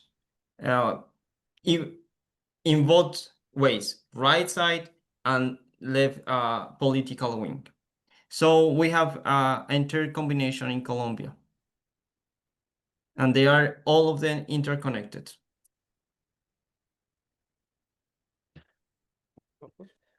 Yes, I have a question for Ms. Bayer. Thank you for your presentation. It was really very interesting from the practical point of view of the practical lawyer. And my question is, do you think that this universal AI law is at all possible? Because we have seen recently how all the global laws are functioning, or rather we say not functioning. So could we develop such a universal AI law that could be used despite the law differences between the countries, etc.? Thank you very much for the question. I think this would be very good if we could. So I would say that this is a utopia right now. If you look at some international conventions, for example, Berne Convention on Intellectual Property, this convention exists from 19th century. Even Turgenev participated in elaboration of Berne Convention, and it still works. And I use it in my practice, and I managed to win multiple cases for protecting, by the way, Russian heritage and Russian scientific results, for not stealing them and bringing them to other countries, using the Universal Berne Convention. So I think we should aim for that, but I don't think it is possible at the moment. I think our goal right now should be a regional act, and then we can convince or force our partners, as we call them, to look into the concepts that we elaborate in the regional act. Thank you very much. Questions? Okay, my question also, once again, to Leonardo. Any educational programs at universities to counteract malicious use of artificial intelligence in Colombia? You are a student of program International Security, AI International Security in St. Petersburg University, a civil university, not military program.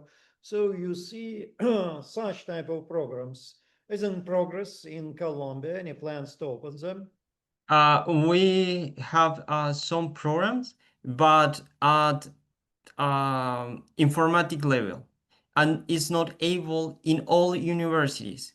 It's we have a case, just a case that I know in Cucuta University, but this is not one of the main universities of Colombia. Many universities of Colombia, they are still implementing this kind of topics in his curriculums. And in these projects, in the law projects, which I talked during my presentation, it is included to reinforce topics about information, digitalization, and artificial intelligence since school, since primary and elementary education levels. Because in Colombia, there are a huge gap on digitalization and abilities to use technology. Okay, thank you very much. So I have a question to Dr. Tri Cheng. Can he speak English? No, in Russian, but I can help to translate. Okay, my question is, what specific threats does malicious use of AI pose to Vietnam's information security and social stability? Вопрос, доктор Навкив, заключается в том, какие специфические черты угроз информационно-психологической безопасности во Вьетнаме вы можете назвать? Nguyen, понятен вопрос? Он у нас, по-моему, здесь еще. Но у него русский тоже не очень хороший, он осваивает сейчас. По-моему, сейчас Уже его нет. Он... Да, нету. Его нет. He left us. Left us. 15 minutes ago. So Okay. it depends because some programs, university programs at midnight, evening programs. That's why he might be busy. Okay, that's it. So thank you very much for all the participants. And so we're calling it today. That's all. Thank you for all us. Yes. We are not so numerous as variant, but thank you for those who still now with us. I hope we have these meetings in future. And now we are coming to the variant of this conference. 5 minutes later, we'll meet. Thank you. Closing ceremony, very quick, pragmatic.